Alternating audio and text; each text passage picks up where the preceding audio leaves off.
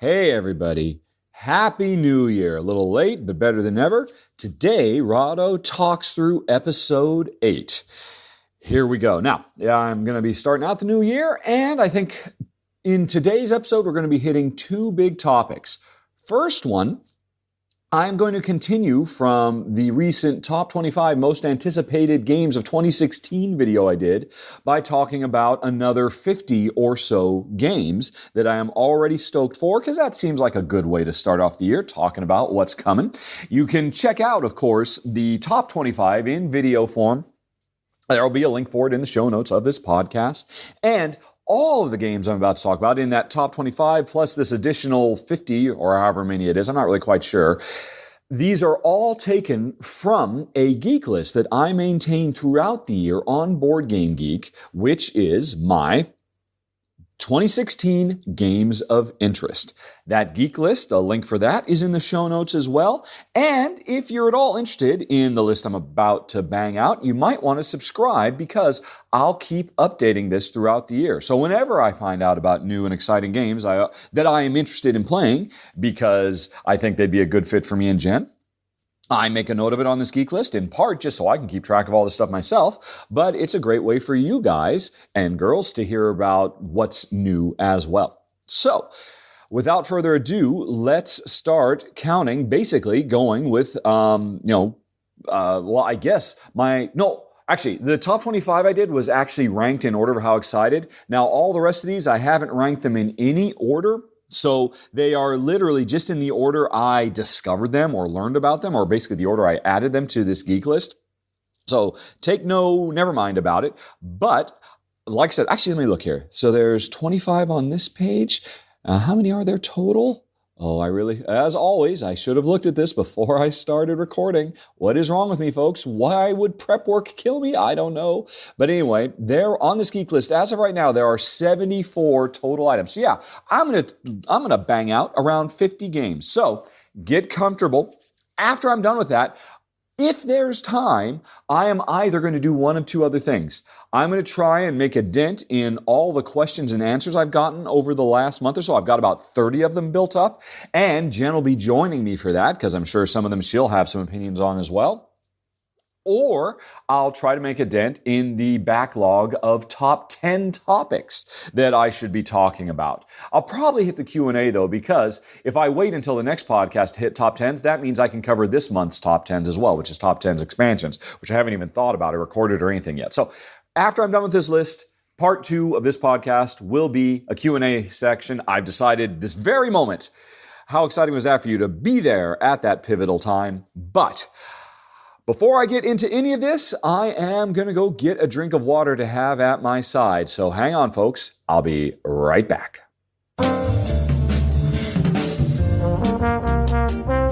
Okay, here we go.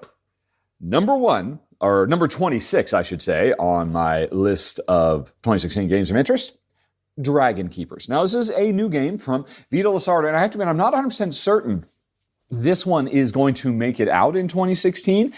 I'm interested in it mostly because it's a Vito Lasardo game, and I pretty much have loved every game he's done so far. But what's interesting about Dragon Keepers is this is a design he is doing with his young daughter. The two of them are working on it together. And it's a subject that she proposed, basically the notion of being a dragon keeper. It sounds kind of like a Pokemon sort of thing, but with dragons instead of Pokemon.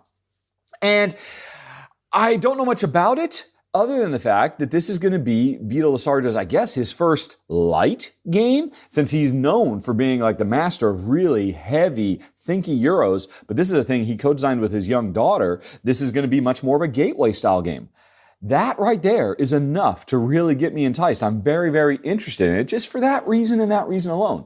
But there is some art for the game on Board Game Geek as well, and the art looks absolutely gorgeous. There's a whole range of interesting and beautiful looking dragons for you to catch because you're a dragon keeper.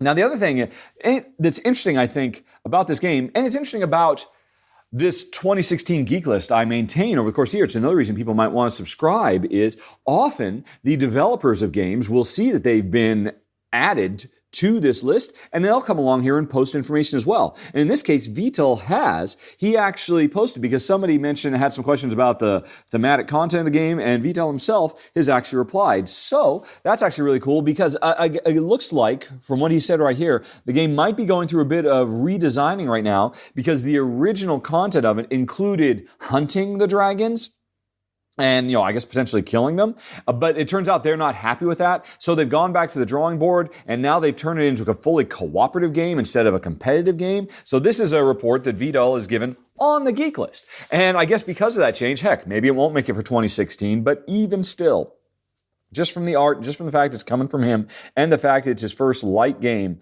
I gotta know more about Dragon Keepers.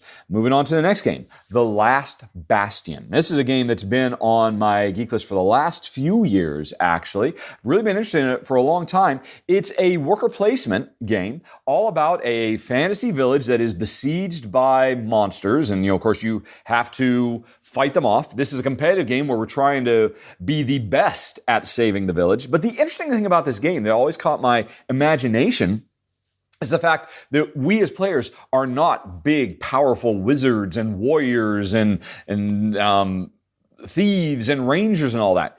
We're just local town folks with a pitchfork doing our best to fight off these hordes of goblins and whatever. And the worker placement element of this game is trying to divide our time getting training from the village elders so that we can become strong enough to fight off the bad guys. I think that's actually a really cool and refreshing twist on what has become over the last few years a very, very common game theme, this whole kind of tower defense game. There's a whole bunch of these fantasy tower defense board games now, but this is one where we are not uber heroes. We're just regular Joes trying to do our best. That sounds really cool. Very exciting. So I've been interested in The Last Bastion for quite a while. Can't wait to learn more. Hopefully it'll make it out in 2016. Next up is Quest for the Open Tavern, which is another fantasy-themed game that I've been following for a while. I hoped it was going to come out last year. I hope it's going to come out this year.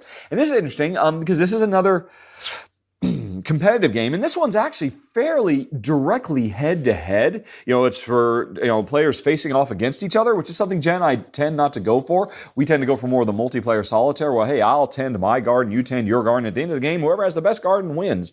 This game, you're very much at loggerheads. But we've often found that we can enjoy direct head-to-head duels if the theme is really, really interesting and or the game is really, really asymmetric. And in this case, both of these things are true because in this game, the setting is a fantasy village. One player is the mayor of the village whose job it is to keep the village clean and tidy and safe and well run and all that. And the other players are drunken, rowdy adventurers who are just looking for an open tavern after successfully having plundered some dungeon. Now they've headed off to town and they're just kind of tearing the place up, kind of like rock stars. And so, they are just here trying to have a good time and they're a bit rowdy and out of control while the mayor player is trying to keep them under control. That is a very, very cool and interesting scenario. And the players have apparently radically different approaches to how they achieve their goals. That sounds like a lot of fun. I'm very, very excited about Quest for the Open Tavern. And next up, we have Sales to Steam. This one I think I've had on my anticipation list for a couple of years. Again, hopefully 2016 is the year it's going to be. It's a civilization building game with a big, big focus on ocean travel. And I have to admit, it's gotten now to the point where I just put Sales to Steam on my list without even thinking about it anymore. Because I just remember at some point in the past, I was really excited about it. And I did my research. I found out what the gameplay was like and all that. And I knew, this is a game Jen and I were going to want to check out. I'm a bit embarrassed to say at this point, I've been waiting for it so long, I've kind of forgotten why I like it, but I am still excited about it. Sales to Steam. It's been in development for a long time. Hopefully that's a good sign. Hopefully it'll be great. Hopefully this will be the year we finally see it. Now, on to something I can probably talk a little bit more about. And actually, if I'm going to be talking about 50 games, I do have to go fairly quick. I can't go into a lot of detail on these games, but that's understandable because a lot of these games I don't know much about. The next one, Simurgh, Call of the Dragonlord is something I can talk a little bit about because this is an expansion for a game I did a run-through for last year called Simurgh.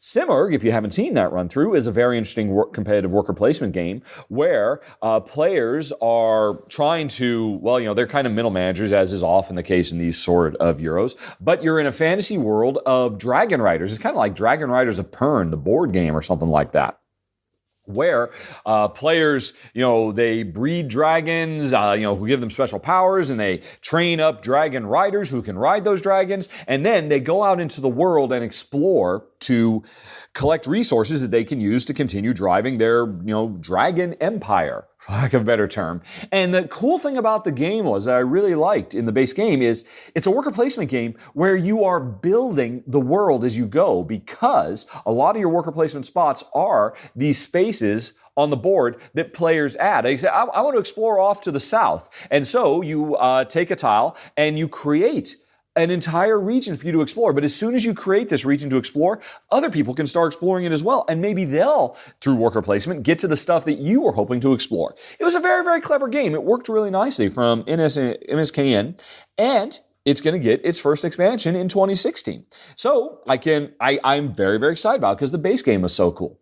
And so that is Simurgh, Call of the Dragonlord.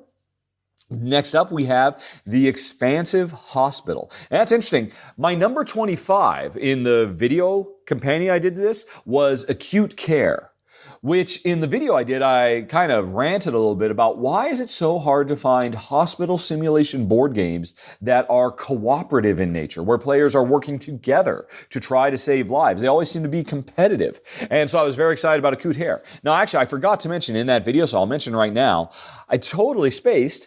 Of course, Healthy Heart Hospital is a game that came out, or actually is only just now coming out, and I've got a pre-release copy of it from Victory Point Games, and that is a cooperative game where each player takes on the role of a doctor, trying as best they can, working together to deal with the onslaught of patients. So, I'm excited about that game, but I'm still excited about Acute Care, and I'll be honest, I'm excited about the Expansive Hospital, because what's interesting about this one, a game where we are hospital administrators, is it's a semi-cooperative game where we are all working in the same hospital, doing our best to make sure the hospital stays afloat while still bucking for a promotion to become, the general manager, the cuddy of this hospital, if you were to think in House terms, the wonderful TV show. So we have to, we're trying to do the best we can for our departments and all that while still trying to make sure the hospital doesn't go bankrupt, because then everybody loses. So I don't know what's going on here, but all of a sudden there's this explosion between Acute Care, Healthy Heart Hospital, and the Expansive Hospital. I've been waiting for last year we had Clinic as well. So all of a sudden there's all these cool heavy Euro-ish, medium weight to heavyweight Euro-ish hospital simulations. Which one is the best one? I don't know, but I love the idea, and I just love that all these games, unlike Clinic, which again is competitive, where I'm just trying to, be the best Clinic and all that. I'm excited. It's a cool theme. It's one that Jen and I find very, very interesting. Jen's mom was a nurse for years. We love the TV show House. Everybody remembers ER. So it's cool. Everybody's played Sim Hospital. So I'm excited about the Expansive Hospital, specifically because it seems its big thing is semi-cooperative as opposed to fully cooperative after having a series of competitive games. So let's see what that's going to bring us. Next up, we've got Cabriole.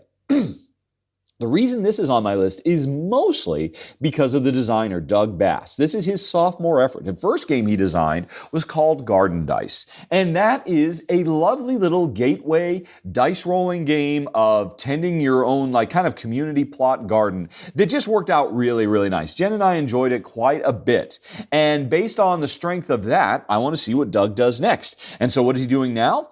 He's making a game where players are 17th century or 18th century furniture makers. And it's card drafting, worker placement. That's all I know. But Garden Dice was very lovely, so I expect good things from Cabriole. Next up, we have ZNA, which I know the Z stands for zombies. I don't know what the NA stands for. It's a post-apocalypse survival horror zombie game with lots of miniatures and all that kind of stuff. Now, this is kind of, a zombie side type thing. This is something that normally I would run screaming from. Don't get me wrong, I love zombies. I love Walking Dead. I still read the comic book. I can't wait for the season to pick back up. I have no zombie fatigue whatsoever. But Jen, as a general rule, doesn't like zombies at all. It's just not in her wheelhouse. I mean, we have a few zombie games that she enjoys, like, Goblins versus Zombies, and what's that deck builder? I think the word Eaten is in it. Looking up on the wall. Or Eaten by Zombies, I think. But anyway, so Jen doesn't mind zombies if they're kind of lighthearted and cute, but when they're like heavy, gross, gore type zombies, she's not that interested. I'm worried she might not be interested in this, but I'll be honest, the reason I'm interested in ZNA is because it's another one of these games that, it has a deep, rich, cooperative board game experience, but it is also driven by a companion digital app. And if you remember, back in 2014, I was super stoked about digital app integration into board game design. Things like Alchemist, things like XCOM, things like World of Yoho. To me, I'm not saying that's the future because, quite frankly, digital games development is way too expensive for most board game publishers to get into. That's why it's never going to take over, but any publisher who dabbles in it and tries to find cool new ways to create board game experiences using digital integration immediately grabs my attention, and ZNA promises that. Now, ZNA actually had a Kickstarter campaign, I believe, last year, where, they showed off a lot of stuff, but it ended up being canceled, and I don't know if it's going to pick back up. But from what I remember, what I saw there, that's right, the other thing it has, augmented reality. That I'm super excited, which is the notion of taking a digital camera, looking through your camera to see things pop up on the board. I love that.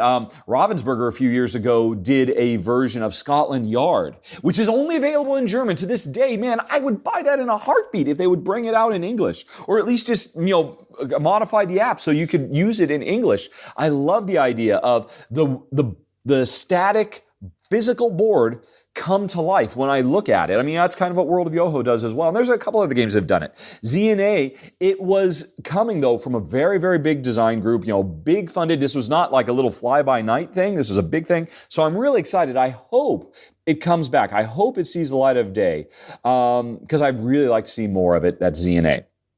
Moving up, I'm going to mention 3 games: Valeria Card Kingdoms, Villages of Valeria, and Quests of Valeria.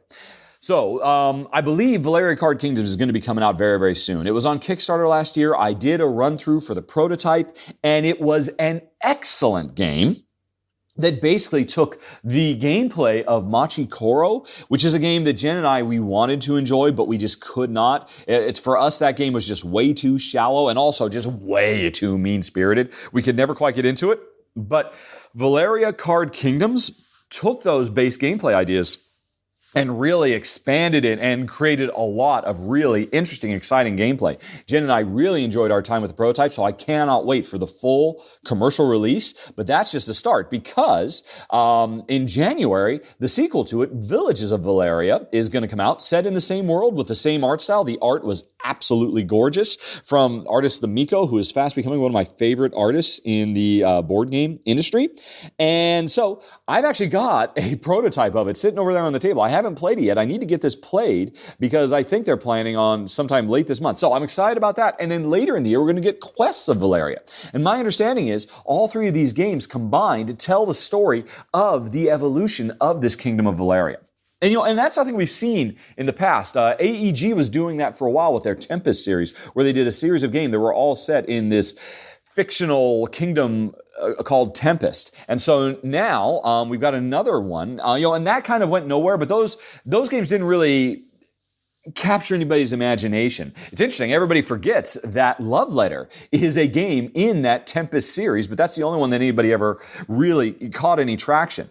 I suspect that Valeria Card Kingdom, as more and more people get to play it once it hits retail, is, it's not going to be as big as Machi Koro, but I think for a lot of people who wanted to like Machi Koro, because Machi Koro was such a big deal, and then it really kind of fell flat for so many people, Valeria Card Kingdom is going to step in, and that could be a good basis, a good starting point for these other Valeria games from the same designer artist, although I believe there are some additional designers working with him.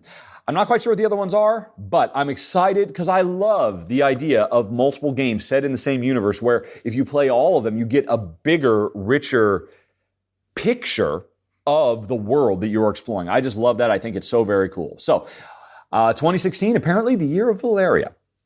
Let's move on. Next game I've got on here on the list is Arkwright. Now, this was a very super duper heavy game that came out, was it last year or the year before? I don't quite remember.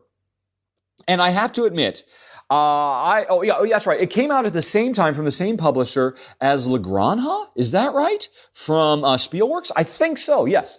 Le Granja, which Jen and I got and fell in love with. Le Granja, I think, made my, in 2014, was like my number 3 game or my number 2. And, and a lot of people got excited about it. Stronghold picked it up. It came out from Stronghold in 2015, so it's kind of a big success. Everybody's really excited by Le Granja. Arkwright came out at right the same time from the same publisher, Spielworks, and got a very small printing. And there is a very devout following to that game because it's apparently, I haven't played it, a super duper heavy, dry, economic, industrial simulation that apparently is absolutely bonkers phenomenal. One of the best heavy economic simulation Euros of, the last 5 years, supposedly, from everybody who did actually get a chance to play it. Now, I have to admit, I did not seek it out originally because I was scared away by the fact that it's an incredibly heavy game that on average, apparently, if you play the full game, takes upwards of 5 hours to complete. And that was pretty much a non-starter for me and Jen. Whenever a heavy game goes over 2 hours, it's very rare that Jen and I won't just, okay, we got to clock out. That's too much for us. So I passed on Arkwright, and I've regretted it ever since because everybody says it's so amazing. And it had this incredibly small print run, and it looked like it was never going to see the light of day again. But it is getting a reprint in 2016. So we've all got a second chance to check it out. And what's more exciting is, my understanding is that the rules have been updated with shorter, faster versions that don't scrimp on the overall experience so that you can get the full scope of it without having to devote 5 hours. So suddenly I am very excited about the hopefully successful and triumphant return of Arkwright. So you can watch for that in 2016. Moving on. Let's talk about another game that I did a run-through of for the prototype when it was on Kickstarter in 2015, Millennium Blades. So you can go watch my run-through to see more about why. I mean, that game was really spectacular. It's a really interesting, far-out scenario, a far-out theme. It basically replicates... It's the game itself is not a collectible card game like Magic the Gathering, but what it does is it replicates the professional tournament scene around a collectible card game like Magic the Gathering. And this is interesting in part because, Jen and I, we used to play Magic the Gathering back in the day, back in the 90s. I mean, heck, we used to play in tournaments. Magic the Gathering helped pay for our house when we moved to Bend, Oregon. So Magic the Gathering is a big deal. Even though we're long behind it, I think a game set not about the game, not about the collectible card game itself, but set in the world where each player takes on the role of a professional collectible card game player in this international tournament. That's really, really cool. Very, very different. But the game itself, at its core, what it is a deck builder where you're trying to build the collectible card game deck that you're going to take into your tournaments. And the deck building aspect of this game happens in real time. The board that's laid in front of you is a marketplace of all these different rare cards that are coming onto the market all the time, and players are in real time with a stopwatch trying to build their decks because they only have a certain amount of time before they build their deck, and then they've got to go compete in a tournament. It was a really far-out, funky game. And the game actually goes so far as to recreate the tournament itself. It's not like playing through a full tournament of Magic the Gathering. I don't know. Jen and I, we used to play a lot of sealed deck Magic the Gathering tournaments. We loved them a lot. So it doesn't try to replicate the whole thing, but it encapsulates the entire experience of playing through a tournament in this one very quick little mini game inside the greater game. And you know what, quite frankly, the little mini game of tournaments inside this game was good enough to be a game on its own. But then on top of that, you've got this real-time, not auction, but this real-time marketplace simulation that was quite unlike anything I've ever seen before. The closest thing it replicates is the real-world experience of being an avid collectible card game player trying to get all the right rares that you need to build the best deck to be able to take into your tournament. It was astonishing. It was bonkers how ambitious, how audacious this game was. And then what was even more amazing is how well it pulled it off. It was an absolutely amazing game. We only got to play it as a prototype. It's going to come out for reals in 2016. It's definitely one to watch for. Millennium Blades. And now, let's see, moving on, we've got the Manhattan Project Chain Reaction. Now, the Manhattan Project Energy Empire actually made my top 25 most anticipated games when I did this in video form. And it's interesting, Minion Games, the publisher of the Manhattan Project, which I've done a run-through for in the past. I've done a run-through for Manhattan Project and its expansion. I can't remember the name of its expansion right now. But anyway, Manhattan Project is a really, really great, I'm not even going to say good, I'm going to say great worker placement game with some really clever mechanisms that have since, it was kind of revolutionary at the time, the way it did worker placement. And now, since then, there's several other games that have kind of, taken the ideas and done different takes on it. But Manhattan Project still stands, as a strong worker placement game. Jen's and my only problem with it, two problems are, it's kind of mean. It has this whole kind of cutthroat in your face, I will destroy your stuff element that Jen I never really appreciated. And then on top of that, the theme of it is, the Manhattan Project. Different nations vying in a nuclear Cold War to develop the most atomic bombs to win the game. And that was something Jen was never very comfortable with. So in spite of how brilliant the game was, we always kind of had this kind of love it, hate it relationship with it because we liked the gameplay. It's really, really good worker placement stuff, but didn't like the theme. Didn't like the cutthroat. So I've already talked about Manhattan Project Energy Empire, which dumps the Cold War trying to destroy the world with atomic weapons theme and replaces it with trying to save the world by building more and more power plants to provide power for the world. Super excited about that. But what's interesting is Minion Games, they know they've got a hit on their hands with Manhattan Project. Manhattan Project is a really great game. So, I'm sorry, this is a long preamble to talk about Manhattan Project Chain Reaction, which I've put on my, because this is basically going back to the original Manhattan Project, but instead of it being a big, robust worker placement board game, this is a card game version. This is like, Manhattan Project, the card game. And it uses one of my absolute favorite gameplay mechanisms of all time, the multi-use card, where, this card, I could use it for X, Y, or Z. Now, the original Manhattan Project really, in some ways, revolutionized worker placement, and I am wondering if Manhattan Project Chain Reaction will do the same thing for card games. That's why I'm excited about it, even though, again, I'm a little bit put off on Jen's behalf about the theme, because the theme is going to be something not everybody likes. But I have high hopes for the gameplay. I don't even know what the gameplay is, but I am still excited because of the pedigree for Manhattan Project Chain Reaction. Moving on, we've got another expansion I'm stoked for. Kingdom Builder Marshlands. And you know what? I don't need to say anything other than Kingdom Builder Roxor. It is a fantastic, phenomenal game. We absolutely love it. Every expansion that's come out has improved the game immeasurably, even though, heck, Kingdom Builder is good enough. It doesn't need expansions, but every expansion from designer Don Lex Vaccarino has just created more flexibility, more variability, more variety.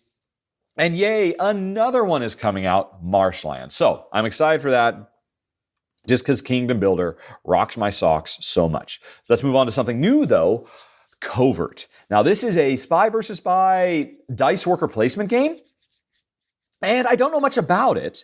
Obviously, and I'm a little bit nervous about the versus part in spy versus spy. I like spies and espionage. Who doesn't? But the reason this made my list is less about the game and more about the designer, Kane Klenko, who last year put out two games, Dead Men Tell No Tales, which was a fantastic little cooperative pirate versus the undead game. that just worked great. Just kind of came out of nowhere and was phenomenal. And then right at the end of the game, he also put out a wonderful little cooperative dice game called Fuse, which is about players in real time trying to defuse bombs by using a pool of dice as a dice drafting game, which was phenomenal. I got to play it at Board Game Geek, played it a half a dozen times, instantly fell in love with this game. So Kane has actually, last year, he had a great year. He put out 2 games, and Covert is his next game. That's why I'm interested. Don't really care about the gameplay. Don't need to know. I just know Kane so far is 2 for 2, putting out really solid, sharp, well-designed, fresh, and innovative games. So I can't wait to see what he does next with Covert. Hey, moving on. We have got Welcome to Centerville. Now, this is interesting. This is from designer Chad Jensen, and it is basically Urban Sprawl, the card game. And you remember I did a run-through for Urban Sprawl years ago, which is a brilliantly designed, very, very heavy, very bitty, very brilliant, but kind of tough to handle city building game, inspired by SimCity, that sort of thing, where players are all building towards the same city and trying to be the best as kind of, real estate moguls, building it up and scoring lots of victory points by, achieving certain goals and stuff like that. And, Jen and I both like that game a lot, but we've always been kind of put off by its length and also the fact that it is very bitty. It is very fiddly. There's a lot of stuff you have to keep track of. I mean, so much so that to play that game, you pretty much need, you can go on Board Game Geek and you can download all these little Excel macro spreadsheets to keep track of all the scoring opportunities. It's a really neat game. But again, you can see my run through for more. So we liked it, but it's always been just like a little bit hair too heavy for us to want to get the game out. But now, Chad has effectively made the card game version of it called Centerville. And so I'm interested, mostly because playtesters of the game have already reported that it is phenomenal. And it does everything that a fan of Urban Sprawl, but looking for something lighter, it does everything that it should do, and it does it very well. So I'm really stoked for that. I mean, basically, Urban Sprawl, the card game, or I'm sorry, not card game, dice game. It's a dice game, not a card game. So I'm even more interested. I can't wait to see what it is. That is Welcome to Centerville. Okay, let's move on to London Dread. This is a cooperative game set in Victorian era. I think, I don't really know much about this game. My understanding is, or at least my very limited knowledge of it is, this is a kind of, a Sherlock Holmes consulting detective style storytelling, mystery solving cooperative game. I believe it comes with a certain number of scenarios, of missions for you to go through. Jen and I really, really, really like Sherlock Holmes Consulting Detective. But the reality is that game was developed in the late 70s, early 80s. And while it is really brilliant, it does kind of show its age. I love the idea of a game that is inspired by that, but builds on the strengths of that and maybe brings more modern game design mechanisms and approaches to that older game. That's why I'm interested, because we love the idea and would love to see a kind of a more modern take. And that is London Dread. That's all I know at this point. Next up, we have Ein Fest for Odin, which I was so bummed. I was actually going to get to play a prototype of this at Essen in 2015. I wrote them ahead of time and scheduled, I'm going to be there at 1 o'clock and I'll get to play the prototype and all that. And I show up and they say, oh, sorry, we totally forgot and this session is booked.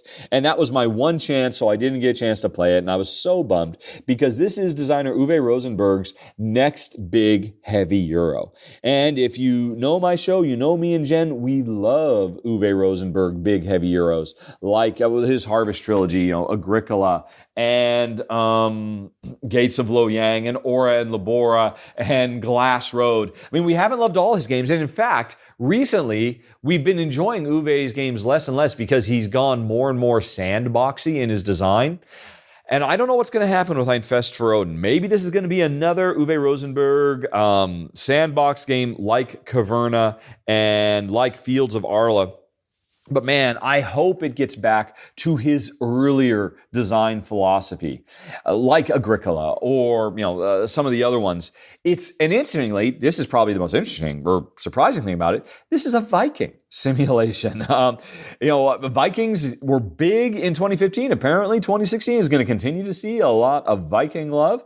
A Viking simulation from the master of the thematic Euro, Uwe Rosenberg. That's got to be interesting, right? Will it actually work out? I don't know. Will it come out this year? I don't know. But I'm excited to find out. That is Ein Fest for Odin.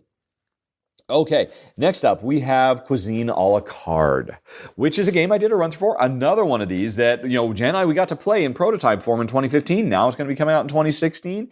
An excellent little deck building game, all about players competing on one of those cooking shows where everybody, has a certain amount of time and they're trying to make the best thing so they can be crowned a master chef or whatever. That's the theme of the game, but it is a deck builder where you are drafting cards of different types of ingredients into your deck as fast as possible so that you can make dishes by combining all these different ingredients to make delicious meals that will impress the judges. These judges are cards that come out at the beginning of the game, and they're constantly updating throughout the game. That gives you targets of the types of meals you're trying to make because you want to score lots of points with them. When you do make a meal for them and score those judge cards, they give you new special abilities that will help you out. But the tricky thing is, right, it's a deck builder, right? You're collecting all these cards. Yay!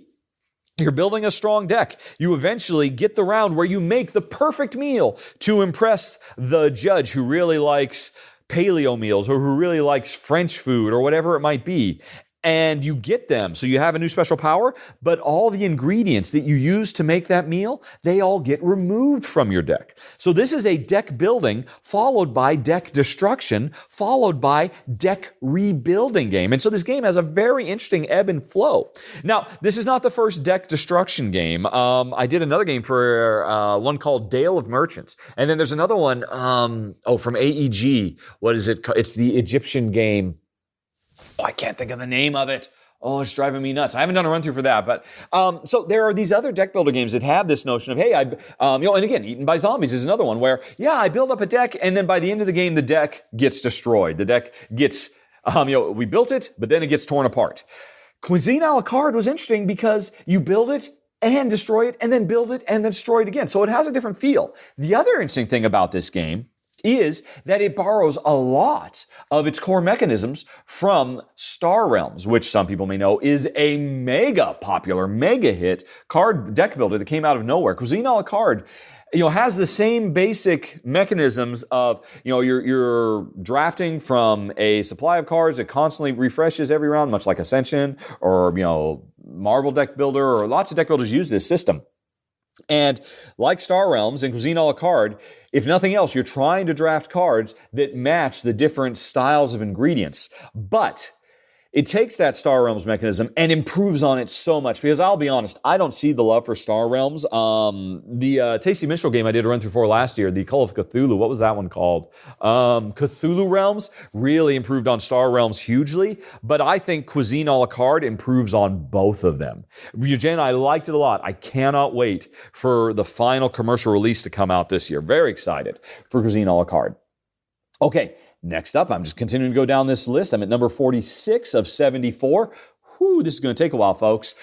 Matthias Kramer, who is a phenomenal Euro-style designer. He's produced some of the most creative, original designs out there. Lancaster, Helvetia, Rokoko, Glenmore. And don't get me wrong. He works within very well-prescribed gameplay mechanisms, but whenever he does one, he always does something new and interesting and different. He's got a new game coming out this year. It's called Dynasties. That's all I know. Matthias Kramer, new game. That's all I need to know. It's definitely on my list. Helms and Gluck, I guess, is going to be publishing it. So, the jury's out. Will it actually be available in a language-independent version that we'll be able to play? I don't know. But Matthias Kramer, I'm always going to be there because I really enjoy his games. That is Dynasties. Okay. Next up, Vinhos, the Deluxe Edition. This is a game that's actually going to be going on Kickstarter in January, and I'm very much looking forward. They're going to be sending me a prototype of this. It should be showing up any day now. Now, I did a run-through for Vinhos a few years ago. That was Vita Lasardis. I already talked about it a bit earlier in this Vito Lusardi, the king of the heavily thematic, super heavy Euro.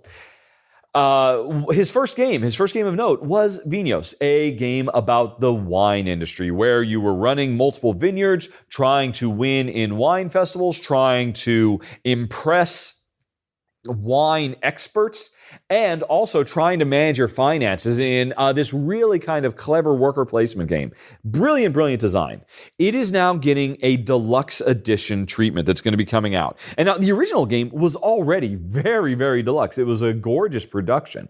But this new one, I guess, is going to take it to an 11 with even better stuff. But the interesting thing is, this is not just a reprint, a complete reproduction of the original game. Vital, who is now a much more experienced designer. Vinhos was his first game. He has now gone back and he is revisiting it and he is tinkering with it and he is creating a new version of it, which is going to streamline some elements because the original Vinhos was very bitty. It had a lot of stuff going on. I don't know what the changes are, but I'm really excited to see if this was his freshman effort. Now that he is a senior, what is he going to go back as he revisits his early design? What's going to change? I don't know, but I'm very excited to find out more about Vinhos, the Deluxe Edition. Although my understanding is I believe you can still play with the original Vinhos rules too. So you'll be able to play the original way or this cool new way. Should be cool. Can't wait to learn more. Vinhos Deluxe Edition. Next up, we've got the Banner Saga Warbands. Now, I have to admit, I know almost nothing about this game. This one almost didn't make my list. I should have mentioned right up front, by the way. I'll just mention halfway through this. This Geeklist, my 2016 games of interest, whenever I see a game, I am constantly scanning the RSS feed for Board Game Geek. So whenever any new game gets added to the database, I get an email about it. And I go and I check it out. And so every single game, period, 100% of all games that get announced, I actually check out. This takes a lot of time. And I'll tell you, heck, I just spent 2 hours this afternoon looking at the most recent, I think, 200 games that have been added over the last 3 weeks to Board Game Geek. It took me about 2 hours to go through all 200 games.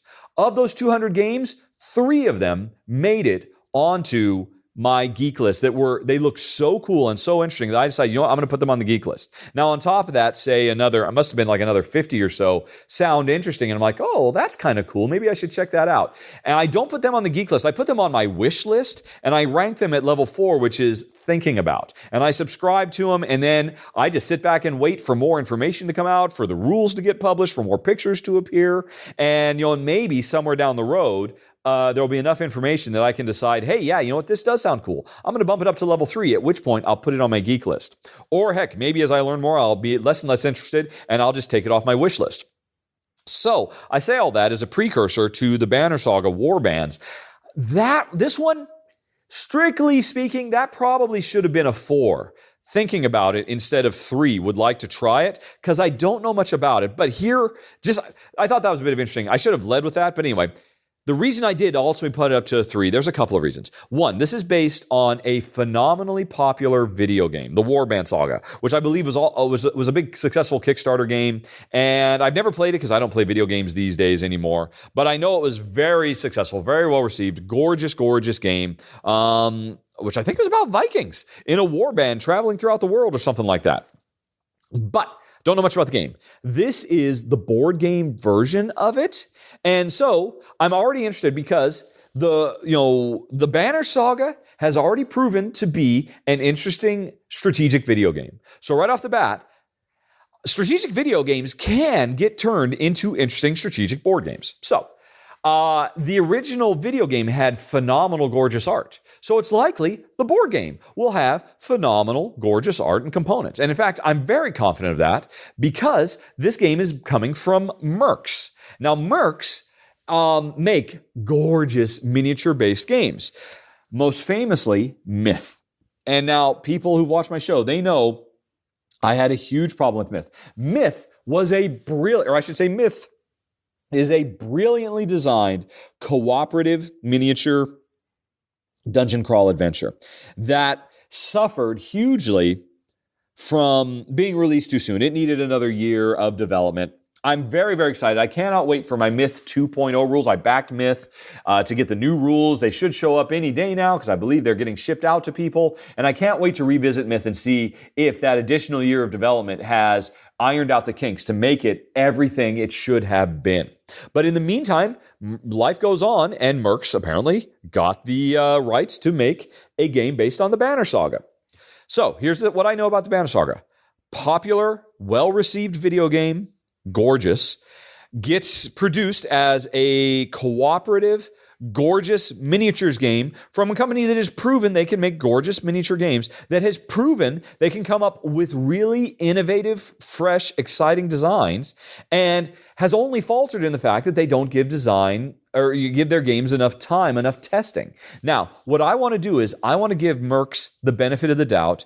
I'm going to assume they have taken the experiences of Myth and they have learned from it. They have grown, and I'm willing to give them a second chance and assume that the Banner Saga will actually be pretty phenomenal because they've proven they're smart, clever designers. Oh, one other thing. The people behind Mercs Miniatures, they all come from the video game industry. I met them at Gen Con, not last year, but the year before. And I talked to them a lot about the development of Myth, and they seem like really smart people, and they did seem like they've learned a lot. They've taken a lot on board, and I expect they are growing as board game developers, but they come from a video game background. So who better to work on a conversion of a very popular video game to board games than ex-video game developers who have made a very, very cool board game that captured the feel of video games so well. The only potential if is, did they learn their lesson? Has the Banner Saga gotten more testing? We'll find out. Should I have made it a 4 instead of a 3? We'll see. But for now, it's on my list because if nothing else, I know it'll be gorgeous. So that is the Banner Saga. Sorry, I spent a little bit more time on that than I should have, but let's keep going. To number 49, this is a simpler one, Lunarchitects. This one went on Kickstarter. I did a run-through for a prototype of it. I believe it funded, and so it should be coming out in 2016. What is it? It is a reimagining of Matthias Kramer's Glenmore. And it basically took the ideas of Glenmore, but added a lot of cool additional extra stuff, like variable player setup, something Glenmore never had, but Jen and I love to death. It added variable in-game scenarios. So every time you play, you have different targets for what you're trying to shoot for at the end of the game, instead of Glenmore, where it's, you can still get kind of variable ends in Glenmore, but this kind of pushed it to the next level. It also changed the setting from Scottish Highlands to a moon base, which is kind of cool. Although I'll be honest, I kind of like Scottish Highlands more, but I like the moon base thing as well. It also changed the fundamental game. The game is now a hex-based tile laying game instead of a quad or four-sided tiles. So anyway, long story short, it worked really well. And I'm just really happy for the designer because he actually went through a bit of a hard time trying to get this made. His heart was in the right place. There was quite a bit of controversy around the game, but I'm happy he succeeded. And the game itself was phenomenal. He did, I think, he was obviously a huge fan of Glenmore. He never made a secret of that. He took the ideas that were in there, built on them, made a 2.0 of that looks really phenomenal. Now, it's interesting. In the meantime, apparently, Matthias Kramer has said, oh, by the way, we are looking to reprint Glenmore, but who knows when that's going to happen. Maybe that'll happen in 2016. There's been no official announcements. Who knows what's going to change? But in the meantime, for people who've been jonesing for Glenmore for quite a while, Lunarchitects look like it could be a very good option. And let's see, last up on this page, because then I've got a whole nother page. Heck, I'm only halfway through this list, folks. Oh my goodness, how long have I been going here? 44 minutes. Oh, am I ever going to get to the Q&A?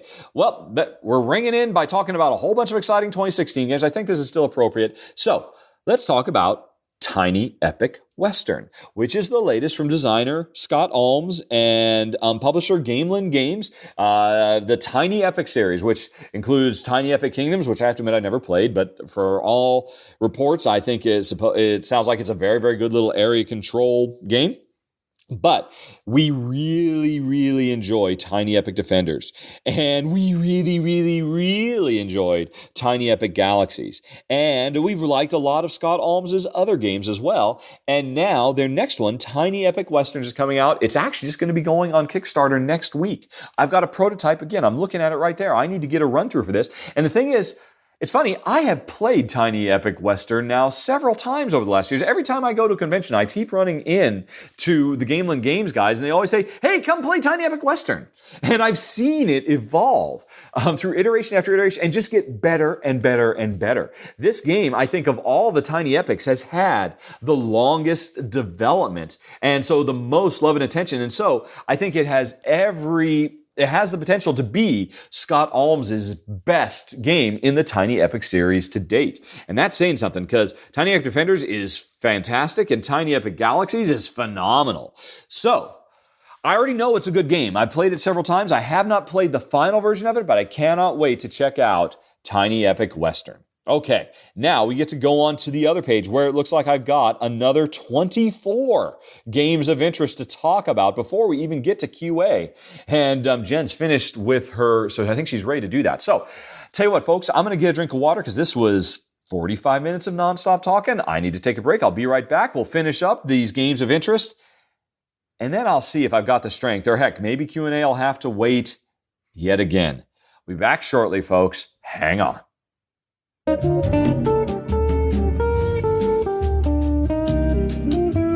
Okay, I talked to Jen a little bit. She is still down for doing a Q&A, so it's getting late in the day here, folks. So I want to get through this. So I'm probably not going to spend as much time on this, my third page of stuff, but still, I'm going to go through. I'm going to get this finished. I'll start off 2016 right, but I guess this is going to be a pretty long podcast. Sorry. Let's keep on going. Next up, we've got Dingo's Dreams, which is a game, unfortunately, that was on Kickstarter last year that I did not get to do a run-through of. I would have loved to have done one, but they never sent me one along. But I'm still excited about it. It is a design joint effort from Alf Siegert, who has done several designs that Jen and I enjoy immensely. Cubist, Fantastica, Road to Canterbury. Working with designer/artist Ryan Lockett, who has done some amazing games, Above and Below and 8-Minute Empire Legends and all kinds of really great games. And the two of them worked together on Dingo's Dreams, which is a game about a dreaming dingo trying to navigate a dreamscape. With Alf's design and his kind of almost poetic elements he brings to his game, and Ryan's gorgeous, gobsmacking art. I think that's a match made in heaven. I cannot wait to check out Dingo's Dreams. Next up, we've got Back to the Future and Adventure Through Time.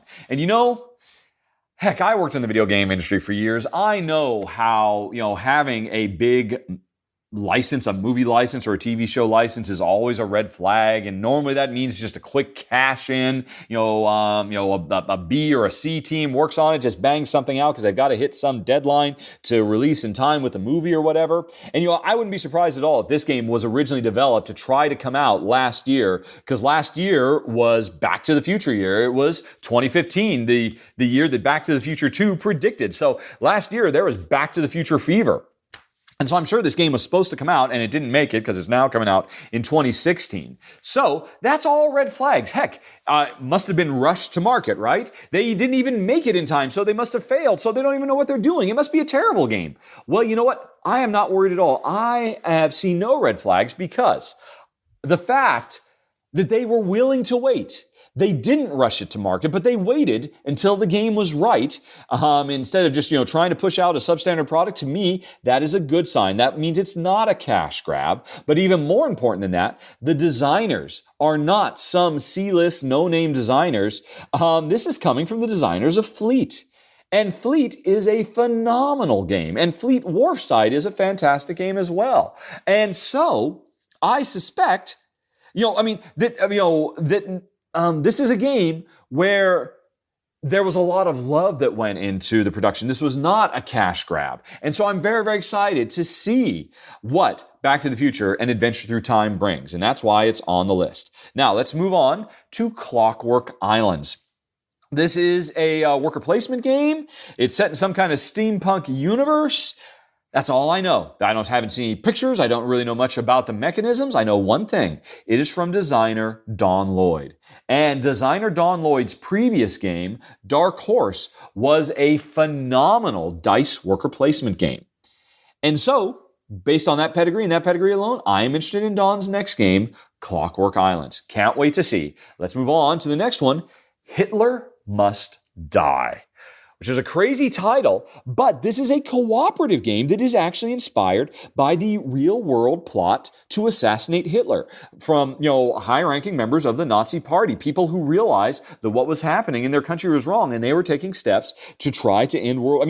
There was actually a full movie about this starring Tom Cruise that didn't really didn't really do as well at the box office as it should, but I always thought it was fascinating. And now there's a full board game devoted to it, where, you are all involved in this clandestine plot from inside the Third Reich to assassinate Hitler. To me, that is a phenomenal, fresh, and exciting theme that I would love to play. And if that weren't enough, it is from designer Phil Dewberry, who is on a roll. He has made a series of phenomenal games. And so I can't wait. This has been in development. This has been on my interest list for a few years now. Fingers are crossed. I'm hoping this is the one that this is the year it finally makes it out, because I'm really excited about Hitler Must Die.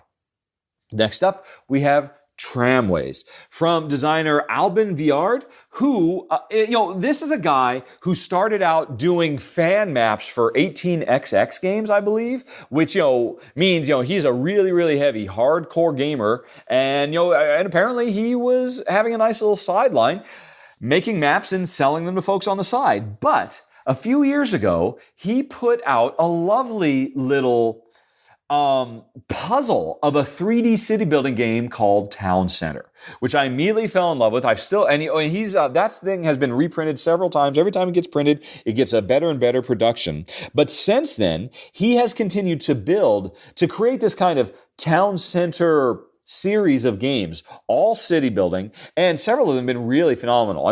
We own and love Small City. I mentioned earlier, which is kind of like taking the ideas of Town Center, which was a simple little puzzle game where the town can kind of grow and expand on its own outside of your control, which is like the crux of all of these games, and but really built it up into a big, heavy Euro. He also did Clinic, which had the same basic idea, but instead of building a town, you're building a hospital inside the town, but they were all still tied in the same world. Now, he's doing Tramways, which takes the same basic idea, but instead of building the town and letting it evolve on its own, you're building the transportation network inside the town.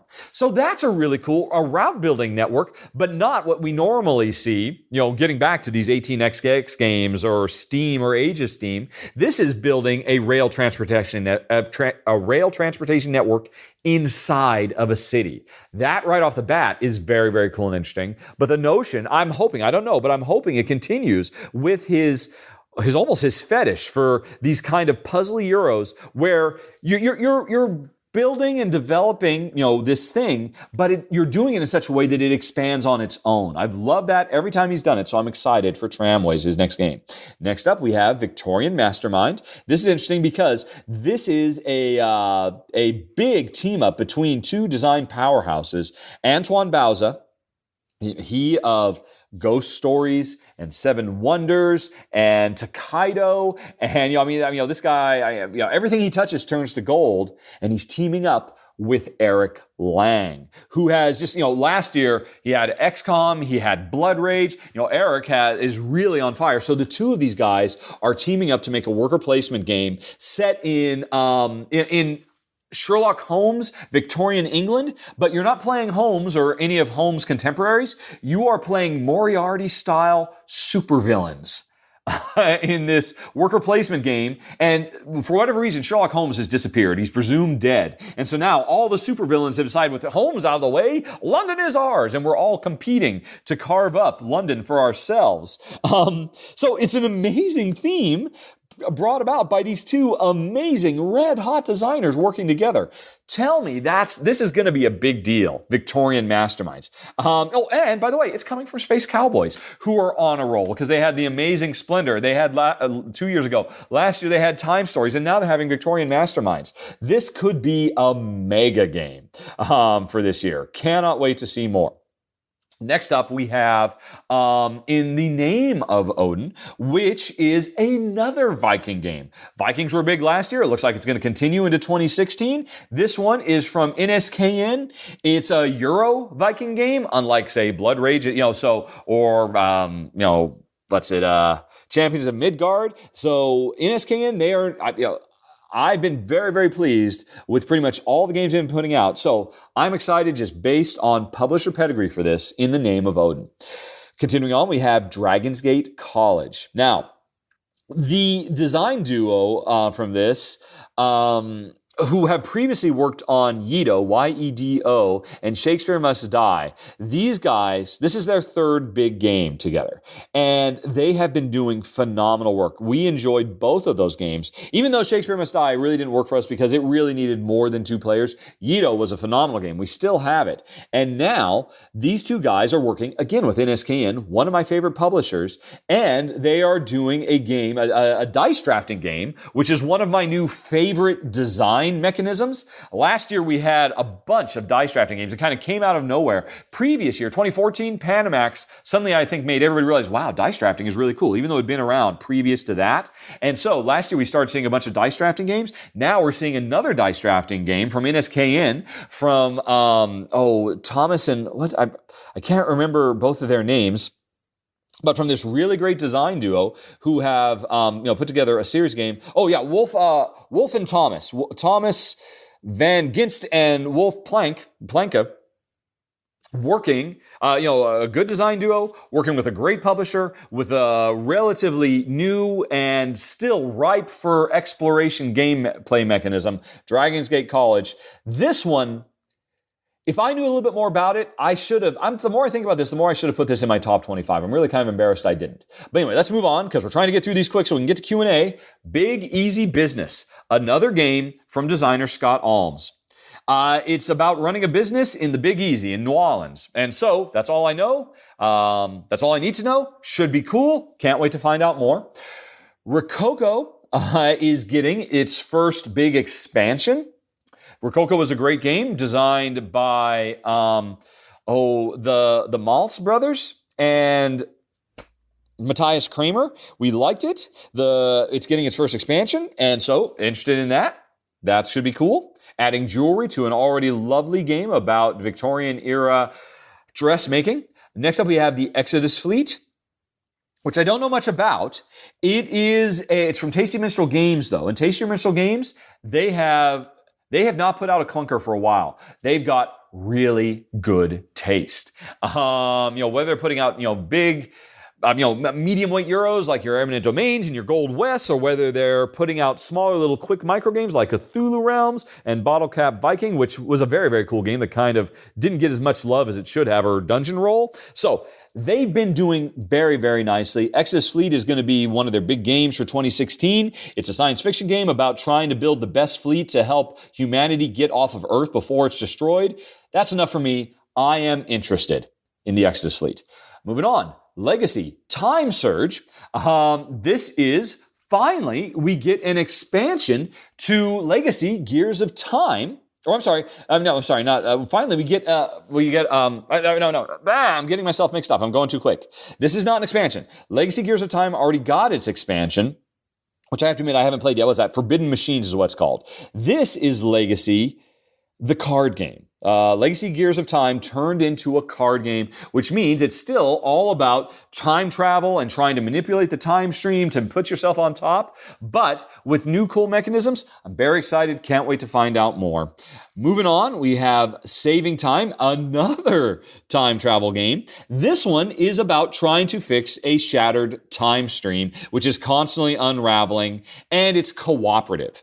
That sounds very, very cool. It seems like most of the time travel games that have been coming out recently, there's been a spate of them, have been competitive, with the only big exception to that would be Time Stories. But that's less about the time travel and more just about this storytelling thing. It's less a time travel game and more of a Groundhog Day the game. And, Groundhog Day is effectively kind of time travel, but not really. This Saving Time is more, it in theory has more of a time travel feel, and it's cooperative. So I'm stoked for that. Can't wait to find out more. Then we've more in the case of Saving Time, which is a clever title as well. Then we've got HOPE, which I think is an acronym for HOPE. I don't remember what that stands for, but this is a game where, once again, we are trying to save the human race by colonizing the galaxy.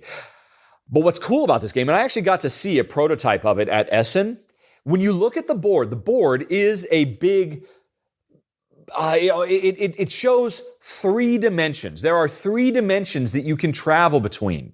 And as you're traveling around the galaxy trying to claim planets to score points and save the human race, the trick of it is, if you kind of squint your eyes and change your perspective, it used to feel like, oh, I'm traveling on this dimension. Let's call it the south dimension. But all of a sudden, I'm in a little grid space, but I can switch I don't know, what do you call it? This is so hard to describe. You have to see this game to understand it. I can kind of switch the dimension I'm traveling in, and then even though I'm in the same place, now I'm traveling in a different dimension. And what used to be the floor is now the ceiling. What used to be the wall is now the floor.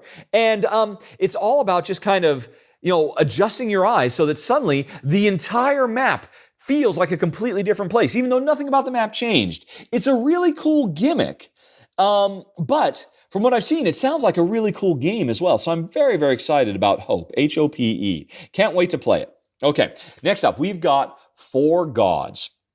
I don't know much about this other than it is a real-time game. And Jen and I, we tend to really enjoy these real-time games where you've got a timer and you're racing against time. This is a tile-laying game, which you say, oh, a real-time tile-laying game. Does that mean it's like Galaxy Trucker? Kind of. The thing that's most interesting about this, though, is in Galaxy Trucker, everybody's building their tile-laying in their own little section of the world. Here, we are tile-laying to build up a communal world. So the tiles I'm grabbing in real time and trying to place on the board to score points, I'm building in the same place as you. So I think the race becomes even more interesting because we have a shared garden we're building in. So that should be very cool. So I'm very, very excited to learn more about 4 Gods. Each player is a god building up the world in real time. Okay, next up, we have another real-time game, Admiral of the Black. Here's all I know. It is a real-time game. It is a cooperative game. It is a scenario-driven game, and it is a pirate game. You had me at cooperative pirates, but then real-time on top of it, forget about it. Can't wait to know more. Oh, and then there's one more thing I forgot about it. The board itself, you kind of actually build up these 3D constructs to have. You have little 3D ships that move around on the board that I think kind of create different worker placement spaces that you're manipulating in real time. I'm basing all of this on a picture that I'm looking at right now. I don't know anything about this game, but everything about it sounds like a lot of fun. So that is Admiral of the Black.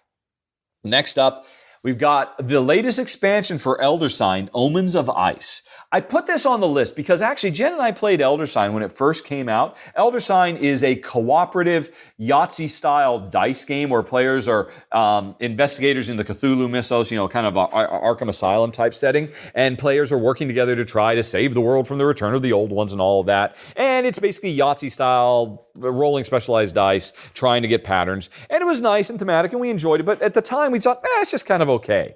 And I got rid of our copy then. And then, over the subsequent years, Fantasy Flight has continued to put out expansion after expansion. And everything I've read is, the game started out okay, like we thought, and became awesome. Became full of the awesome sauce. And so I've been thinking for quite a while about, should we go back? Should I pick up another copy of Elder Sign and maybe some of these expansions, including the new one that's coming out this year, Omens of Ice? I don't know. You folks tell me. But it's on my list of interest. I really do need to look at it a little bit more. All right, next up, 5-minute delivery. Oh my gosh, yet another real-time game. Is 2016 going to be the year of the real-time game? I don't know. This one is 5-minute deliveries. It plays in real time over 5 minutes because it comes with an audio soundtrack in much the same way that Escape, Curse of the Temple, famously came with the 10-minute track, and other games have since done the same thing. Zombie 15 and all that. So here's another game that it plays in 5 minutes. You use an audio track to keep track of the state of the board as it evolves, and it's a game where we're trying to deliver stuff. Get your pizza there in 5 minutes or less.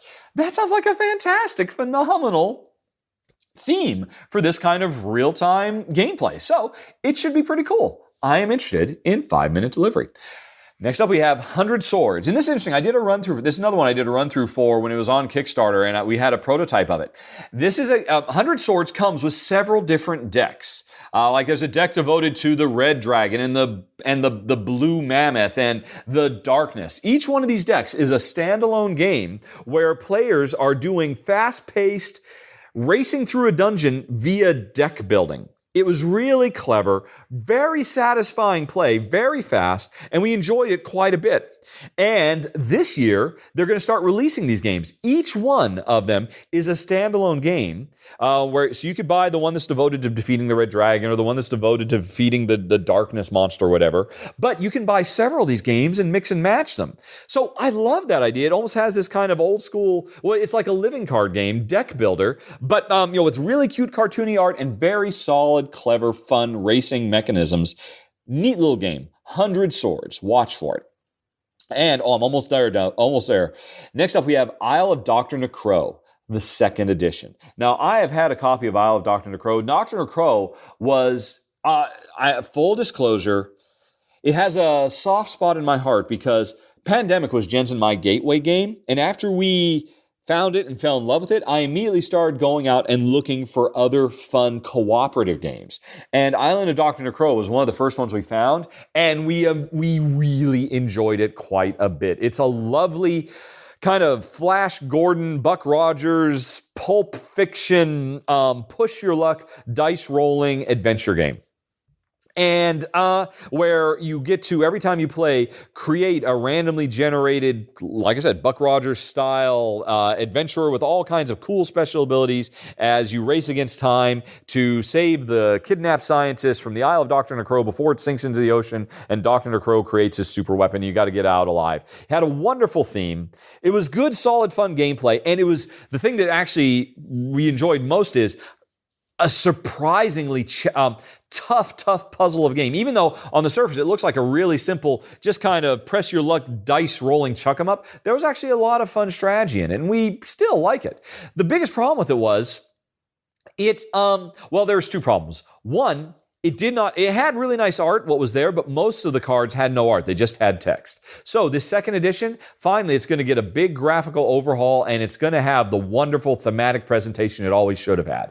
The other problem with it that it had was, like I said, it was a very challenging game, and it was very, very difficult for people to get their head around the right way to play. So a lot of people dismissed it out of hand. The new version, I believe, is going to be tweaking the rules. So it has kind of introductory versions of the game so that people can kind of get into it and learn how to play. Now, Jen and I were less interested in that. We're just more interested in having an updated version with really great art. But I hope the game gets more of an audience because it's always deserved an audience. But a lot of people just get put off because the game is very non-standard and very almost kind of counterintuitive in what you need to do to be able to win. And that's why Jen liked it. That's why a lot of people, and Jen and I liked it. A lot of people don't like it. Hopefully it gets a bigger audience with its second edition of the Island of Dr. Necro.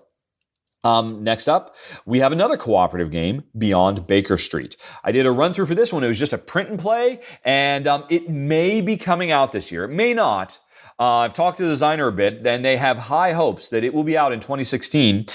This is a game that takes the basic idea of Hanabi, another game from Anton Bauza, when I mentioned earlier how he's on fire and he can do no wrong, takes the idea of Hanabi, adds a bunch of cool new stuff to it, like, unique player special powers and whatnot. Basically takes Hanabi and sets it in the world, once again, of Sherlock Holmes. As it happens, Jen, I love the world of Sherlock Holmes. Heck, Jen has read the entire Sherlock Holmes omnibus, which means she's read everything Arthur Conan Doyle has ever written about the adventures of Sherlock Holmes. So we like Sherlock Holmes, make no mistake. And so taking Hanabi, which we really like, adding a bunch of cool extra features and kind of cleaning up some of the weaker elements of it, and then giving it a really strong thematic grounding, because Hanabi is a pure abstract card game. Supposedly it has, this theme about creating fireworks, but it doesn't make any sense at all. Making it a mystery investigation game set in the Sherlock Holmes universe, it suddenly makes thematic sense. And so it improves on Hanabi in pretty much every way. So I cannot wait for a full retail version of it. Fingers crossed it makes it out this year, Beyond Baker Street. All right. Almost there, folks. Just 3 more to go. And these are the 3 that I discovered today. Remember, I was talking earlier about how I spent 2 or 3 hours today looking for new games. I found these 3 just today. First one, Fire of Eidolon. And there's not much to say because really it just got added to Board Game Geek just within the last few days. So there's not much information. I haven't seen any pictures. Here's why it immediately jumped to my I want to play this game. It's the pitch for this is it's a super small, very portable, cooperative dungeon crawl game with no dice. And now there are lots of dungeon crawl games out there, but pretty much 99.9% of them always just come down to roll to resolve games. This game revels in the fact. I mean, this is what this is their big sales point is, yeah, look, it's a fast little fun, it sounds like kind of a little net hack style dungeon crawl game, but it's not about rolling dice and just hoping for the best, which Jen and I are almost always turned off by. This is a game where your ability to beat the monsters is based on your strategic choices through action selection and hand management, so I am super stoked for Fire of Eidolon. Can't wait to learn more, see what the art looks like, etc., etc. Then we have the North Sea Rune Saga. And this is really interesting. This is a game from designer Shem Phillips. Although, actually, no, it's not a game. Shem Phillips last year put out a game called Shipwrights of the North Sea. And early this year, we are going to be, he's going to be delivering a game that was on Kickstarter last year, Raiders of the North Sea. And Raiders of the North Sea should actually be on this list, but I think people were getting their copies in late 2015. I don't think it's gone into retail till 2016, but people did get their Kickstarter copies on 2015, so it counts as a 2015 game. This year, he's going to be putting Explorers of the North Sea on Kickstarter, and maybe it'll come out. So he's got this series of 3 games: Shipwrights of the North Sea, Raiders of the North Sea, Explorers of the North Sea. All 3 of these games are part of the same trilogy set in this Viking world.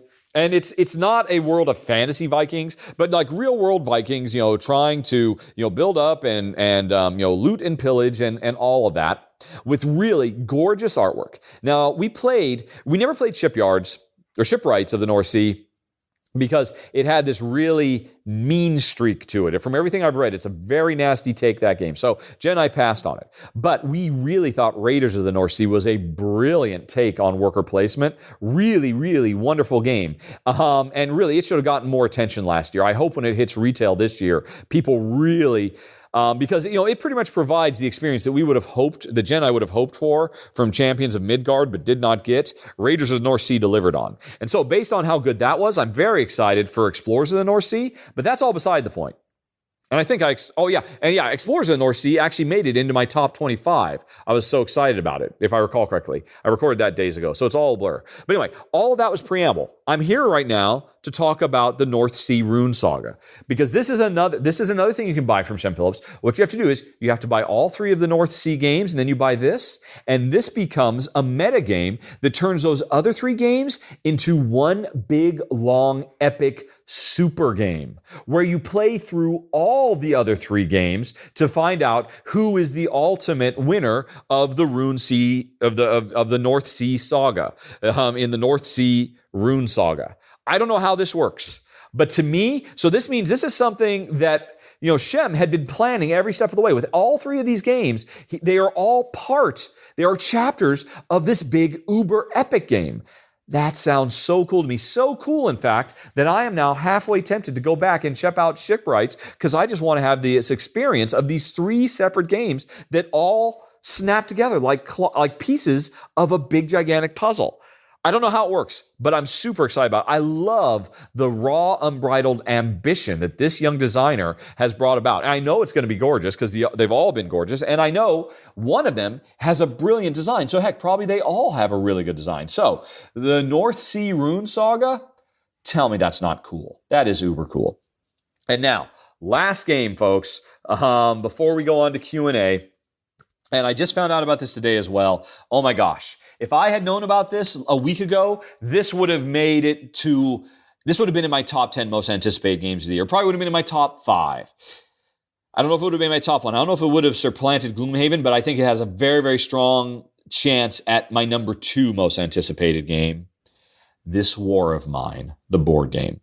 And now, video game fans, that may sound familiar. This War of Mine is a little one of these kind of indie games that came out recently. Hugely popular, got a lot of critical love, a lot of buzz.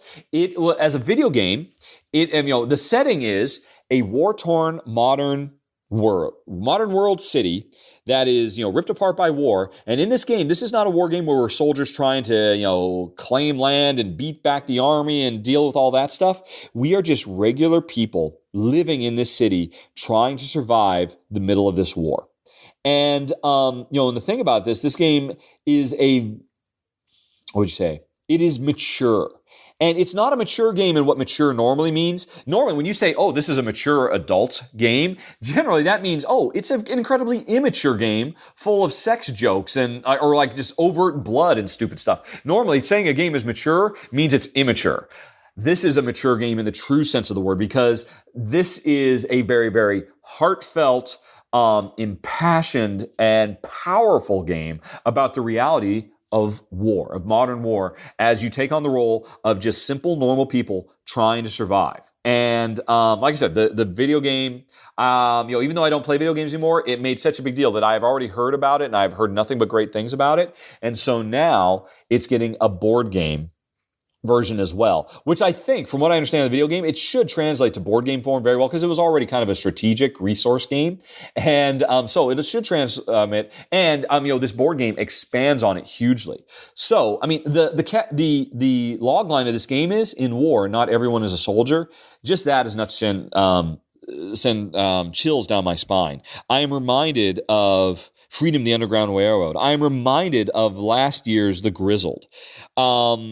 I think this game, I'm so excited about it because, well, first, I expect it'll be a pretty solid game because, that is a subject matter that is rife for strong. I mean, and really, what you need to do is you need to go to Board Game Geek and read the description of this game. I mean, it's actually a really long description. It talks a lot about the details of what's in this game. A lot of really cool, a lot of storytelling stuff, a lot of interesting resource management stuff, a lot of adventuring stuff, and it's cooperative as well. So, sounds phenomenal. But more than all of that, the fact that it is a game that actually has something to say that can, dare I say, make us better people for playing it. It's edutainment without being an edutainment title. It's something that can just enrich us in addition to entertaining us. I think, from what little I know about now, it might be the most important board game that comes out this year. And I cannot wait to learn more about this war of mine, the board game. And that's it, folks. There's a good way to start off 2016 with, 49 games of interest. And if you want to know 25 more, go check out my top 25 most anticipated games video, which I put up a few days ago. Right, I am exhausted, but we'll be back with Q&A very soon. Hold on.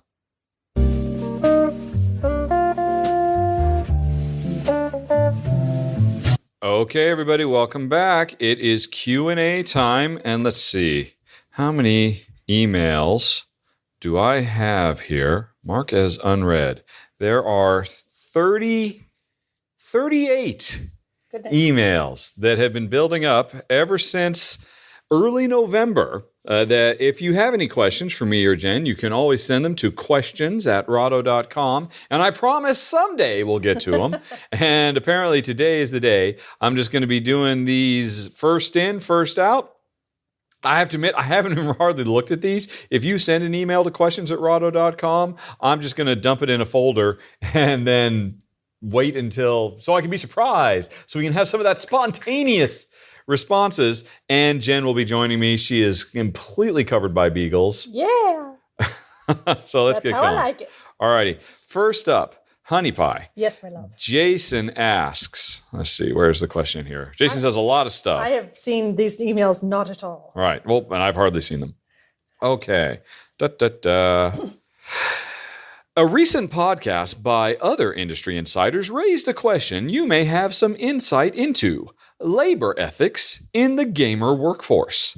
The big conventions, trade shows, seem to be powered by largely unpaid volunteerism. Gamers have a passion for the industry, and publishers do what they can to express gratitude, but other industries pay sales and support staff to drive interest in sales.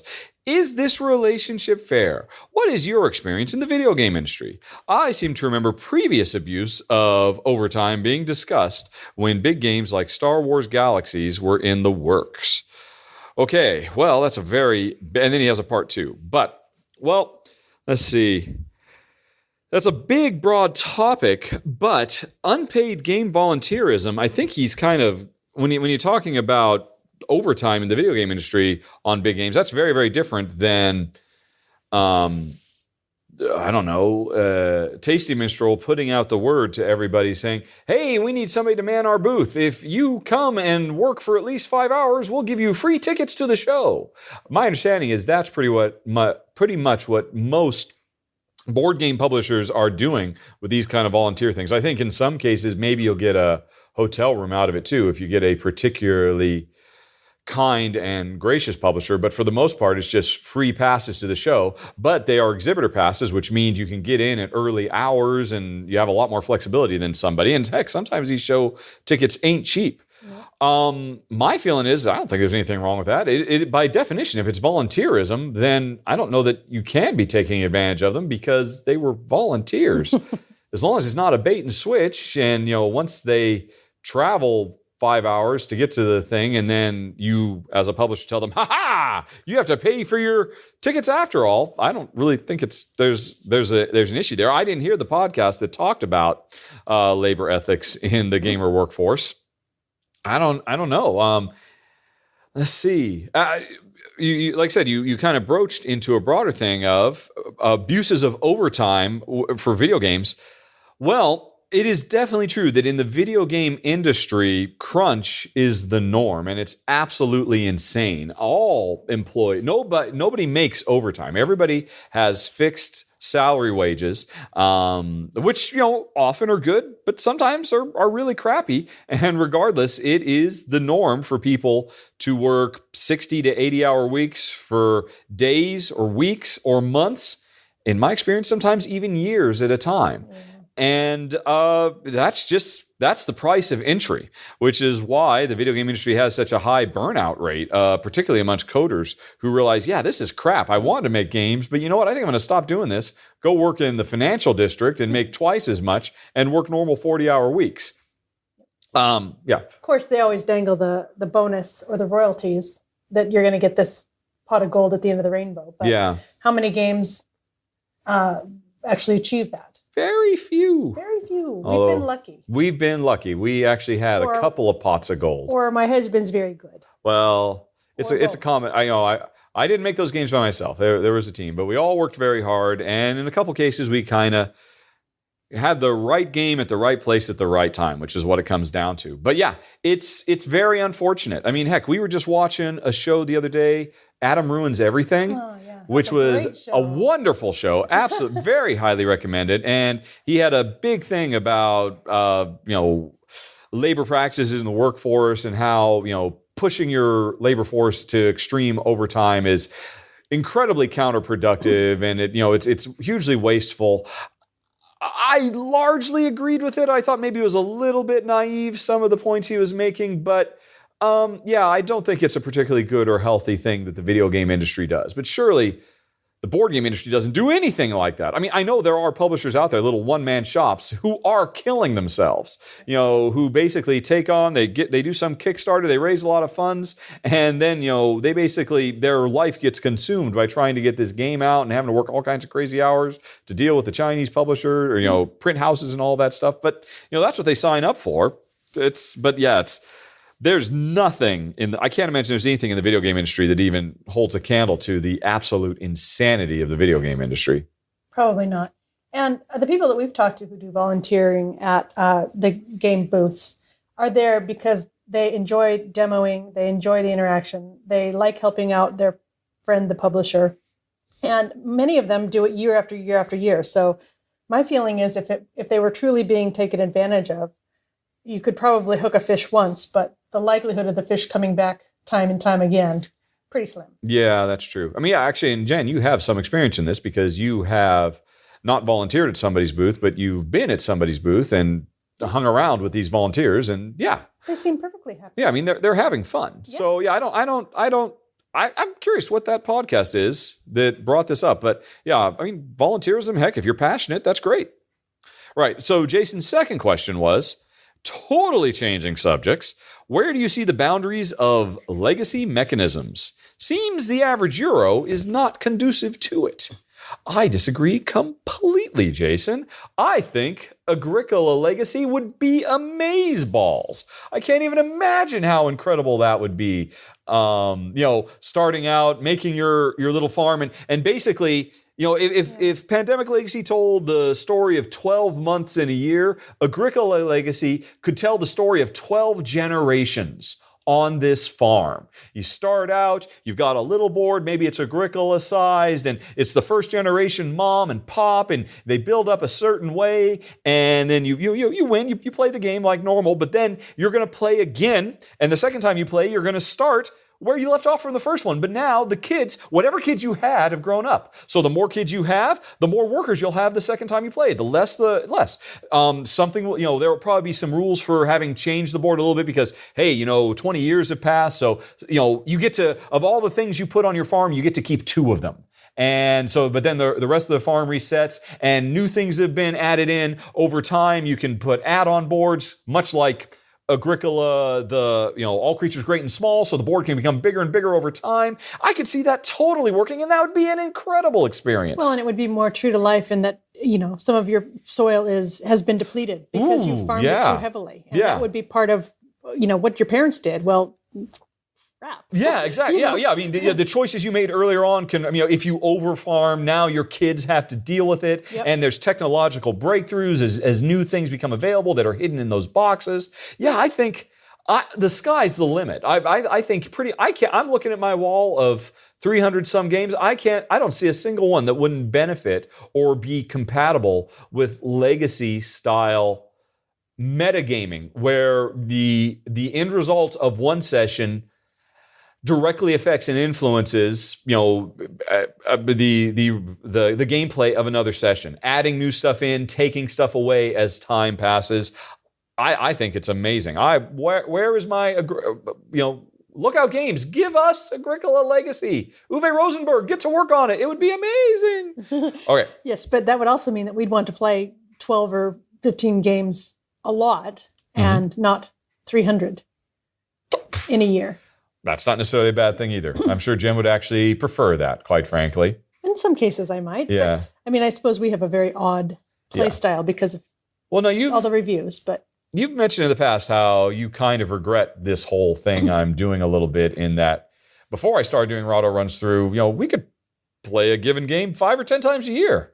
Now we play it twice and then it goes on the shelf, and we'll be lucky if we play it one more time for the rest of the year. Yeah. Just because of the unique circumstances, because I'm always having to play the newest and latest. Pandemic Legacy, to be able to do a video for that was a very unique circumstance where we actually played that thing 14 times. Yeah. Although that was hard too. It was certainly not easy for us. And also it was a bit cramming because we had to continue on. We couldn't really savor it as much as I would have liked to. Well, but that makes no sense to me because you love binge watching shows.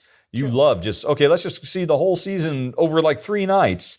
And that's pretty much what we did with Pandemic Legacy. And then you always say, but I wanted to savor it. Why don't you want to savor Downton Abbey or something like that, and you want to watch them all at once, back to back? I'm savoring our new game that we're playing with Angela and Dingo. Yeah.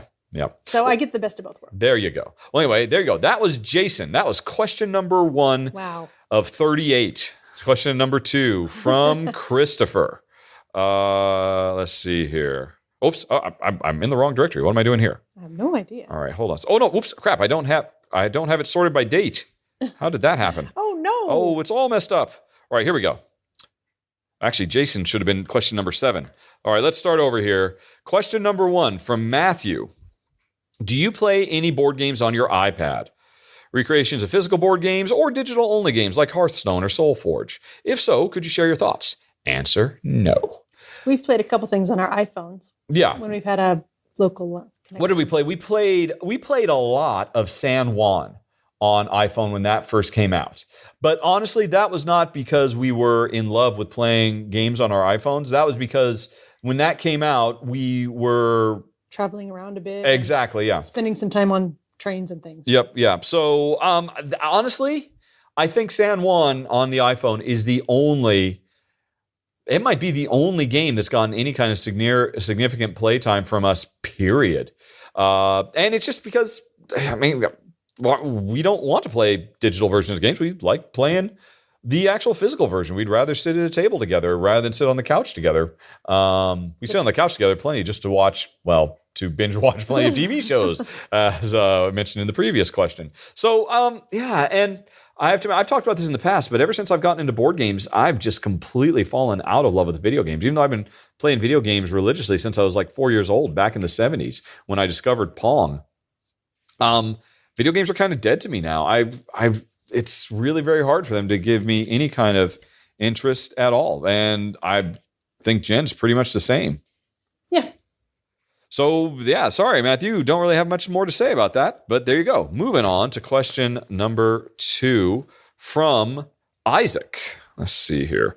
Blah, blah, blah. Yeah. Show's great. Love the show. All that kind of stuff. Very nice. I don't mean, but yes. Where's the actual question? I'm just scanning it, looking for the question mark. Okay. I'd like to know what TV shows or movies are begging to be made into a Euro-style board or card game, perhaps even a top 10 you wish to be made into Euro, rather than an American-style dice chucker with minis and so forth. Would love to hear your answer. Okay. That's a tough one. And he has a PS as well. Okay. But anyway. I wonder if you want not do some like actual segment. What's that? On big questions like that, because that's a big question. Isaac, that's a good question. That's a tough one. I don't want to give you a half-assed off the top of my head thing. So, you know what? That would be a good top 10 topic. I'm going to go on ahead and put that topic on the list of requested top 10 lists. Every month, my voters get to vote on whatever top 10 topic I'm going to do. And, the choices they choose from are from a randomly selected from a list. I'm going to put that on the list, and we'll see if that gets covered someday in the future, because that is a good topic. And really, to answer it well, I'd have to think about it long and hard. So I'm going to punt the question. But thanks for asking, Isaac. I have absolutely no input on that. And Jen has no input whatsoever. Right. So next up from Jared. Well, first of all, can we expect to have podcasts beyond the initial 12? I don't know. We'll see. It's too early to say. Ask me again in April when we're doing the Kickstarter. Let's see. But here's the real questions. Right. What questions are we playing in Shadowrun Crossfire? How much karma do we have? What upgrades we have? Well, we have only been playing the same characters since I've actually dabbled in all the different types of characters, but the only ones we've been playing consistently are Jen's big troll and my little dwarf. These are the characters that we used in my original run through. We've just continued to play those, and we actually did suffer a bit of a setback because we were up in our 30s, in the low 30s, like 32 or 33, I forget. But then I found out I had been making a mistake in terms of how we actually earn karma, and I had been earning more than we were supposed to, and so I had to retroactively pull back, and so now we're actually kind of, as it turns out, in our 20s, and to be honest, that kind of cooled our enthusiasm for continuing to play. Just because, we had all this stuff, and then we had to take a step back, so we haven't been playing recently. And which is too bad, because the new expansion came out and I really, really enjoyed all the new stuff in it. But, we've kind of put it on the shelf for a while. Plus, I was gone for almost an entire month in November and December. So we just haven't gotten quite back into it. And it seems like every time we sit down and we have just like a quick 20 minutes to play a game, Jen just always wants to play Roll for the Galaxy and use the Ambition. So I imagine once Jen gets the Ambition expansion for Roll for the Galaxy out of her system, we'll finally be able to get back to Shadowrunning and getting back up to where we were. But that was quite because we worked hard for that 10 or so karma, and we realized that we'd kind of not really gotten it. Also, what ratio of wins and losses do we have?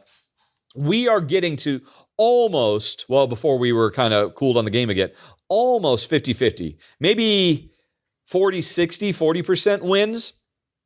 And I guess that's not surprising, because effectively we were playing it on an easier difficulty level, because we should not have been earning full karma, because we should have been earning less. So I think when we get back to it, we'll probably go back down to 30% wins. My wife and I are struggling with winning, and we've won about 4 out of 11 with 2 successful boards. Actually, 4 out of 11 with 2 successful boards, that's really good.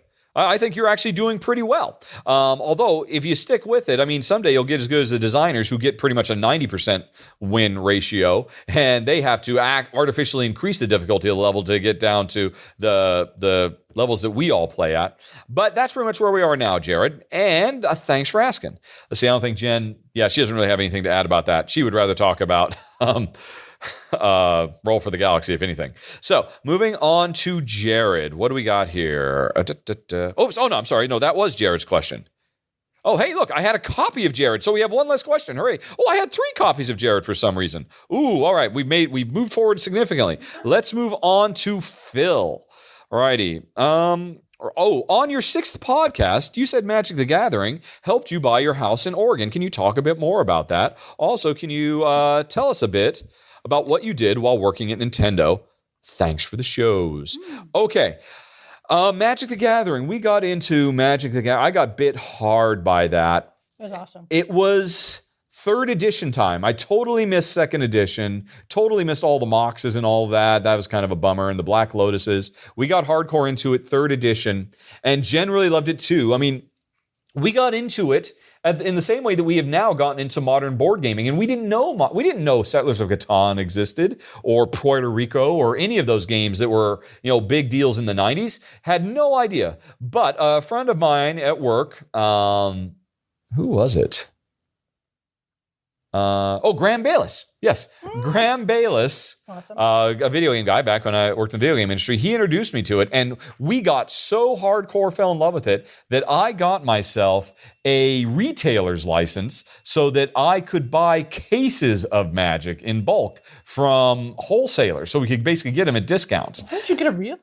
I don't even remember how I did it, but I had to do something, and so I got a retailer's license in the state of Washington. Now, this is before the internet, but somehow I figured out how to do it so that I could order cases in bulk. And so we ordered a bunch of 3rd edition. We ordered a bunch of Fallen Empires. That was a mistake. We've still got several cases of Fallen Empires in the attic, or in storage at your sister's in the States. So. Yeah. Maybe someday they'll be worth something. But anyway, and I got a bunch of cases of Ice Age and 4th edition. And around that time, we were looking to move from Seattle to Bend, Oregon. And so, we'd found the house we liked.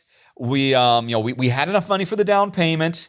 Everything was fine. And Jen would have to say what? I don't remember what happened, but there was some weird thing that happened in the 11th hour, and all of a sudden we had to pony up like an extra $2,000 for the down payment that we weren't originally going to have to pay. I think it was something like $8,000 or something. It was something crazy. Crazy something. Jen would know why. What happened? I don't even remember. I mean, that was so long ago. Yeah. Okay. This was a long time ago, but something happened, and suddenly we were on the hook for a heck of a lot more than what had originally been agreed upon. So what did we do?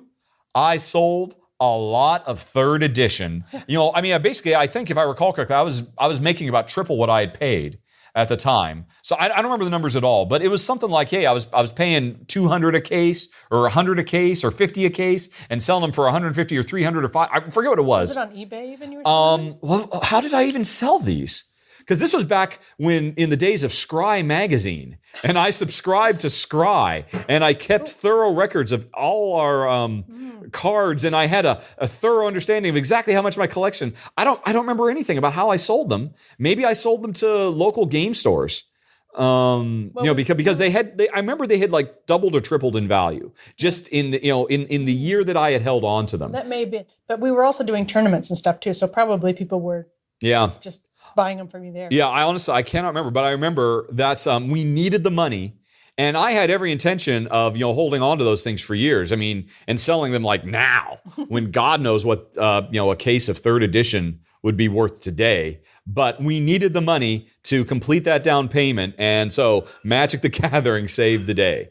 Plus some help from family and whatnot. We got a little loan from my dad. Yeah, because we paid it right back off, but we would not have been able to do it if I had not made that huge investment in Magic and then been able to flip it for triple or whatever it was. So that was basically the story of Magic the Gathering. And then also, what did I do working at Nintendo? Well, When I was at the University of Washington studying for my scientific and technical communications degree, i.e., I was going to be a technical writer, I had a part-time job, as did many other students at the University of Washington, Nintendo, as a gameplay counselor. And now, again, this was early 90s. This was long before the internet, long before GameFAQs.com, when if you were stuck in a game on your Nintendo Entertainment System, you called a toll-free 1-800 number and talked to a gameplay counselor like me. And I would walk you through how to find the Eye of Ganon in the 7th dungeon of of Legend of Zelda,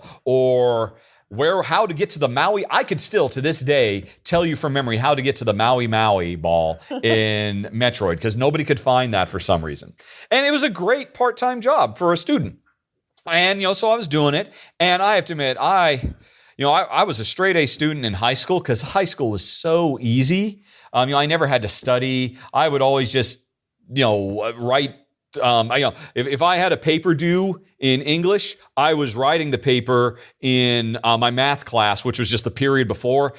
School was just a cakewalk. And my mom always warned me, if you don't buckle down and really learn how to study, you're going to be adrift in college. And I was. It turns out I was a terrible student, and college was really hard, and they just didn't give me easy A's anymore. I did not have a good time in college. So I found more and more, this quarter, maybe I'll take a few less classes and do a little bit more work at Nintendo. And pretty soon it was a full-time job, and I was a college dropout. And I ended up working at Nintendo for 3 years. Started out just doing gameplay counselor, which is basically customer service, but the coolest customer service job in all of customer service history. And, I ended up being an editorial assistant on Nintendo Power Magazine. I ended up doing a lot of testing on a lot of games for the Super Nintendo and the Game Boy. For a while, I worked in the warehouse. I just did all kinds of jobs there until the day I got fired. Which is like a whole nother story, but that's a story for another day. And that's what I did at Nintendo for about 3 years. All righty. Next up, Jason. Now Jason's question. I already asked Jason's question about work industry stuff. Let's see here. Moving on to a question from Susan. Hi, Susan. Let's see. I watch your video games a lot and have heard yours. I know that we all open a box of preexy ideas. What game has surprised you the most? Well, Susan must have written this question. Yes, she wrote it back on November 4th. Subsequently, I did a top 10 videos of surprises. So, Susan, I'm sure by now you have already seen my top 10 surprises video. Honey, can you think of any game that surprised you? Excuse me. No, she says. I was going to sneeze, but no. Well, you know what? I am eventually going to have to revisit top 10s, and that will include top 10 surprises. So we just recently played a co-op game that I was surprised I liked. Okay, you played a co-op game that was surprised you liked. Help me out here. Last week. Last week, you liked it. Why were you surprised? What did you expect? Because I don't normally like co-op games. Yeah, you do. And Oh, yes. Jen, she loves the idea of co-op games. But they tend to swamp me. Yeah, I mean, co-op game, I've talked about this before. Pandemic is the perfect co-op game because it has this wonderful modulation of tension that, it starts out easy, then it gets really hard, but then it gets easy again, and then it gets hard, and it creates this roller coaster. Whereas most co-ops follow the pattern of ghost stories where it starts off tough and it just gets tougher and tougher and tougher and tougher and tougher. And it just never lets up because that's how it creates the tension and the difficulty and all of that. And so often Jen finds she just does not respond well to that kind of heavy tension in co-ops. And so Jen is pointing out that, recently we played a co-op that did that and she was able to weather the storm. Now, I have no idea what she's talking about. Well, what co-op did we play last week? We played like 5 games a week. I don't remember. This is exactly right. I don't even know the names of the games we play sometimes. All right. I'm impressed. Let's see. I remembered a co-op. What game? Well, I mean, you don't remember anything about it. What? Let's see. All I can think of is what we just played like in the last 2 days. But you got. Oh, yes.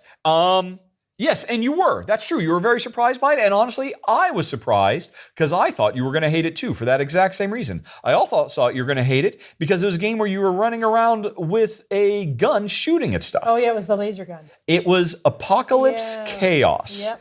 Apocalypse Chaos surprised the crap out of Jen because it is a very intense, in-your-face.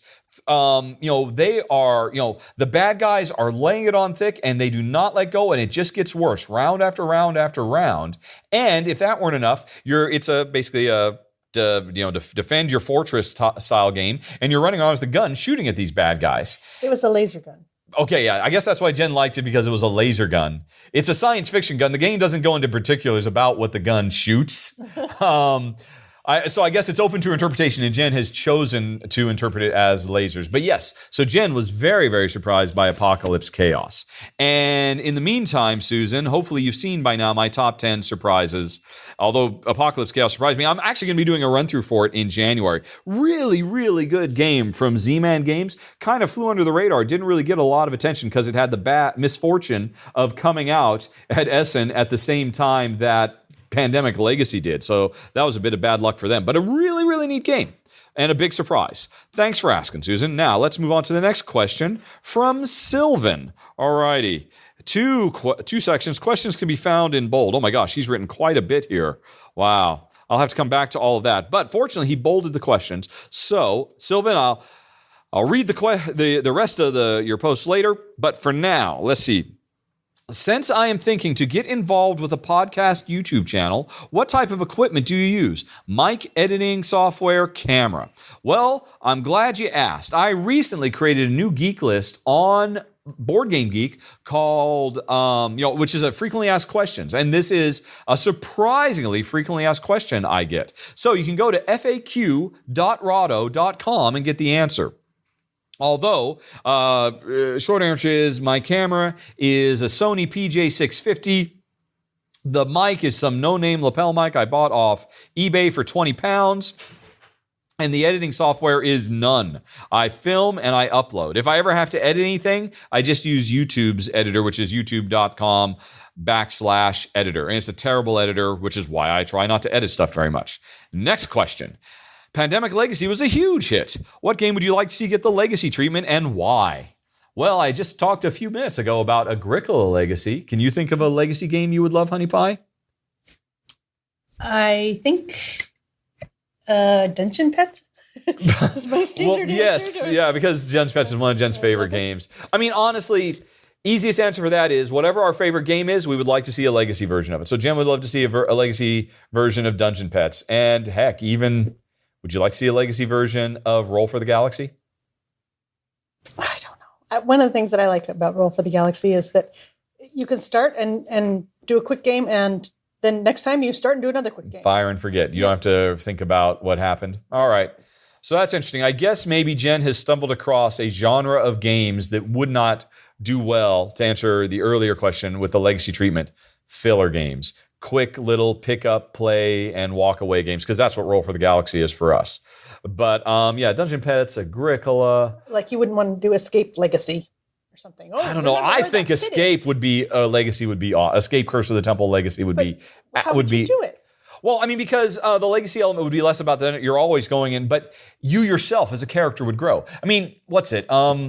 Shadowrun Crossfire is effectively a Legacy game because we put those stickers on our characters. Yeah. And our characters change and grow over time. And we have to put those stickers on, and they're permanent. It's not like a temporary thing where, so we have to think hard. I mean, that's why you've been really hesitant to go back in, because we are ready to do another level up, and just like, I have to think about it. It's really tough because you put a sticker on and it's forever, and it's a tough decision.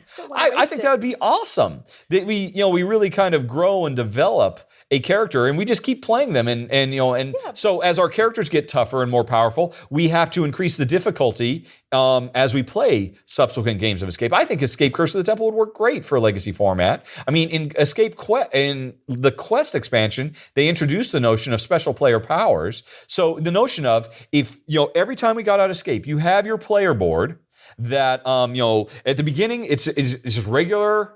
He's just a regular character. You start with your 5 dice. You have no special abilities. But for every 5th game you win of Escape, or that we actually win, you will have scored 5 points, and that means you can get another upgrade, a permanent upgrade. Start with 6 dice. Start with these special quest powers. Or every time we lose, if we lose 3 in a row, we get a scar, and it becomes a thing where like one of those curses becomes we always have to start with this curse every single time. The first thing we start is with a curse.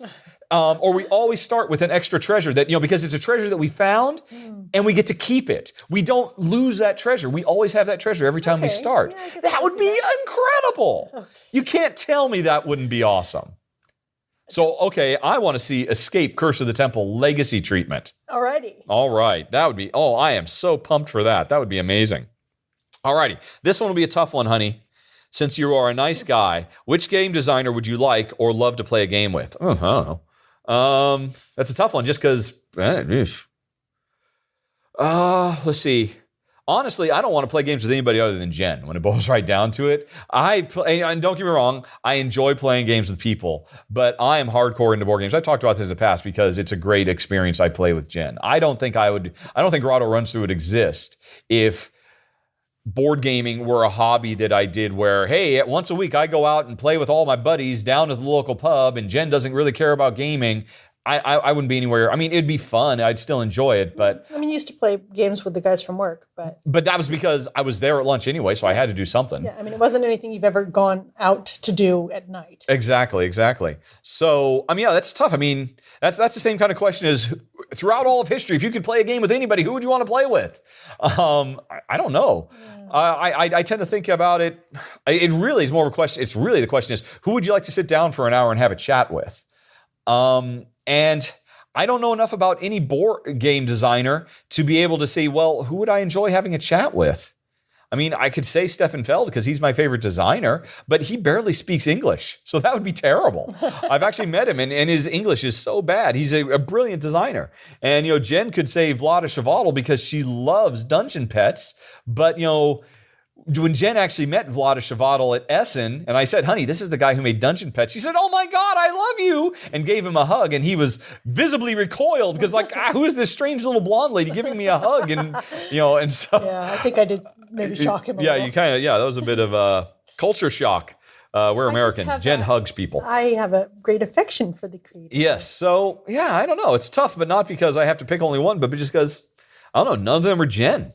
So I can't really answer that question. I'm sorry. I'm sorry, Sylvan, but hopefully the other question answers were good. Alrighty. So let's move on to, because we had all those doubles, we're actually making good time now, Honey Pie. Mike asks, let's see. Oh, you know what? Oh, no. Let's see. Now this is a tricky one. I put this one aside. He sent it to questions, but he didn't have a question.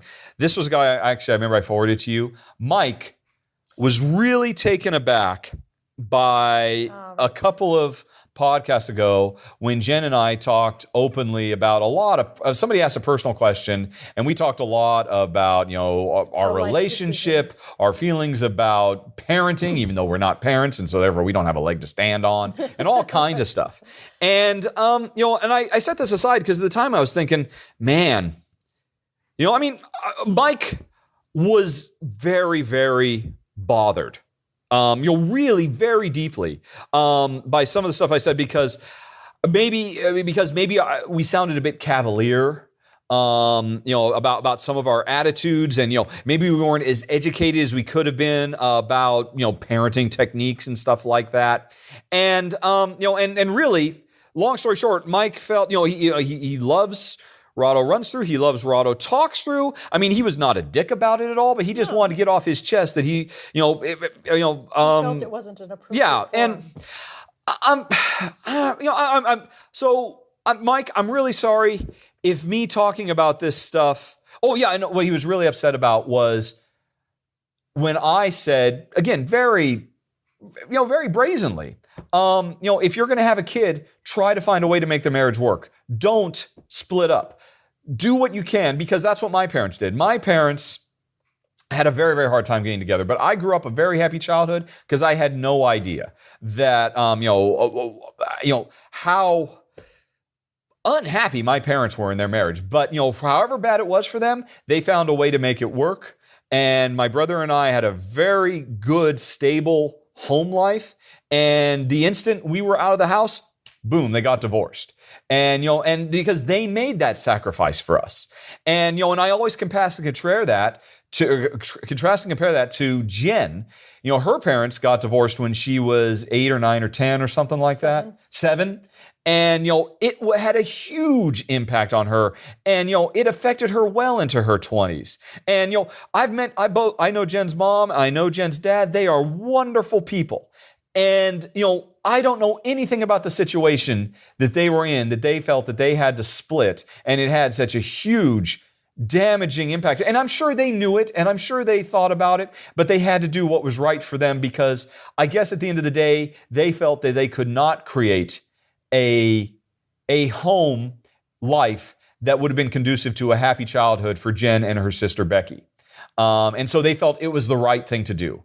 And you know what? In all honesty, Mike, you're right. It is not my place to judge them for that choice they made. And in all honesty, Mike, if you go back and listen to the original podcast, I wasn't judging anybody. I do not judge Ed and Emily for the choice they made. I think, Dick and Bobby, my parents, were heroes for the choice they made. I guess I would amend what I said earlier, because like I said, it really kind of, it hit my card. I think single parents are heroes too. I guess I would amend what I said earlier. Folks, don't go just directly to divorce because it's not working out. Try to find a way to make it work. Don't just go straight to divorce, because divorce is now so common. That's what I was really talking about when all these months ago when I brought it up. So anyway, Mike, I'm sorry I made you upset. But Mike, I just wanted to say, I'm not going to talk about any of these other ones, but take some solace in the fact that while you yourself were made very uncomfortable with that, I know I got so many responses, including from the response from the person who had actually originally asked the question. And,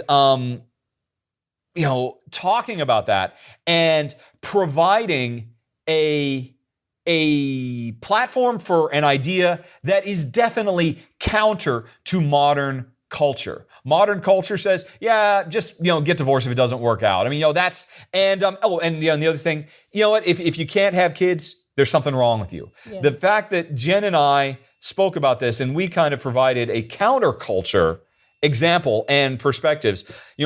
I still stand by what I said. I'm sorry I made you upset. I would like to amend that. So that's why I set this aside. No questions there, but let's move on to hopefully some happier topics. From Greg, who has 1, 2, 3, 4, 5, 6, 7 questions he would like to ask. Gracious, Greg, you're killing us. But Jen would like to say, yes, I just want to say that the original question poster did actually get back to us and say that our response was very helpful and actually made him feel much better. Yeah.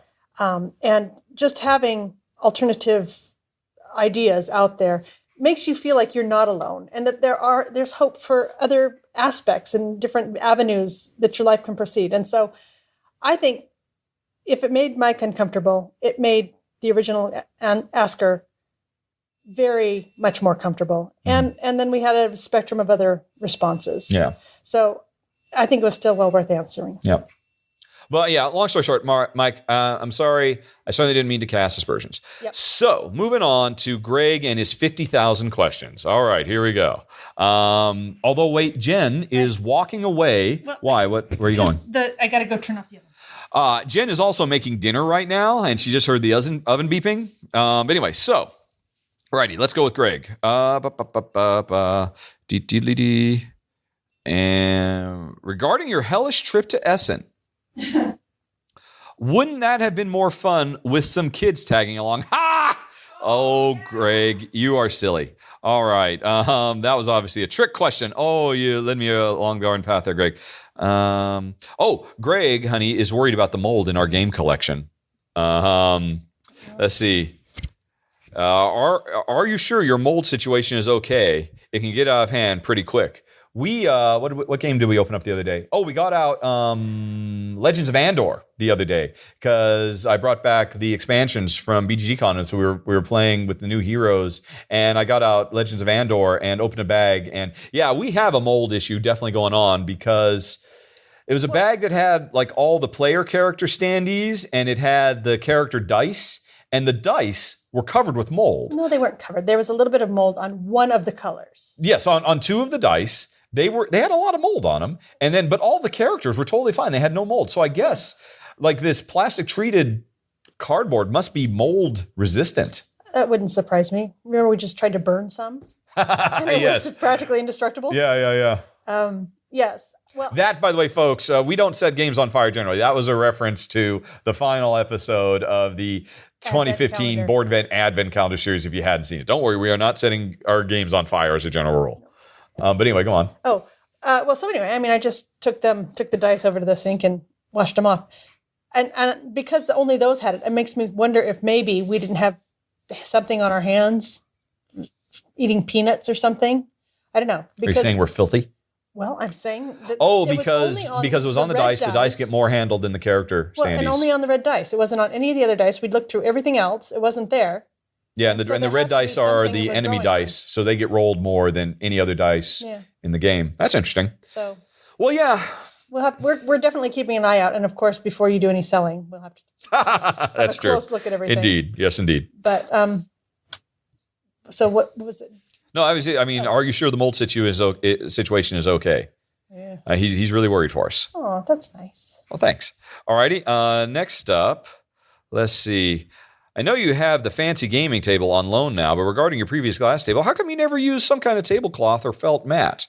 Don't your cards get nicked when you try to pry them using fingernails on the glass surface, ignoring any obsessive desire to keep cards pristine? What about just in easy? What about a mat? That's a good question. Because actually, I'm sure, I forget when the people from China come. It's in March, I guess, is when we're going to lose I think so. the table, and we'll go back to the glass tables. Yeah. So glass table is going to return. In all honesty, the reason I didn't use it is because I honestly thought the glass table made the videos look really cool. It's kind of like J.J. Abrams' lens flares in Star Trek. It feels kind of futuristic. I always just loved the glass, and sometimes you see the play of light. And in all honesty, while the Geek and Sun table is very, very cool, and there's no choice about it. The felt is so nice just to be able to slide cards under other cards. Yeah. We were playing the Pyramid deck builder game from AEG the other night where you slide dozens of cards under other cards, and it's so nice. It'll be hard to go back to glass, but man, the glass just looks so cool. Yeah. It's just cool looking. I know, and I really like being able to stack my cards in the little thing on our and our glass table has like a nice little kind of built-in card. Or no, you mean in the Geek Sun table, yeah. Right, yeah. Honestly, I don't think once the table's back, I'll go back to glass. And yes, does it nick the cards? It does a little bit, but I'm just not obsessive about that. No, these are games to be played. Yes, they're games to be played. All righty. So, you already got rid of it, but just FYI, there are some Caverna variants on BGG. But they're variants until Uwe Rosenberg says, yeah, here's what it is. I'm not interested. Can you tell the Nintendo story? Just already did. Have you ever played Hanafunda with Nintendo cards? No, I don't know what that is. Thanks for writing, Greg. And moving on to Priscilla, who has two questions. What are yours and Jen's top 10 favorite TV shows? And what top 5, or 10, if you want to pick that many, games would you play with Jen the most if you stopped Rahdo Runs Through the Day and didn't have to learn or play all these new games? Let's see. Well, that second question is an easy, let's see. That's kind of what games, and actually that is a top 10 conversation. I know that is on the top 10 suggestion list. Something like, what games do you wish you could play more? Because that's really her second question. What games do we wish we could play more? Yeah. Honey, what games do you wish you could play more? And Priscilla demands 5. All of my top 10. All of my top 26. Yep. Yeah, that's the easy answer. Yeah, I mean, we've got 300, basically because he has to call the games so frequently. What we keep are really, really our top favorites. Mm-hmm. And so anything on this wall, I'm happy to play. Yep. Yeah. Yeah, let's see. So Jen's going to cop out. But I mean, actually, no, that is really true. I mean, I know you wish we could play more Trajan. And I know you wish we could play more Last Will. Yeah. And and I wish we could play more Pandemic, and I wish we could play more Agricola. And I mean, I wish we could play more Glass Road. I'm really thinking a lot about Glass Road a lot. But at any given time, I mean, we love all these games. We just want to play them all. But it's just not viable. Why have you been thinking about Glass Road? I don't know. Because that there was that Christmas market in the advent calendar, and that just kind of put Glass Road in my mind. We've only played it like 5 times, including that one time with David and Angela, and it's just so wonderful. I'd love to play it more, but you know what? We need to play Apocalypse Chaos, and we need to play the pyramid game from AEG. I just can't remember the name of it, and we need to, we just need to keep playing more. I mean, I'm surprised. It's one of the reasons I love expansion so much, because expansions for a game gives me the opportunity to go back and play a game again. Yay! Because we hadn't played Andor for over a year, and then we got it out, and we were just playing this new adventure, and Jen's like, we should play this more. This is so good. I know, I love it. It is so good. Top 10 TV shows. That, right. That wouldn't be that hard for me. In fact, I think I've made that top 10 list at one point. Let me see if I've got that. Just in case the voters ever let me make a top 10. Let me see if I can find my top 10 list. Well, let's see. Recently, I've been enjoying Adam Ruins Everything. Yeah. Jen's top 10 list is going to be the last 10 shows she's watched, basically. I like Downton Abbey. Yeah. I really liked, what's that one with the White House? West Wing. Yeah, no, that is your favorite show of all time. Easy. And his other one. And you also loved Newsroom. You loved Newsroom to death. Even the third season, you loved it. Of course. Yes. Yes. And back in the day, I used to love Friends, of course. Mm-hmm. Everybody. Do you think you'd love Friends now, though? Really? If you went back and watched it? No, probably not. Yeah. I mean, back in the day, you used to love Seinfeld, and I bet you would hate Seinfeld now. Why? Because because you, these days, I don't know why you like Seinfeld, because, I mean, I would never expose you to Curb Your Enthusiasm or other shows that, Seinfeld was a show about 4 losers. Yeah. Who were really kind of awful people. Yeah, and very smarmy. Yeah, and very smarmy people. And you hate that kind of stuff now, but you used to love Seinfeld. Well, I think I gave up on it, remember? But anyway, I don't know. Let's see. Well, I mean, I don't have a definitive top 10, but I started to make a list not too long ago. I think Lost might be my favorite TV show of all time. Star Trek, the original series. Both Jen and I easily Survivor. Oh, yeah. And you would probably put Amazing Race in your top 10. I don't think I would, just because the luck of taxis just drives me nuts. Yeah. But 24, West Wing, Louis, The Shield, The Office, which is a show I wish I could share with Jen, but Jen she wouldn't be able to stand Michael Scott at all. Archer, Futurama, The Colbert Report. Oh my gosh, Colbert, what did you do? Oh, he was such an amazing show. But Saturday Night Live, Arrested Development, 30 Rock, My Name is Earl, Community, Walking Dead, Breaking Bad, House, Pushing Daisies. Those are all... Oh, Pushing Daisies. Oh, Pushing Daisies. I like that. Yeah, that was a good one. Oh, what's my new favorite one? I don't know. With the guy and the drug. NCC. Oh, yeah, Jen is very much enjoying Unlimited. Yeah. Is that it? Limitless. Or Limitless. Jen has a real soft spot for, what do I call them? I call them fugitive shows. Because, they're all based on the same formula as The Fugitive from back in the 70s. Some poor schlub who, for whatever reason, has some kind of outstanding, extenuating problem in their life. And yet, for whatever reason, they constantly find themselves helping other people every week. Yep. What's Beckett? it? Yeah, Quantum Leap is no longer on the air. Person of Interest is not on right now. Jen loved Nowhere Man. Yeah. Jen loved the one with the guy from Rome. Oh, Rome is on my list. Oh, yeah, I did. Yeah. What was that one? I can't think of it now. But it only had one season. But yeah, so right now Jen is loving Limitless. I mean, she is just absolutely devouring it. We will have finished the first 11 episodes in another night or two. So yeah, I'm sorry that's not a definitive top 10, but that's some stuff anyway to hopefully answer Priscilla's question. So, and then moving on to Brian, who has some podcast questions. Let's see here. I have a few questions. And would you be interested in telling what gaming platforms you own so we can recommend some good cooperative games? This is about video games. I only own one gaming platform. Well, I guess we own iPhones, but as I mentioned earlier, we don't really consider that a gaming platform.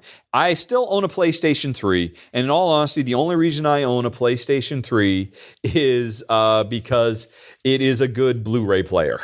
and CD player. We whenever we play Escape, we still use the CD instead of MP3s, and we play it on the PlayStation 3. I have not made the jump, and I sold my Xbox 3 or my Xbox 360 before we came here. I have no interest in buying a PS4 or a One. Got rid of my Nintendo GameCube. Got rid of our Wii. I'm just not into games anymore. But let's see. You mentioned video gaming with Jen back in the day. Okay, so it's not really about the platforms. Honey, do you remember any video game co-ops we used to play? Cookies and Cream, of course. You actually remember it by name? Yeah. Wow. Okay, well, that's saying something, because we haven't played that game for, must be 10 years, but Jen still remembers it. The Adventures of Cookie and Cream, not Cookies and Cream, because one of the rabbits was Cookie, the other one was Cream. The Adventures of Cookies and Cream, or you have me saying it now, Cookie and Cream, to this day, is still by far one of the greatest cooperative games, period. Yeah, it was really good. It was amazing. It was on the original PlayStation. Was it? No, it was on the Xbox. Because I remember it was an Xbox. I think it was, I don't even remember now. I'd have to go back and look. I'm pretty sure it was original a PlayStation 1 game. So we played that. There was a really cool game we played on PS3, a pixel junk shooter. That was awesome. That was the spaceship playing game where we would fly around and there was lava and you shot the walls and it would make and the lava would flow. And it was a constant puzzle game with these little shooty things and you were constantly changing it. That we really liked that. It was over way too quick. We played a lot of EverQuest, and then a lot of Asheron's Call, and then some Dark Ages of Camelot, and then some World of Warcraft, a lot of Diablo back in the day. A lot of Zelda. Which we never... Oh, yeah, we did. We played Zelda Four Swords, and it was so stupid that they put that kind of screwage factor. Remember the Zelda we could play on the Game Boy? Yeah. And there was like a series of cooperative dungeons you have to go. Yep. But if you wanted, there was a final score and I could pick you up and throw you off a ledge so you would lose points. And that was so dumb. It was so much fun. It didn't need any of that semi-cooperative point scoring stuff because it was a lot of fun. Oh, and we tried to play Zelda Wind Walker with Jen trying to play on the Game Boy and following us all around. We played Fable 2 cooperatively just to throw out. Yeah. We did the best we could. But... yeah, we were always looking for them, but there were never that many we could find, in all honesty. I think the landscape is much better for cooperative video games now, but we don't play video games anymore because we have board games. Well, we used to play Blanca and Chun-Li. Oh, yes. Competitive, we played a ton on the Super Nintendo. We played a ton of the original Street Fighter 2, not Championship Edition, none of that stuff. Street Fighter 2, it was always Beauty Beast. I was Chun-Li. Jen was Blanca. Yep. That was the only one she could play. I could play all of them because that was back when I was working Nintendo full time, so I had to play all the characters with everybody at work. Yeah, and I'd tie one hand behind his back or something. Yeah, just to make it fair. But yeah. Yep. But used to play. I would play the video games, and you'd sit and help me. Yeah, that's true. Because Jen enjoyed playing games, and I was just kind of her co-pilot. That's how she's played every game I've ever made, basically, except for Brink and Siphon Filter.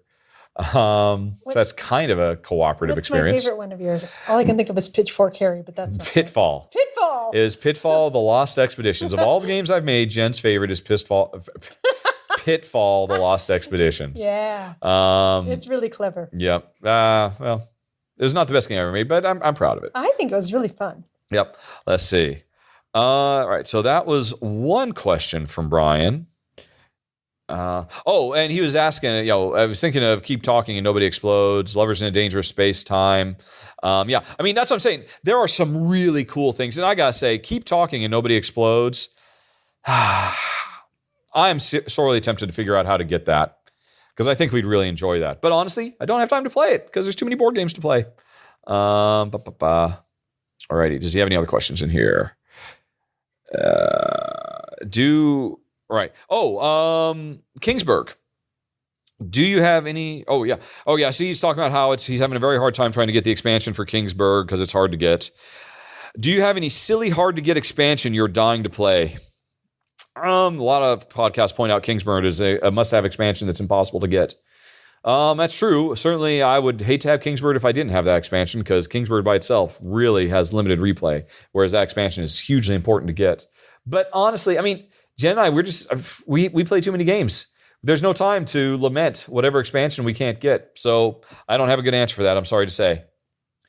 That'll do for now, says Brian. So let us move on to, honey, how do you pronounce YVES? It's French. I think that's yeast. Yeast? Really? YVES is yeast?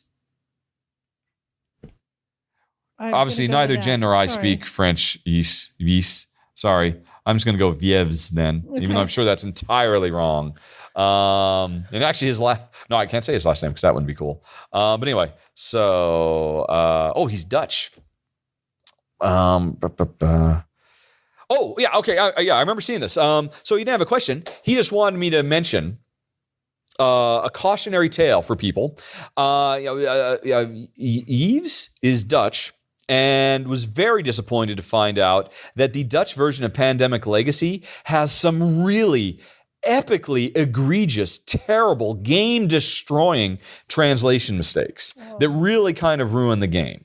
And after I saw that, and he just said he wanted me to do a shout out just in case I have any Dutch listeners who have gotten the game and haven't played the game yet and haven't had the game ruined because of these bad translations. Go to Board Game Geek. There is a thread. You can just do a search for it to find Dutch or translation errors Dutch. And there's a thread devoted to how to fix them without spoiling the game. And in fact, while I'm mentioning it, there are some equally bad ones for the German translation. And I'm sure you can go on Board Game Geek and find out you want to get these fixed before you play the game because they really hurt the game very badly. So Yves just wanted everybody to know that. Alrighty. Although then he did ask the question, do you know how something like this is possible? Does Z-Man just not care? What can we do? What would you do? So those are some questions. Board Game Geek is a phenomenal resource. For any listener I have who's listening to this who doesn't have a Board Game Geek account, I gotta say, get one. Sign up on Board Game Geek before you play any game. This is definitely something I do right now, which is often very hard because often I end up playing games before anybody's played them on Board Game Geek. But in the rare circumstance where I actually get to play a game before, that has been, and people, the first thing I ever do with a game is I read the rules and then I go to Board Game Geek and I go to the rules section of whatever game it is. And I do a quick scan for rules errors, and I just do a look through and I see, and I read those to see if people have caught stuff like this, because usually people have. And as you say, in this case, the community on Board Game Geek has come up with really good tools to help the Dutch and the German players, and heck, probably other languages, deal with these mistakes. So all I can say is become a hardcore, ardent Board Game Geek. Sign up on Board Game Geek, and whenever you're starting to play a game, just go check the forums for that game and just see if there's anything that's up that might impact your game. That's what I would do. That is what I do to try to help avoid stuff like this. And how did this happen? I'll tell you how this happened. I can't say definitively. I have no inside information, but I will base what I'm following based on my own experience of 20 years of making games. Granted, they're video games, not board games, but I am 100% certain this is what happened. Pandemic Legacy had a street date. They had a target of getting that game out for Essen 2015. And gosh darn it, it was going to make it no matter what. This happens all the time in video games. Particularly if you're working on video games that are tied to like a movie license or a TV show or whatever. You have a date, you have to hit that date, whatever it takes, whatever compromises you have to take. Yeah. Because if you don't, your company will lose millions.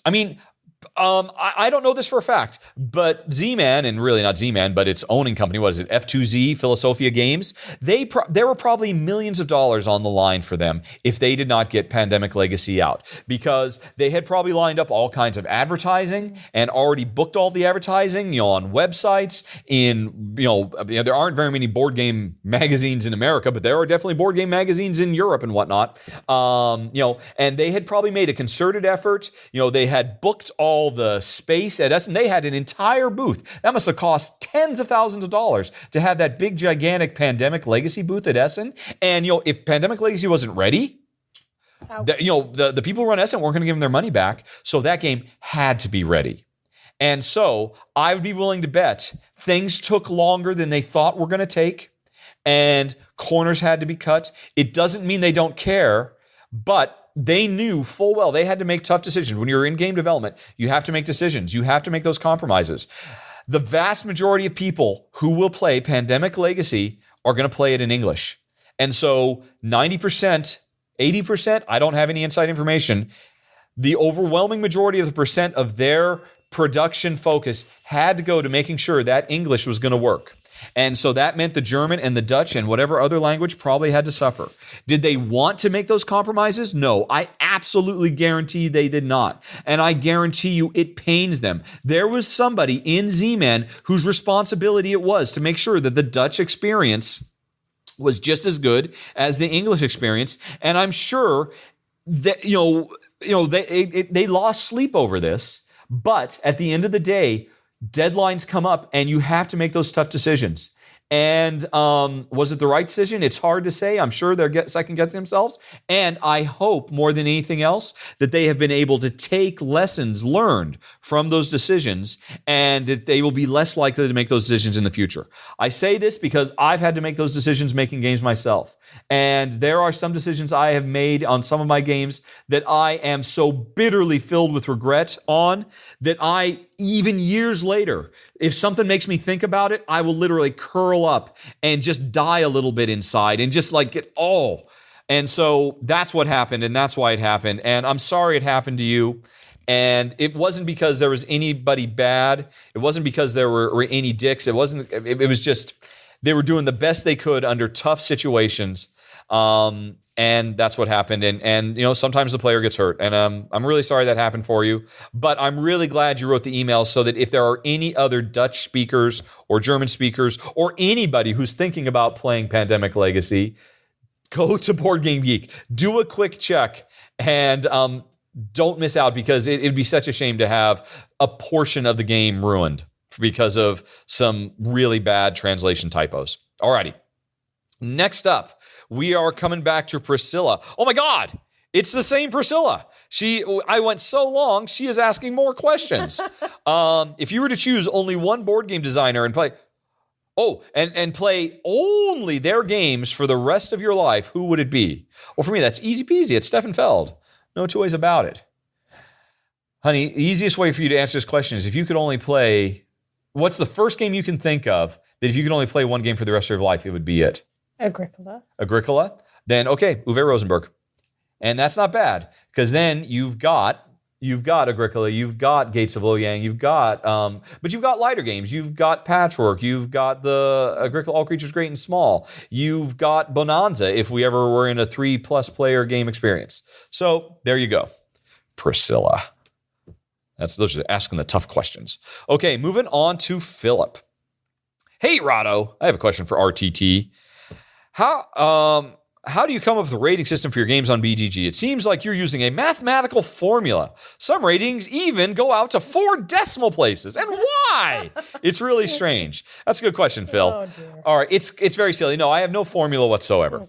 Okay. When I'm rating games, I very closely adhere to the semi-official rating structure of Board Game Geek, as much as I hate it. And in fact, there is an entire thread devoted to this. And in fact, if you go to faq.rahdo.com, this is a frequently asked question that I kind of answered, how I rate games. Long story short, I stick to the rating system. So you'll see I've got several games that are rated 8.273149 and 8.317248 and 8.317247. And that might look like it's a crazy rating scheme, but here's the deal. All those games, to me, they're just an 8. And you can look at what that means based on the Board Game Geek definition of what an 8 is. The reason I have all those decimal points is I like to have all my games ranked relative to each other. And so I know if I like this game more than I like this game, even though they're both 8s, I have to give one an 8.2 and one of them an 8.3. And sooner or later, I'm going to come across a game that I like in between both of them. So I'll have to give them an 8.25. And then I'll find another game in between those. And I'll have to go an 8.4 and 8.3 and 8.2 gets used up. And then eventually I'll find another one then I have to do 8.25. And then eventually I have to do 8.255. And then 8.2555. And that's just what I have to do to make sure I have because I now have dozens and dozens and dozens of games that I rate all an 8. And I still rank them relative to each other. So that's why I end up with those crazy long, 7 decimal point things. It's just so that I can rank them. But they're all 8s. All right. But if you go to games.rahdo.com, you can see then at a glance how I rank every single game relative to each other. So that's why I have that. Moving on to a question from Stork Ace. And I do not believe that is Stork's name. But that is his email. Well, all right. Okay. Stork Ace asks, do you play any online board games? And if so, what's your favorite? So I already answered that earlier. Sorry. Stork, I don't. Moving on. Oh, I've got 3 copies of this one. Yay, we're moving forward. Oh, I've got 3 copies of another question from Priscilla. Honey, Priscilla would now like to know, Jen has gone off to check dinner again. I guess I really shouldn't have done this at a time because Jen is just bailing on half of these Q&As. I'm not bailing, I'm listening. All right, she says she's listening. Priscilla has 2 more random, odd, and possibly impossible top 10s. Top 10 Thanksgiving-themed games. And top 10 Christmas, Hanukkah, holiday-themed games. Can you think of a single game that you would come up with to play on Christmas or, for the holidays specifically? And Jen has just gone and gotten herself dinner, but she didn't bring me any. No, that's because you're talking. Because I'm doing all the talking. You're right, Priscilla. That's tough. What? A game specifically, basically a game to bring over for the holidays. Well, of course, it's going to be a lot. I mean, Codenames would be great. And beforehand, that's going to be my answer. Codenames, and before you play, dig through all the cards and only choose words that somehow tie into holiday. And then have the variant rule of you can't use the word Christmas or holiday. So that would be my answer. Ha ha! And that's my top 1 out of 1 to answer that question.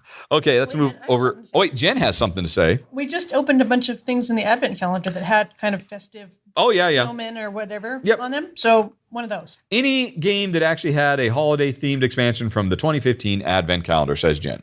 So like Rokoko, Settlers of Catan. Theo asks 2 questions. One was the Magic the Gathering thing. Okay, answered. Second question. Someone who's interested in moving to Seattle, what makes Seattle the best city in the world? Well, Jen says Seattle's not the best city in the world. London is. London is. But Seattle's pretty damn nice. Is Seattle the second best city in the world? Oh, gosh. Yes. Yes? Yes. Don't look away from the mic when you answer. I wasn't looking away. You said, oh, gosh, as you looked off into space. I was thinking. Okay. So Seattle, honey, what makes Seattle the second best city in the world? Seattle has a really good public transport system right now, which I've actually used when I go back to visit your mom. Mm-hmm. And I really like that. He's telling me to speak up.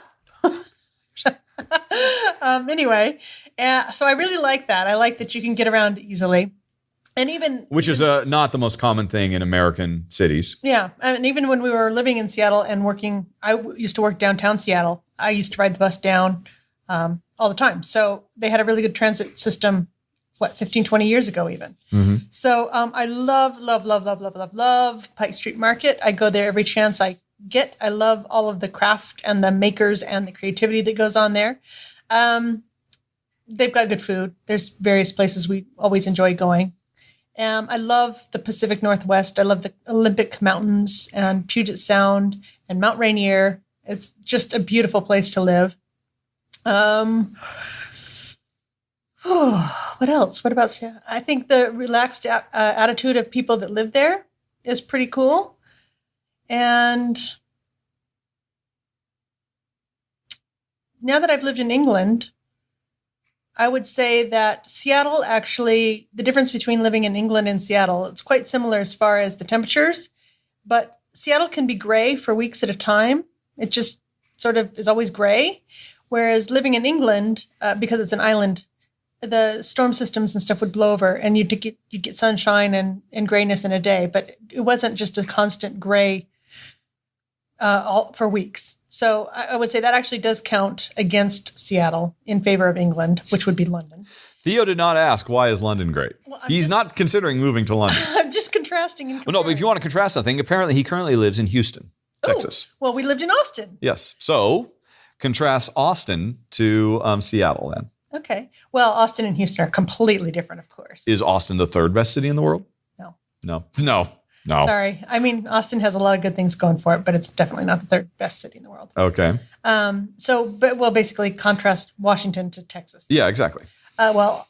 Texas is hot and has horrible bugs and fire ants and cedar pollen, so that's not good. Whereas Seattle doesn't really have any of those. Other than that, I mean, I really liked Austin in that it was a crafty place with lots of creativity as well. He doesn't live in Austin. He lives in Houston. Oh, Houston tried to swallow me whole. So what can I say about that? That's true. Thank goodness I had a beagle to save me and Indeed. my husband as well. That was a close one. Yeah, I just about got... What was that river? The Houston River? I don't know. Whatever. Yeah. Well, let's see. So those are all good answers. I would add, I always loved, it's a silly thing, I always loved Seattle's verticality. I love downtown Seattle, how the whole city is kind of built on a very steep hill. I back in my younger days, in my 20s, I bicycled a lot. I would bicycle from Burien to Seattle every day to go to work when I worked downtown. And I loved pushing myself biking up the hills, and I loved speeding down the hills. I was very young and stupid and put myself in danger all the time. Heck, I mean, while I was there, I got hit twice by traffic. I was dumb. Young, dumb, and the other thing. So... the views, the food, Pike Place Market, and the green. I mean, as Jen points out, yeah, it's gray and it's rainy and it's wet a good deal of the time, but that's the price you pay for perpetual, wonderful. I mean, is it the Emerald City or is it the Emerald State? I forget. It's the Evergreen State and the Emerald State. Yeah, the Evergreen City and the Emerald State. Or vice versa. That's the price you pay, and it's totally worth it. And there's trees. Yeah, the trees. I went back and saw trees. Yeah, but now you're comparing it to Malta. I know. Malta, we don't have trees. No, we have shrubby things. Yes. Yeah. It's a phenomenal place. If I were to beat it up, though, my God, the traffic. It has some of the worst traffic in all the United States. It's absolutely horrific. But if you're prepared to use the public transit, that largely addresses that problem. That's why it needs such good public transit, because the traffic is just so god awful. Love the U District. I'm just going to go back to all the things we loved. Yeah. Anyway, next question. From Igor, or is it Igor? All righty. From Brazil. Let's see here. Oh, he's written a lot of stuff. I should really read these. All right, I'm just scanning for the question mark. In the top 10... All right. In the top 10 must-haves games, Jen can't decide about Agricola because, it wouldn't include expansion decks. What decks do you see as essential? Oh, yeah. So, in Agricola... You're not going to know. You couldn't possibly say which. Yeah. Jen doesn't know because I always choose. If I had to pick one expansion for Agricola, it would probably be the Gamers deck, because that one just has so much really far out, funky, really cool outside the box cards in it. And there's just so many in it. If you have Agricola and you're only going to buy one expansion pack for it, it'd be the Gamers. The Gamers expansion. Do we have a custom deck? No. Every time we play, I just mix and match and create random stuff as much as possible. Let's see here. A great game. Do you think it's like a Simurgh? Do you feel... do we feel that Lunarchitect would be redundant related to Suburbia? No, they're very different games. Yes, they both are hexagon-shaped tile laying games, but they play so differently. I wouldn't think so. But okay, yeah. If I had to choose one, though, I would choose Suburbia. He asked because it's tough getting games in Brazil. So under those circumstances, knowing full well if I had to pay an extra $30 on every single game, under those circumstances, if I already had Suburbia, I would not seek out. Heck, I would not even seek out Glenmore, I think. Although if I had the other one, they're both so good. They're both so close. Once I had one, I don't think I'd go for the other if I was having to deal with that kind of import. Brazil must be wonderful, but yeah, it's tough being a board game geek in Brazil, I know. Speaking of which, what's the market for board games like in Malta? And you mentioned in Brazil how hard it is to get games. Malta is, there's one Warhammer / Magic the Gathering / Yu-Gi-Oh shop. And they've got a couple of board games, but there's really nothing there. There's one comic book shop. They've got a few things, but there's really nothing there. And there's one toy store in is it in Shag? No, it's not in Shagger. In Mazda, that I know a year and a half ago, he ended up getting a whole bunch of games from Pegasus Spila in because he was trying to foster an industry, but I don't think he got any buyers. And so I think he's still just sitting at all those games, and he probably hasn't picked up any more. So yeah, there's very little scene for buying board games in Malta. If you live in Malta and you want to buy board games, you got to get them shipped here. And the best I found is Filbertnet or Filbertnet.com. They've got the best shipping prices, nowhere near as bad as what you get in Brazil. But if you make a really, really big super order, you're going to have to pay something like 50 or 60 euros, I think, to get them all shipped here. So I generally just like 2 or 3 times a year, I try to coordinate with the other board game geeks on Malta, and we try to do big super orders so that we can split the shipping amongst all of us. That's the situation on the street in Malta. And right, so that was it for questions. All right. Oh, and we got another triple question. Wow, there were nowhere near as many questions as I thought there were. Pele asks, scanning. What is my relationship to other board game personalities, most notably Todd Bassel, Z Garcia, Sam Healy, and Rodney Smith? Have you met them all? What do you think of their respective shows? Keep up the good work. Okay. Rightio. And P.S. He looks forward to me and Jen writing a book on marriage and relationships, which could be called Compromise, Communication, and Cardboard, the key to a successful marriage. That actually sounds pretty awesome. All right. If I wasn't so lazy, I'd get to work right on that. So I have met all of the big hitters. Tom, Z, Sam, Rodney, Joel, Lance, Tim, Scott. I've met a lot of them. They're all nice, wonderful people. And it's weird. I never get a chance to hang out with them at these conventions because it turns out you obviously asked this question before I did my wrap up for BGG Con. I'm a terrible convention goer. I'm supposed to go to these things to play games, but I end up doing very little of that. I end up spending all my time running around trying to pick up publisher review copies of games and kind of cover the convention. So I don't really get a chance to play much with them. So I don't really interact with these guys very much. Plus, the other problem is I'm always on European time. So it seems like most of the socializing goes on after 8 p.m. But by 8 p.m., I'm back in my room talking with Jen on Skype because she's about to go to bed. And then I'm going to go to bed by 9. So I never really get a chance to interact with them very much, which is a shame because they all, from what little I've seen of them, they're lovely people. I talked about this in my last podcast. I mean, Sam Healy is the sweetest, kindest, warmest guy you're ever going to meet. Complete 180 from, his persona he has on Dice Tower. But yeah, I never really get a chance to know them very well. Probably the closest of all of them is, for whatever reason, Lance Meister, the Undead Viking. It seems like at BGG Con and then at Gen Con before then, we just tend to run into each other on the floor more than anybody else. Not because of plans or anything like that. We just happen to run into each other. And Lance is such a sweet, wonderful, chatty guy that we just end up standing around for a half hour, 45 minutes talking. And I've enjoyed it every time. So I would say probably more than anybody, I have a strong relationship with Lance, and I'm really happy to have it. I look forward to seeing him. But you know what? I would love... It's weird. I mean, I've run into Tom now at all these conventions. I'd love to hang out and get to know Tom, but it seems to be impossible because whenever the two of us stand still next to each other at a convention, there's just like swoop. It's like a magnet. Yeah, it's like a magnet of everybody who, oh God, we got to get a picture of Rahdo and Tom together with both of us in the picture.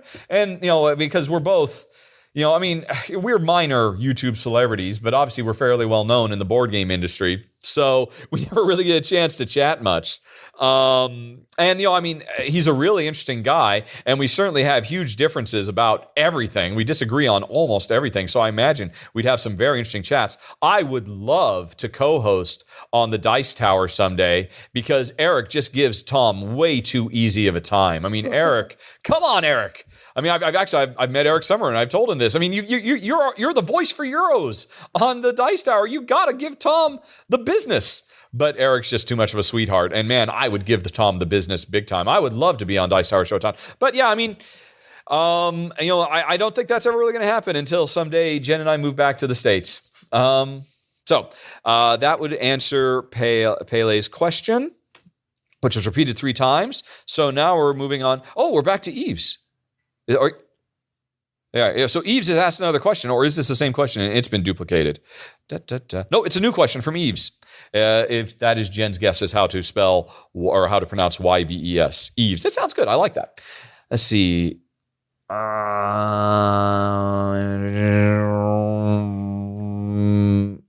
Oh, there's no question in here. Eves.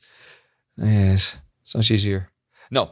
All right, so So thank you for the other email, Eves, about theme, but he didn't ask a question. So let's move on. Okay, editing. All righty. Right. So here's a question asked by Josie. In your last podcast, you talked about why you think women don't play board games as much as men. Found the topic interesting. Yes, this was that topic. Right. So she asks, what do you think defines someone who plays board games? Is there a board game type of person? Do you think that is and this is obviously a separate question, do you think it's possible to get my boyfriend to become interested in playing with me? And how do I do that? Because apparently Josie is a board game person and Mr. Josie is not. Honey Pie, here's a question for you. You've played with a few other people. You've certainly met many people at the few conventions you've been to. Would you say there is a type of board game person? You're not going to, are you not going to pigeonhole people? Are you not going to stereotype people? Well, it's hard to say because, I mean, if you think, well, big, small, black, white, red, whatever, no, I wouldn't say there isn't a certain kind of that. All right, so Jen says there's no racial component to board gaming. Or even, there's women and there's men. There's boys and girls. Yeah. There's probably some boths. Mm-hmm. We just don't know. So, no, I would say probably... A board, if I was going to give a stereotype to a board gamer, it would probably be that I expect them to be a bit more intelligent than the average bear. Ooh, that's a bit elitist. It may be elitist, but these are, because if you're going to sit down and do a game, you're going to sit down and think, aren't you? Mm-hmm. Pretty much. Okay. So that's why I would say that probably it's somebody who is intelligent or more intelligent. Than your average bear, and also maybe a bit more introspective because they're willing to sit down and think things through. Okay. So are you saying that this is not true of Josie's boyfriend who won't play games with her? I would say Josie's boyfriend is in the same category as the women in the other people's lives that I've offered some tips on before. When we talked about this before, yeah. I mean, it's exactly the same thing. There has to be some reason that somebody does something. And what is the reward for them? For you, it's you get to exercise your brain, you get to achieve some points, you get to move forward with your character, whatever it is that particular game offers to you. Well, there's none of that to somebody who doesn't know how to play. So you need to figure out what reward is going to be at the pot of gold at the rainbow's end for your significant other. And it could just be something where they win. And they get that sense of satisfaction. Or it could be that they learn, wow, that was really a lot of fun to actually sit down and think. And they only have an experience of being at school as a sit down and think activity. And so they think of it as work. Yeah. Wait, you have fun doing homework? Essentially, yeah. Something like that. So for me, from a womanly standpoint, I know we've talked about that women need to have a spot cleared for them, basically, out of their responsibilities, probably in order to be able to fully enjoy gaming. And maybe your significant other has a similar type thing. Maybe he's just really busy at work or whatever, and it just isn't a priority for him. So by making it a fun date night thing where you've selected a game where he's likely to win and enjoy himself, I mean, stack the odds in his favor, for goodness sakes, because you're going to be the ultimate winner if you guys get to enjoy an activity together on a regular basis. So that would be my thought about that, is figure out what he will enjoy. Yep. Yeah, I mean, that's where it boils down to. I mean, there's so many board games. I mean, he must have an interest in some particular theme, and there must be 5 games to choose from that cover that theme. Yeah. And even if it's some theme you find abhorrent, like baseball, go get Baseball Highlights 2045 and give it a try. But I'm sure you've thought about that. Honestly, in this particular case, I'm sure you've thought about all this stuff, and for whatever reason, it just hasn't.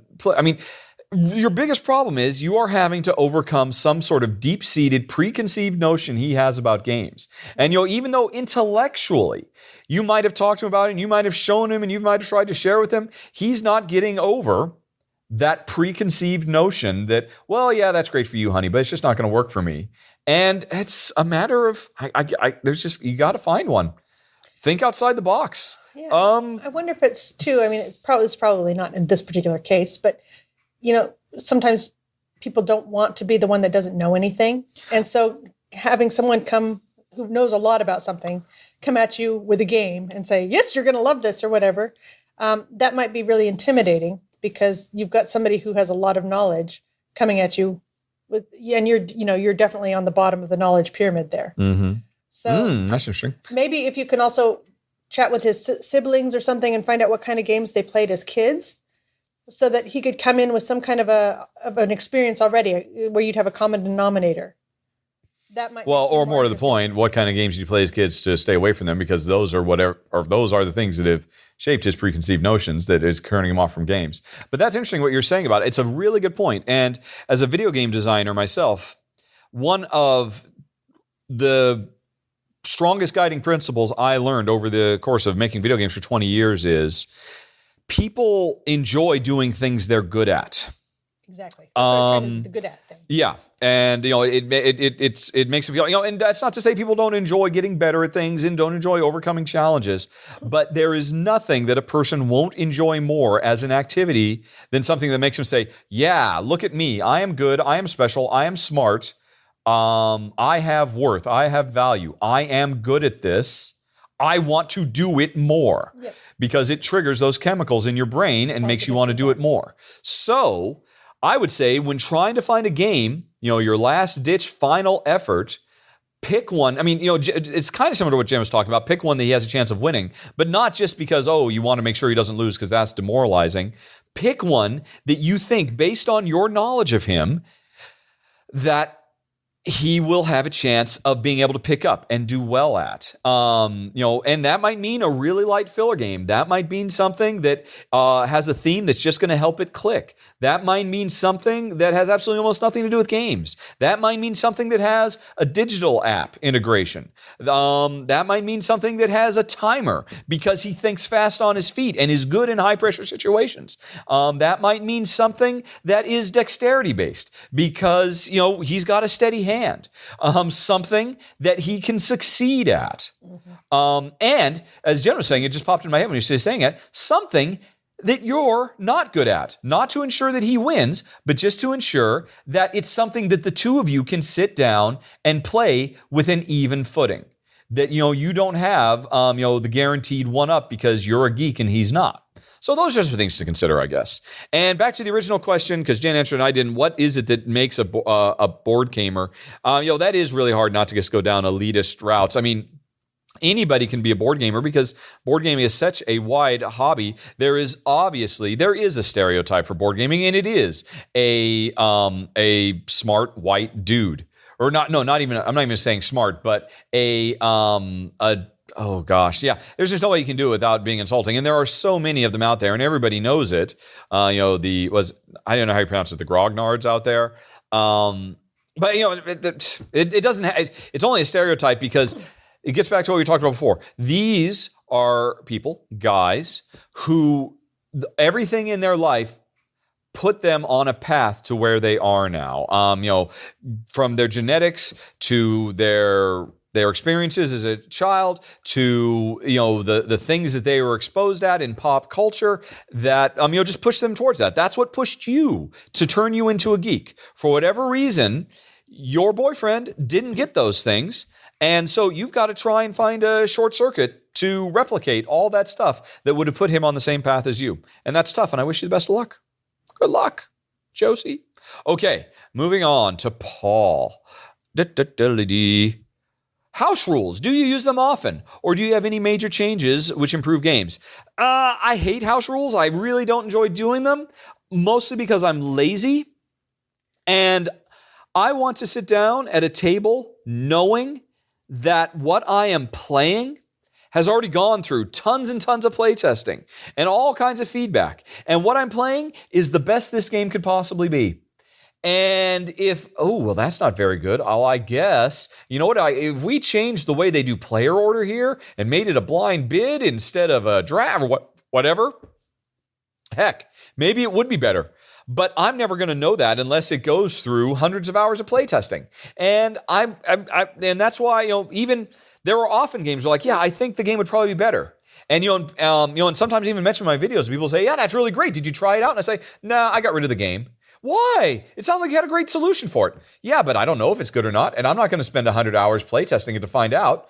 The game didn't work, so I'm going to find another one that does. So I guess that's my feeling on house rules. If a game needs house rules, you know what? I got 300 other games waiting that don't. So, yeah, we don't chase after house rules very often. A game has to speak to us on such a deep and personal level that we will try and push through and come up with a rule. Time Stories was an example of that, but that's the exception to the rule for us. Okay. Which doesn't mean that you're not offering suggestions to the publisher and letting them know. Oh, sure. Yeah. I mean, you are awesome that way. Basically, he's a free advice service, and he just is so generous with his suggestions. No. I think. Publishers don't expect that means you're going to get free. I don't want to playtest games. I only want to cover games. Basically, you just told every playtester, every publisher out there, send it when it's still in its alpha because Rahdo will give you all kinds of feedback. No, I hate that. Yes. I hate playing games like that. So yes, I actively avoid those, but you just told everybody to send us those. I'm just saying that you're an incredibly generous guy. Thanks, honey pie. All right, Michael has a question.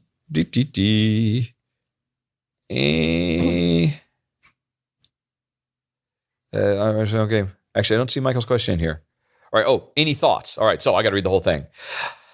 My question is about, you may not have to deal with as much given our age difference, but what is your advice if my friends insist that they do not want to come over and play games, but they then actually have tablets and phones and such? Right. They do want to come over and play games, but they bring their tablets, they bring their phones and such, and they have them the entire game and barely return awareness to their own move. It's frustrating. I've even tried going to co-op games like Forbidden Desert, where there ought to be constant involvement, but no luck. Any thoughts? Well, I mean, I think you know what the answer is. You have to have a no phone policy and put it away. And and if they don't want to do that, then they really don't want to play that game, and they're just humoring you. And don't waste your time and go find somebody who actually does want to play the game. Although it is tricky to say, you're right. I can only assume, Michael, that you're probably in your late teens or early 20s, and you are literally a different generation than me because there is an entire generation that is growing up with smartphones, and their entire life is multitasking. Or heck, maybe you're older than them, or maybe they're all ready to multitask and you're not. Maybe they are giving as much attention to the game they're playing with you as they give to anything in their life. I mean, I have to admit, Jen and I mentioned earlier, we watch, what is that show? Limitless? Yeah. Jen watches it. Jen watches all shows 100%. I watch all shows with a laptop on my lap. Cruising Board Game Geek, and I often watch 2 videos at the same time these days. Because I know the formula, I know what's going to happen, and I can actually watch 2 at once. So maybe from their perspective they are into the game, and it doesn't seem that way. So you can talk to them about it, but if they're not, then they really don't want to play the game. And so that would be my advice, I suppose. Sorry, I can't come up with something better. And you're right. I don't have that problem because Jen is there 100% when we're playing. Yay. Alrighty. Except when I'm making dinner. Except when she's making dinner and keeps walking away.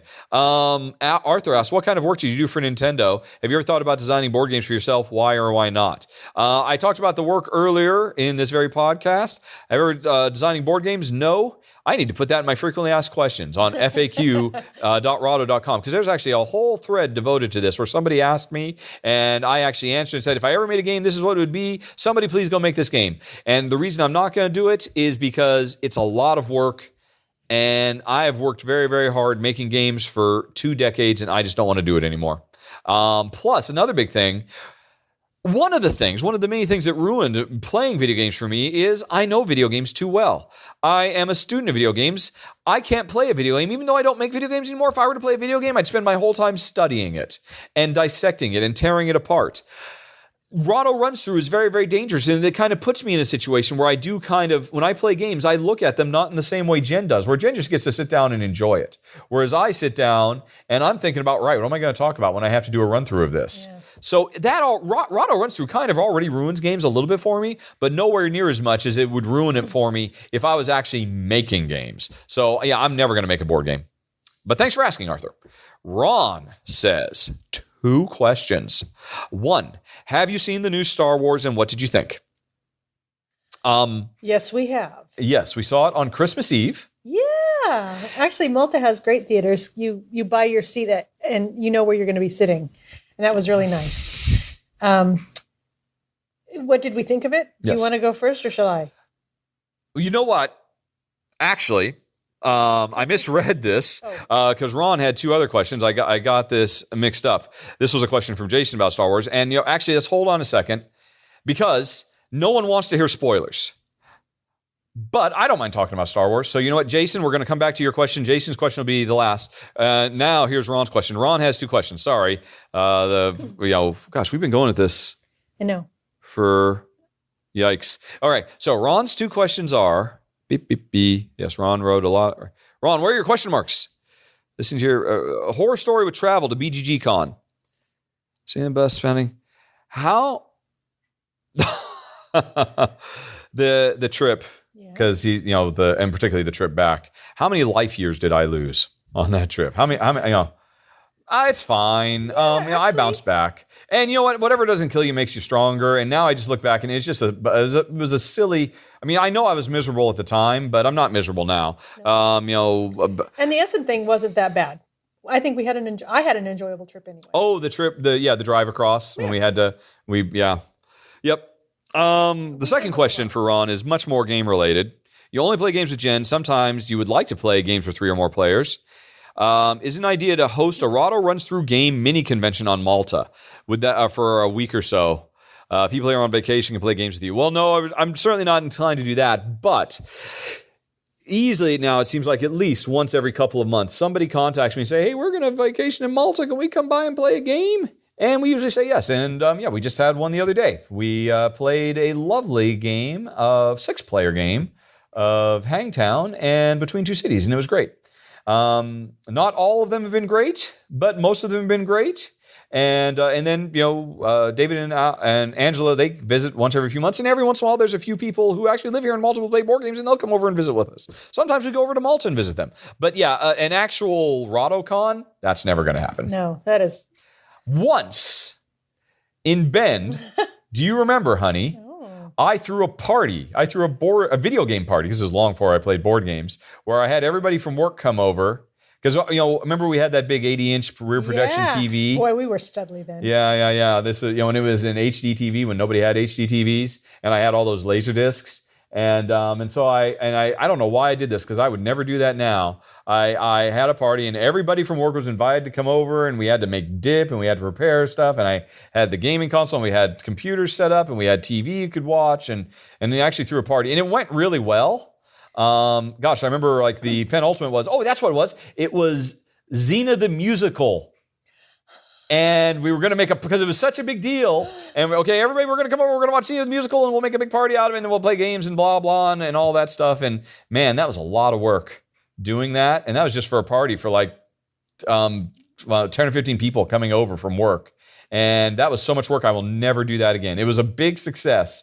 Never again. And that was minuscule compared to whatever doing a mini convention would be. So thanks, Ron, for dredging up all those painful memories of Xena the Musical RahdoCon before Rahdo even existed. No, Rahdo existed because we were playing EverQuest at the time. Yep. But anyway, so that was Ron. Those were Ron's 2 questions. And Jason will come back for about the Star Wars. That'll be the last question. So don't worry, folks. If you don't want to have spoilers, you'll bail before that question comes up. Lucas asks, what does a normal day look like for you? How many games do you and Jen play per day? I guess there isn't any considerable difference between weekends and normal days. That's funny. I've been retired now for a year and a half, and still, whatever. 3 years. However long it's been. Yeah. No. How long have we been? We haven't been here for 3 years. Almost. We've been in this apartment for 3 years. No, you're entirely wrong. Oh. We're just about to finish. We're just about to end our second year here. So I've been retired for almost 2 years. But weekends are still different. We never watch movies on a weeknight. We do sometimes. No, we don't. We almost never do. Oh. And then I say, hey, honey, what do you want to watch tonight? Because it's my job. We have different chores. One of my chores is making sure all our entertainment is queued up, ready to go. There's always something fun to do. Yep. That's one of my jobs. It's good work if you can get it. And Jen never has any idea what's in the queue. But we're couch potatoes. I'm not ashamed to admit it. We like watching the telly. And so I've always got a lot of stuff queued up on Netflix or whatever it might be. And, Jen says, what are we watching tonight? And during the week, we always watch TV shows. And during the weekend is when we watch movies. We almost never watch movies during the week because our whole life has been, we only watch movies on Saturday and Sunday for some reason. And there's no reason for it. All days are exactly the same because Lucas said all days must be the same. But it's definitely different. We still treat the weekend like the weekend, even though it's not. I know you do. You rarely do glass on Saturday and Sunday. Yeah. And there's no reason not to. Saturday and Sunday is the exact same day for us. Yeah, I know. So it's weird. It's a lifetime's habit. It's hard to break. But anyway, a normal day for me is, get up. Normal day, we're going to play ideally 2 games. Some days only 1 game, but ideally 1 session of 2 games back to back. Hopefully 7 days a week. So we're getting on a good week, 15 games played. Now that's not fair. When I say game, I'm talking about like when I say 2 games, I'm talking about 2 hours, 2.5 hours of gaming. So that could be 5 or 6 games if it's a half an hour game. It might be only 1 game if it's a long ass Euro. But hopefully every day we get a good 2 to 3 hours of gaming played, which could be like 2 hours of the same game back to back or 1 long game or whatever it might be. Sometimes we get an hour, sometimes we get 5 hours, sometimes we get none. But on average, I would say it comes out to about 2 or 3 hours a day, every day of gaming. Ideally, I prefer to do it in the morning, and then while the afternoon, Jen will go and make some glass, and I'll film some stuff. This is getting harder and harder to do because now it's winter time. So it gets dark very early, and I do all my filming with just natural sunlight. I don't have any light rigs. So I have to really film in the morning, and that kind of messes things up because that means we got to get that 2 or 3 hours in the afternoon. And once it gets dark, it gets much harder for us to actually play games. Yeah. Jen's brain starts shutting down. My brain starts shutting down. So it really kind of depends on the time of year. Yeah, definitely. So it really kind of mixes things up. But I've tried to describe what our ideal schedule is, but there is no guaranteed set. There is no structure in our lives. Even that weekend versus weekday thing I was just talking about, there is no structure at all. Yeah. But that's the goal. Basically, the shops aren't open on a Sunday afternoon. That's the only structure in our lives. If we need something, we have to go to shopping on a Sunday morning. Mm-hmm. That's the only concern we have. And other than that. Yep. Yeah, I don't know if that answers the question, but yeah, that's something. Okay. Jake asks about sandboxiness, because this has come up recently in a couple of videos. We're almost caught up, honey pie. Almost there. The light is at the end of the tunnel. Okey-doke. ETT, I've been enjoying. All right, so.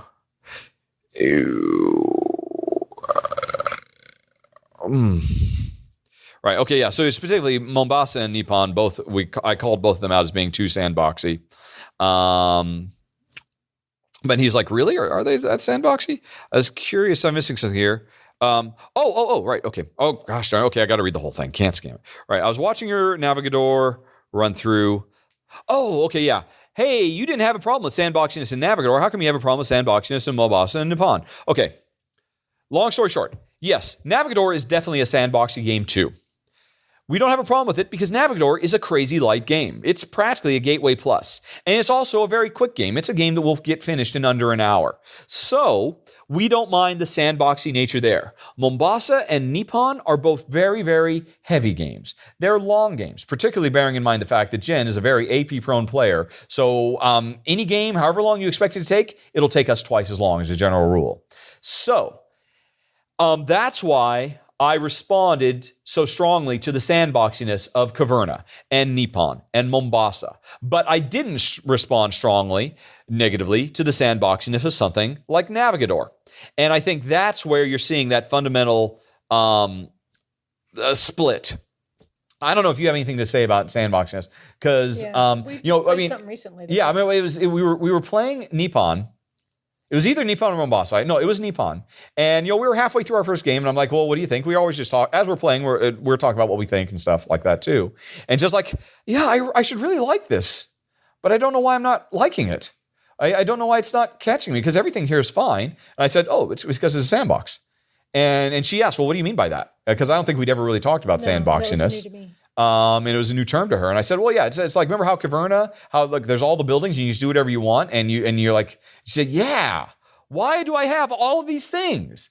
And, and I'd always long suspected Jen felt the same, but after we talked about it, but again, we love Navigator, which is 100% sandbox. Every time you sit down, you're sitting down to the exact same scenario, and it's wide open, and there's nothing pushing you in any direction, but that's a really light, fast game. What about that Western game we just played? With the 6. Hangtown? Yeah. Yeah. I mean, all the that would be way too sandboxy for us. Well, here's the interesting thing. Sandboxiness is a particularly problematic issue with 2 players. And that's why I think Uwe Rosen, that's why I think a lot of people don't mind a sandboxy game, because they're going to sit down with 4, 5, 6 players, whatever. The thing is, when you're only playing Caverna with 2 players, if last time I played it, we did a certain thing and it worked a certain way, it's very likely that if I want, I can do that exact same thing. Yeah. Because I'm playing with the exact same person, it's very likely they're going to want to do the same thing again. If I'm playing with 6 people, chances are, as soon as one person does something unexpected, that's going to have a ripple effect. That it's a pebble in the pond, and everything starts changing. Right. They start taking what you were going to do. Exactly. So Hangtown, which was a very cool little game, but very sandboxy. But every time you play, there's all those buildings. But as soon as one of those buildings is taken, now I have to do something different. But in a 2-player game, it's very likely I'll be able to do the exact same thing if I want. And I could do something different, but the game is not creating a circumstance where it's up to me to solve a new and interesting puzzle, because that's what Jen and I enjoy about. I mean, we enjoy a puzzle to solve. Yeah. All games come down to that. That's why we're Eurogamers and not Ameritrashers. We like solving puzzles. We like sitting down at a table and having a really interesting puzzle to solve. And it's cool that we're both kind of working on the same puzzle and solving it in different ways and seeing how we both deal with the same sorts of problems. But we like it when a game gives us a new and different puzzle every time. When a game sits down and says, by the way, it's like if we got really good. God, what would it be? I'm trying to think of, no, I can't think of one. Like a Rubik's Cube. I can't imagine getting good at solving a Rubik's Cube. But solving a puzzle where, it's the exact same thing and we know how to solve, like playing Sudoku. Yeah. A sandbox game for us is like sitting down with Sudoku for the exact same puzzle every time. Yeah. Or, and like, I already figured this puzzle out. Yeah. And maybe I don't remember all the particulars, but I kind of know how this is going to work out if I play it again in a week. I don't want to play that. I want a different Sudoku puzzle. So that's why game variability is so important to us. We don't want to sit down and see the exact same options, the exact same components, the exact same objectives, the exact same scenarios, because that's like sitting down and saying, oh, hey, it's the same Sudoku puzzle. Well, and also, because we play so many games, when we sit down, we say, oh, well, now obviously this is one route you can go. Okay, I'm just going to go this route because it's not something I normally would do, where you make a conscious decision to do this particular strategy. I'm not choosing that because, wow, this is going to be this is me coming up with a solution for the problem the game gave me. This is me. This time I will arbitrarily decide to be the goat master. Yep. Why? Just because I haven't done it before. There is nothing interesting about that decision. Yep. Nothing at all. It's capricious, it's just a whim, and it's not why we play games. We play games because if I become Goat Master, I will solve this problem. And so we want the game to create a situation where Goat Master is the perfect solution. And now, if a game sits down and you know what, Goat Master is great every single time, well, then we don't want to sit down and play that game. Yep. And that's why we don't like a sandbox, unless it's so cool. And Navigador is a really cool game. It's the one with the big rondelle, and you start out in Europe and you have to sail down around Africa and you go over to the Far East, and you're building ships, and and that's just a really fast, fun, very intense, quick engine building game that is very satisfying to play. So in that game, even though it's a pure sandbox, we will put up with it. We don't like the sandboxing nature. We wish it wasn't, but the game is so good, we will put up with it. In much the same way as we don't like rolling dice in Claustrophobia to resolve the bad guys. Fighting each other. We'd much rather it come up with a really cool, or like Legends of Andor. Legends of Andor is very cool. I wish it didn't have dice. I wish there were other ways, more clever and interesting ways, rather than, it does clever things with the dice, but I wish there were other ways it would do it. But Andor itself is so good, we will put up with the dice. We will put up with the sandboxiness, and if it's short or quick, not if it's big or heavy. There's one sandboxy game we'll put up with. It's a big, heavy game, and that's Ora and Labora. And the only reason we'll put up with that is because two things. It drip feeds us the sandbox, because you start out with, hey, there's a big sandbox. It's going to be the exact same thing you can do every game, but there's only, at the beginning of the game, there's only these 4 choices. You only have these 4. So we're going to constrain you. And it does have to be capricious. I do have to say, okay, this time I'm going to do the lighthouse. I've never done the lighthouse before, let me do it. But as soon as I do that, as soon as I make that one decision, everything's going to go in a different direction, because that game will see, even though it's a big, wide open sandbox, it will seed very quickly and branch very quickly. Normally, in a game like Hangtown, the game we played the other day, you need a lot of people at the board for it to branch out and do other stuff. Caverna won't branch out unless you have a lot of players, or at Labora will. That's our thoughts on sandboxiness. Most I've even ever thought about it, quite frankly. But thanks for your question. So now Jake. You've got a new term, the branchiness. The branchiness. How branchy is it? Yes. Right. So let's see here. This is from Scott. What do you remember about working on Bubsy 3D? Possibly the worst PlayStation game of all time. Well, no, I mean, at the time it was labeled, I think, the worst game of all time by Electronic Gaming Monthly. Obviously that's bull crap. I'm proud of what I did in that game. I came in, that was my first job as a video game designer. I was a junior designer. I had no actual practical experience, but the entire team didn't. It was a team of very talented developers. Every single one of them had made a career of working in the prior generation, working on Nintendo, Super Nintendo, PC, working in 2 dimensions.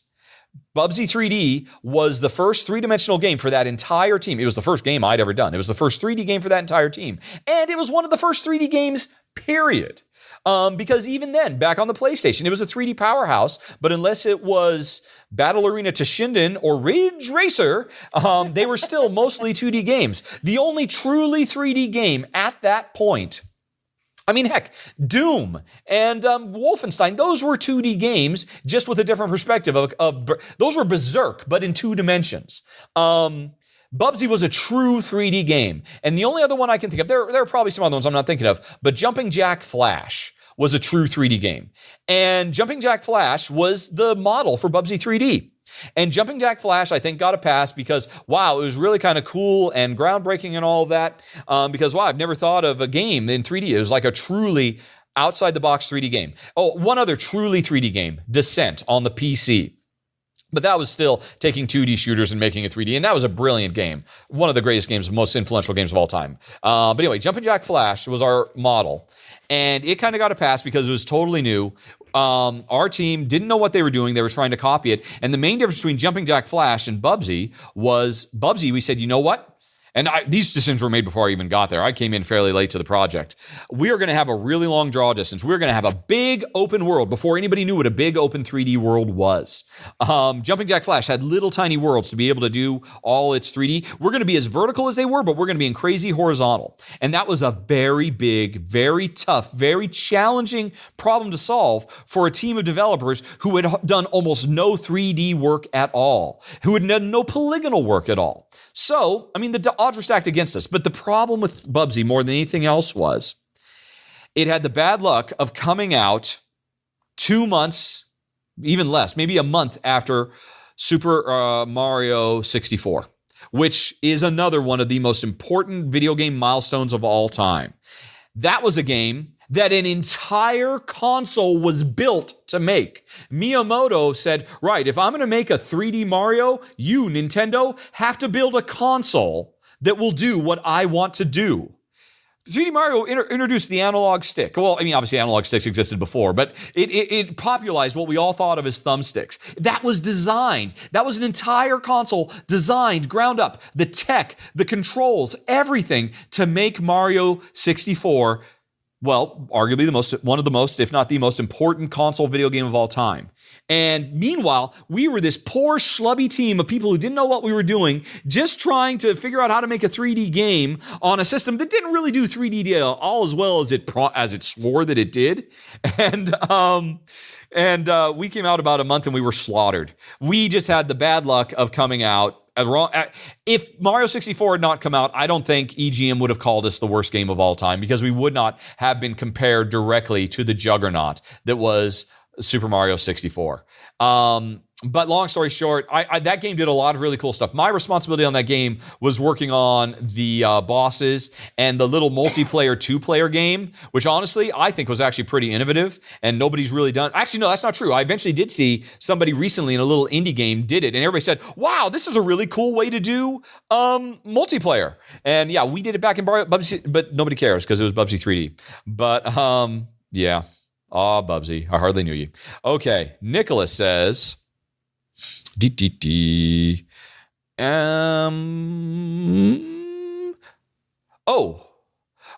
he's asking about Spirits of the Rice Paddy. Rice Paddy, I raved about at great length. And when I did the run through for it, I talked about it in a previous podcast, was really, really super stoked for it. And yet comes to my top 10 of the year and it disappears. No mention of it. What happened? You seem to enjoy the game immensely. Now it appears your opinion has changed. Why, if anything? Particularly because they actually made an official Rahdo variant. You think that would make you like the game more, because they actually did a variant in the rules to address the one shortcoming we had for the game, et cetera, et cetera. So now this is an interesting question. I'll answer it on a broader scale, but this is a broader topic. Here's the thing. Spirits of Rice Paddy is not in my top 10 because I do not have a copy of the retail version. I have only ever played Spirits of Rice Paddy in a prototype form. Jen has only played it in prototype form. I am not going to give it a ranking. You will notice it is not in my list of ranked games because I have never played the final version.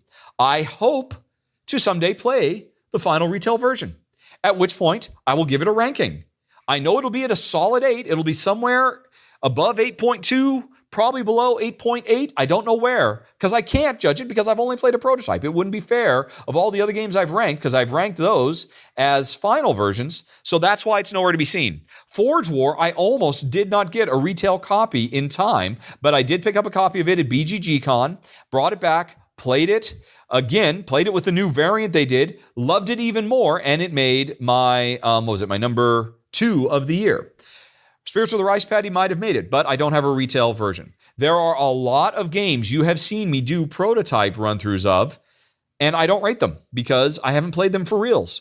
A prototype run-through, I mention this because it's a broader topic. Every time you see me do a prototype run-through for a Kickstarter game, I think those do a pretty good job of getting an idea of what the game feels like, because the game, if it's on core, it's not going to change its feel. But I can't comment about what the real game is because I haven't played the real game. So that would be my answer to your question, Nick. And it is a phenomenal game. This is the game, you remember it, Honey, where it's a farming simulation, but we're growing rice. And remember, your patties, you kind of expand them and the water starts filling and you have to create the sluice gate so the water goes from one place to the next to the next. And once it's done with yours, the leftover water will come to mine, and you had the spirits that give you all kinds of cool superpowers and stuff. Yeah, it was a really, really, really good game. Yeah.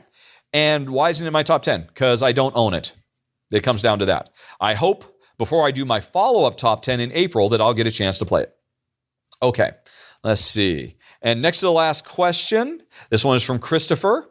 This actually was a conversation I was having on YouTube earlier today.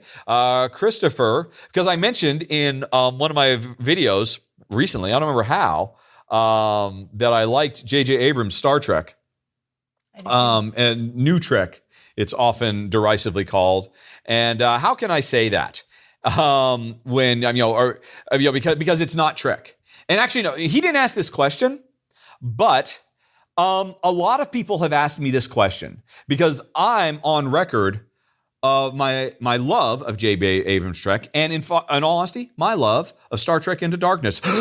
Gasp. And a lot of people have... Nobody's actually officially sent a question to questions@rahdo.com, but so many people ask me about this. I figured I'm just taking Christopher because he asked me about it on YouTube, and I kind of answered there, but I figured I'd ask. And that's a good segue into the last topic. What about J.J.'s Star Wars? Okay. Here's what I got to say about J.J. Abrams' New Trek.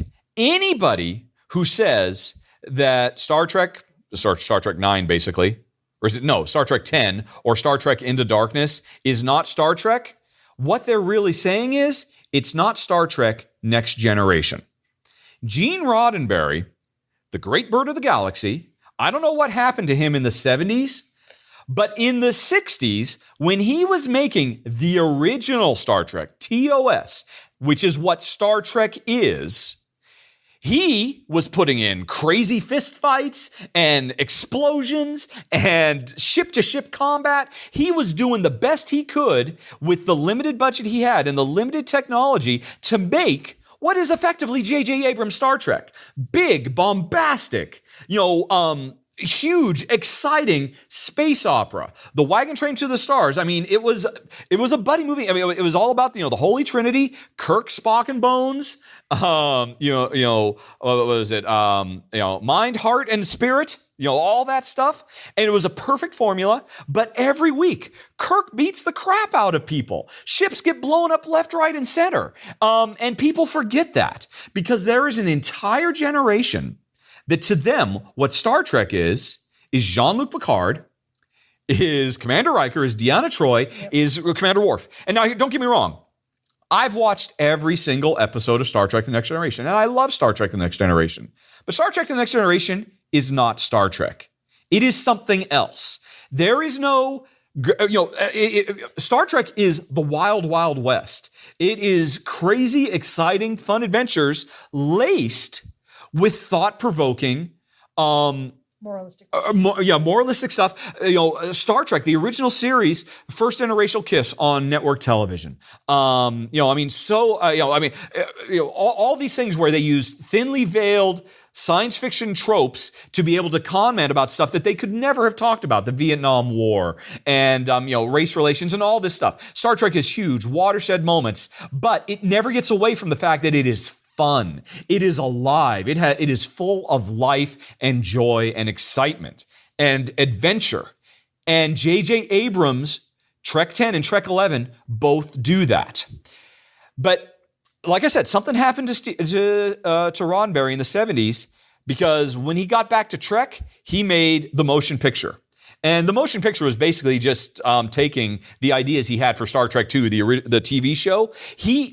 That's when he introduced the concept of, in the future, there is no money. In the future, human society is perfect and there is no conflict. And because there was some of that in the original Trek, but that was not the truth. I mean, people got paid when they worked in Starfleet. People had day-to-day worries. And, the crew of the Enterprise, they were not perfect humans. But Roddenberry decided, no, I want Star Trek to change. I want Star Trek to be about this perfect egalitarian future where everybody is perfect, everybody is measured and calm, and every dispute is resolved in a sit-down committee around the big conference table. Remember the conference table in Star Trek The Next Generation? If you compare Kirk and Scotty and Bones and Spock sitting around, and Sulu and Nurse Chapel and whoever sitting around their conference table in original Trek versus the conversations you have in Next Gen. The term navel gazing comes to mind. There's a lot of navel gazing, a lot of poet, philosopher, warriors. That's what Picard is. There's nothing wrong with that. There's a lot of empathy, and I sense this. Yes. Oh, the fact that they put a ship's counselor sitting next to the captain, that would not do in original Trek. That has no place.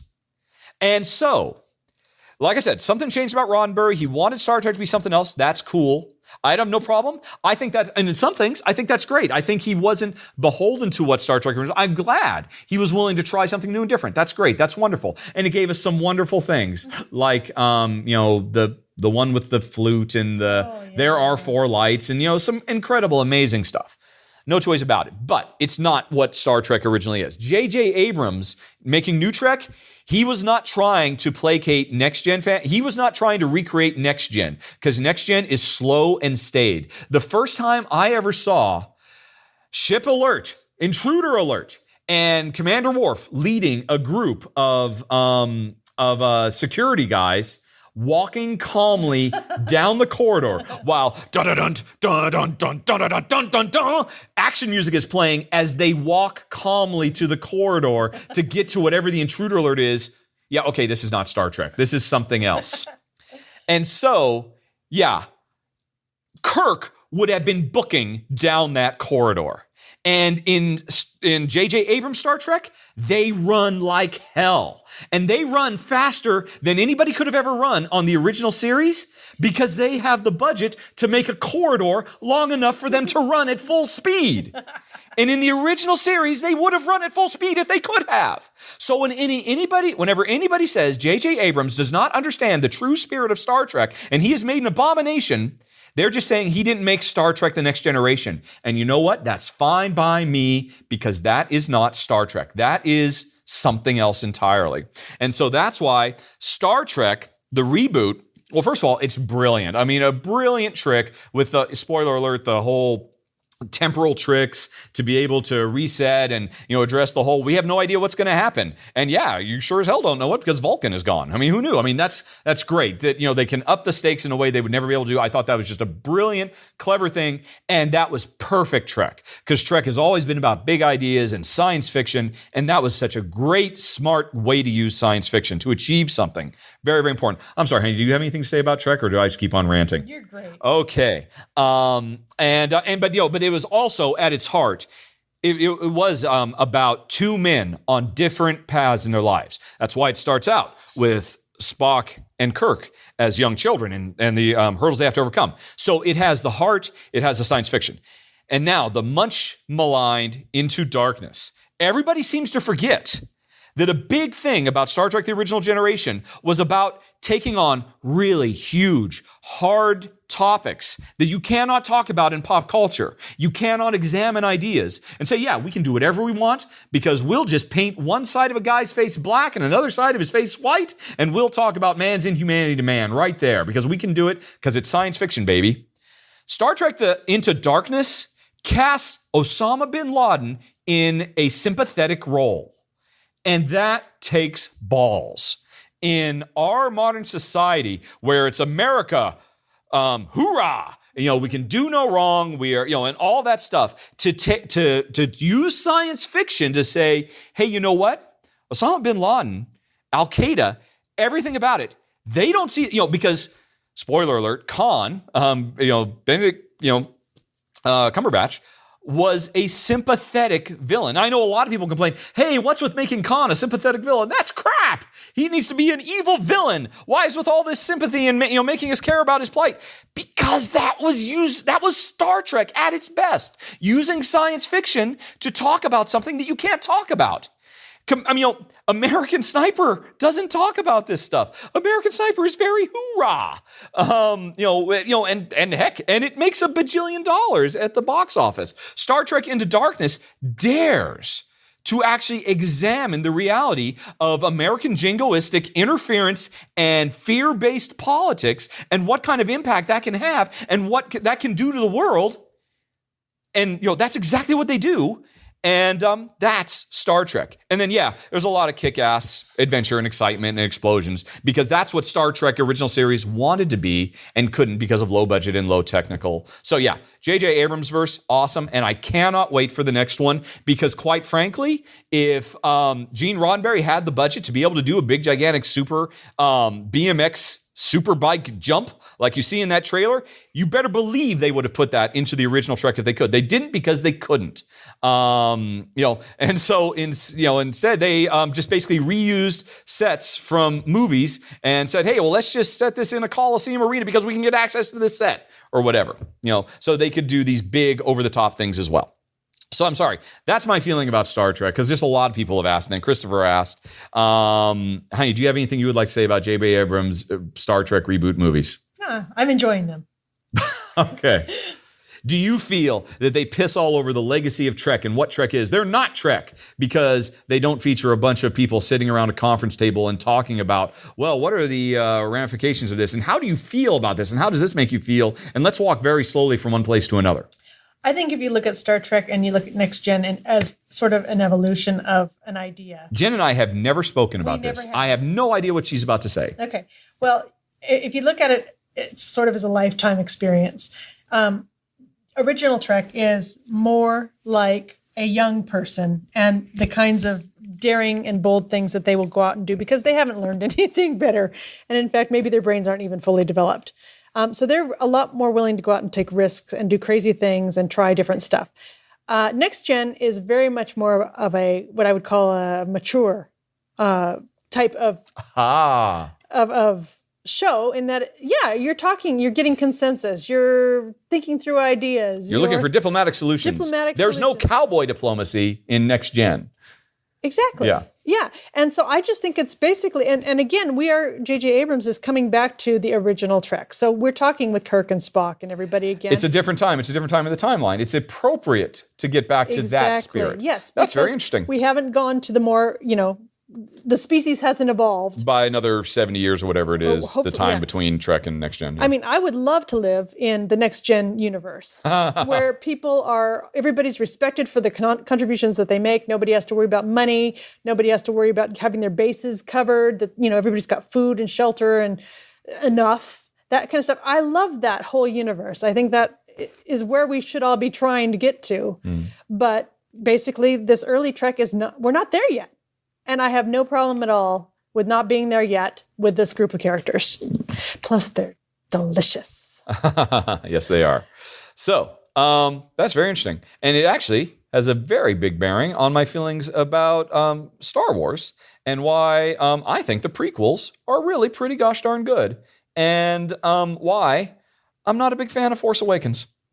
So, last question. I think it was Jason asked, what do we think of Force Awakens? Jen and I, we went and watched it on New Year's Eve. And by the way, I don't think we're going to talk about big spoilers. We're not going to get into particulars of, and then X happened. And then remember when Y happened? We're not going to do that. So if you're worried about spoilers, I don't think we'll never do anything like that. But we will. I mean, I don't know what Jen's going to talk about. We haven't talked about this at all. But I will definitely talk about my feeling about the structure and the meaning and the and the comparison between it and the others. So tune out now because there's not going to be anything else we're going to talk about now except for Star Wars. Your call in 5, 4, 3, 2, 1.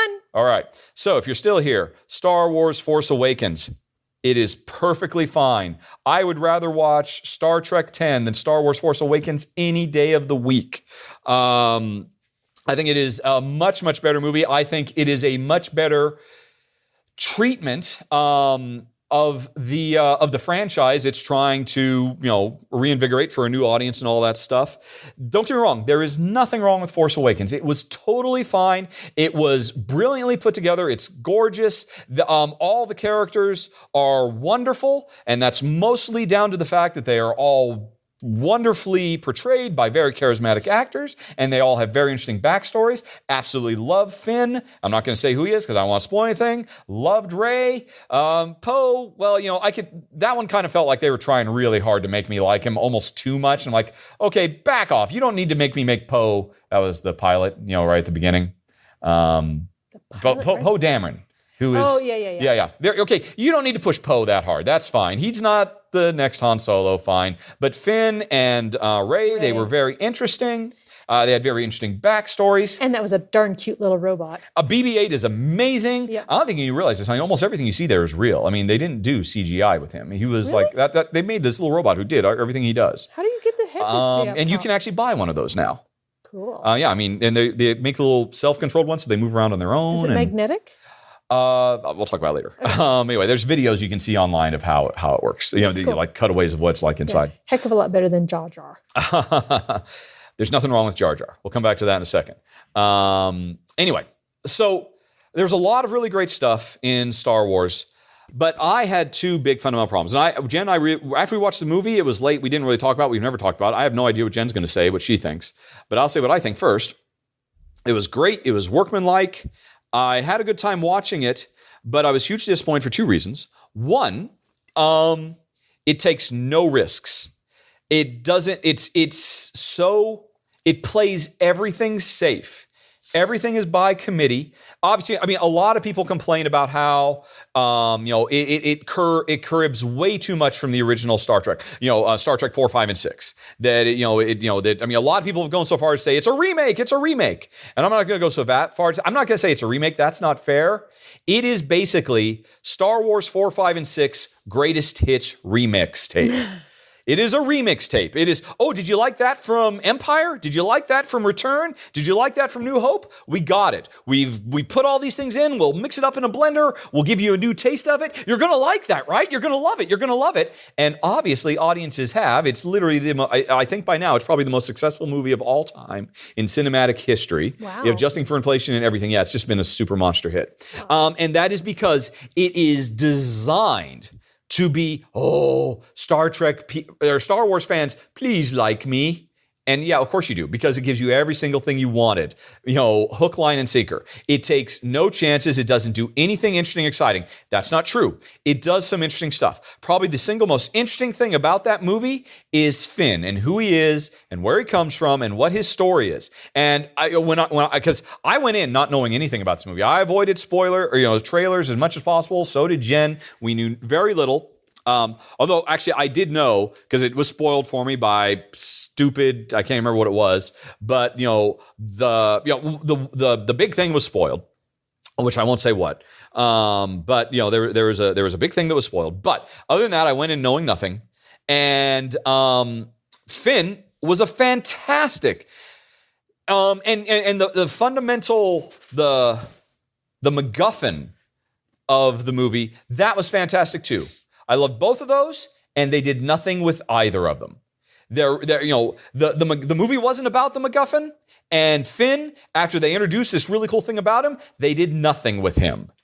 And there was so much cool stuff there. They could have done something really cool and interesting and brave and exciting, like what I just talked about. Star Trek Into Darkness did brave, interesting things, but they did nothing. They played everything safe. And now what that meant is they made a perfectly entertaining movie that didn't screw up anything. It made no mistakes. But you know what? It's easy to make no mistakes when you don't take risks. Star Trek Into Darkness takes risks. And every single one of the Star Wars prequels takes huge risks. And because of that, they make a lot of mistakes. But the Star Wars prequels, to compare that to Force Awakens, like I said, is just a remix of Star Trek 4, 5, and 6. The Star Wars prequels, Lucas said, I'm going to do something new and different. There's a line from Obi-Wan Kenobi in A New Hope, talking about lightsabers. It's a more elegant weapon from a more civilized time or something like that. That's, there's this one line.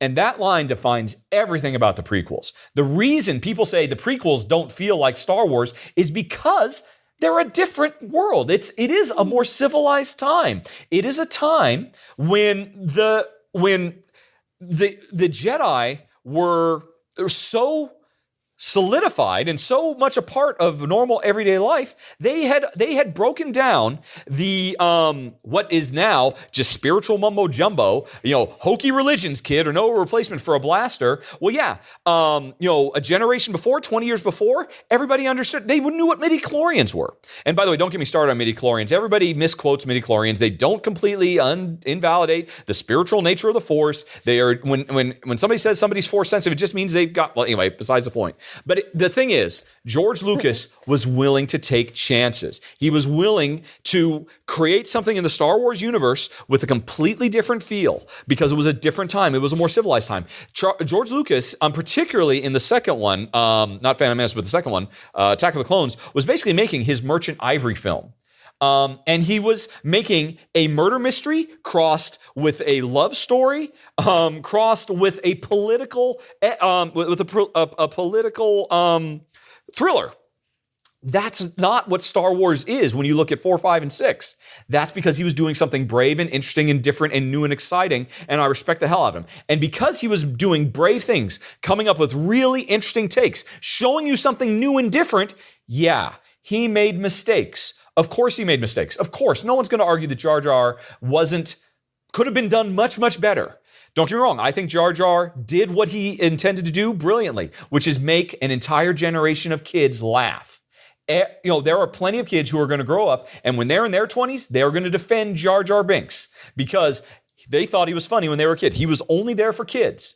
And he did fine. And he could have been done better. A lot of things could have been done better. The only mistake George Lucas made in the prequels was not teaming up with Lawrence Kasdan to clean up his dialogue, as far as I'm concerned, because I think all the plot beats are great. They are interesting. They introduce us to new, different sides of Star Wars. They fulfill that one line from Obi-Wan Kenobi in A New Hope, an elegant weapon from a civilized time. Oh gosh, okay, all right. Okay, I have to disagree with you there. Okay, go on. I was very unhappy. Well, no, you were unhappy about one thing. Yes. And I would agree with you that was a mistake, but there was a reason he did it. Wow, we're going deep into Star Wars spoilers. In case anybody hasn't seen Revenge of the Sith, you've seen it all if you're still listening. Yes, honey. Well, no. What do you think about the prequels, except for that one little bit? And we'll come to that little bit. Oh, I know what you're talking about. I know you know what I'm talking about because we've talked about it. Yes, we have talked about that. No, I found them enjoyable. I don't think I look at movies in the same way that you do. I am there much more to enjoy them and to be in the moment and not really think them through as deeply as you do. So, and they were fine. And they were fine. Right, except for one thing. Yeah. What was that, honey pie? Golly, I wonder. Could it be that a very strong female character died of a broken heart of some stupid thing? She sure did. That was ridiculous. Right. A strong. Oh, right. And for a whole new generation of young girls to do her like that, for the medical bots say, there's nothing wrong with her medically, and yet she's still dying. We don't understand. Right. Ridiculous. Now, here's the thing. I will agree with you that was a misstep and that could have been done better. But the thing is, he did that for a reason, I believe. And it was, again, him taking chances. And again, you take chances. Sometimes you succeed. Sometimes you fail. Here's the thing. The prequels are all about... Well, no. The prequels, you can't look at them, if you're really going to pay attention to Star Wars, you can't look at them in a vacuum. You have to look at them as the prequels to the sequel. They give meaning to the sequel that never existed before. Because if you think of the 4, 5, and 6 by themselves, it's just the journey story of a young boy growing up and fulfilling his destiny and all that. But the thing is, the prequels create a meaning for that destiny, which goes back to the prophecy of the Force. Anakin is supposed to bring balance to the Force. Everybody thinks that just means, he's supposed to help destroy the Sith. No, that's not. The Jedi suck.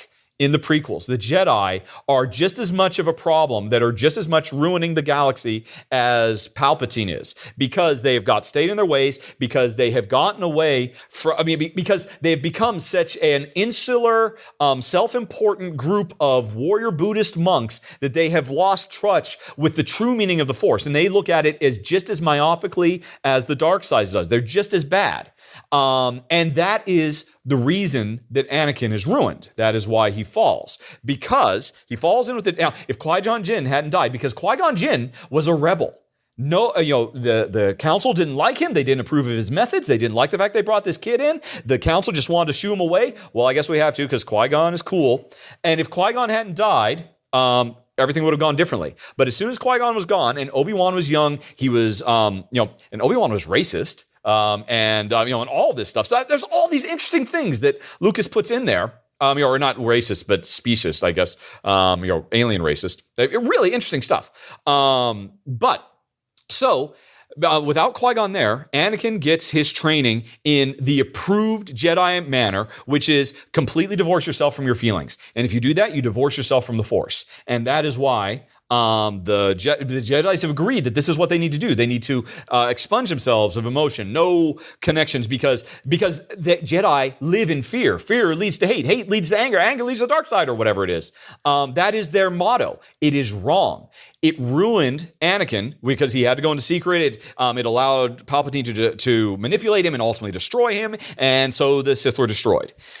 Cut to 20 years later. Luke's journey is not just a typical hero's journey. It was in 1977, but now it is a journey of redemption for his father because Luke does not have the Jedi Council to teach him in the proper way. And in fact, Yoda tries. In Empire, Yoda says, no, do not go save your friends. You have to divorce yourself. You have to stay here and be training. If you go off and do the emotional thing, if you put your friends and the loved ones of your life ahead of my Buddhist monk training, everything's going to be ruined. Anakin didn't deal with that correctly, and everything went wrong. Luke put his priorities correctly. Luke said, Master, I have to walk away. I have to go save my friends. And he did. And Luke basically walked the path of a Jedi that Qui-Gon Jinn walked. Because Qui-Gon Jinn, who, by the way, is such a great Jedi that he is the one who refines, Force ghosts and all that stuff, because he was the one truly in touch with the Force. None of the Jedi Council didn't know about Force ghosts. Qui-Gon Jinn did because he was in touch. So Luke is able to basically atone for the sins of his father, and as a result of that, is able to, allow Anakin, to basically bring. Because Anakin did bring balance to the Force because he got rid of the Jedi Order, which was just as screwed up and just as wrong.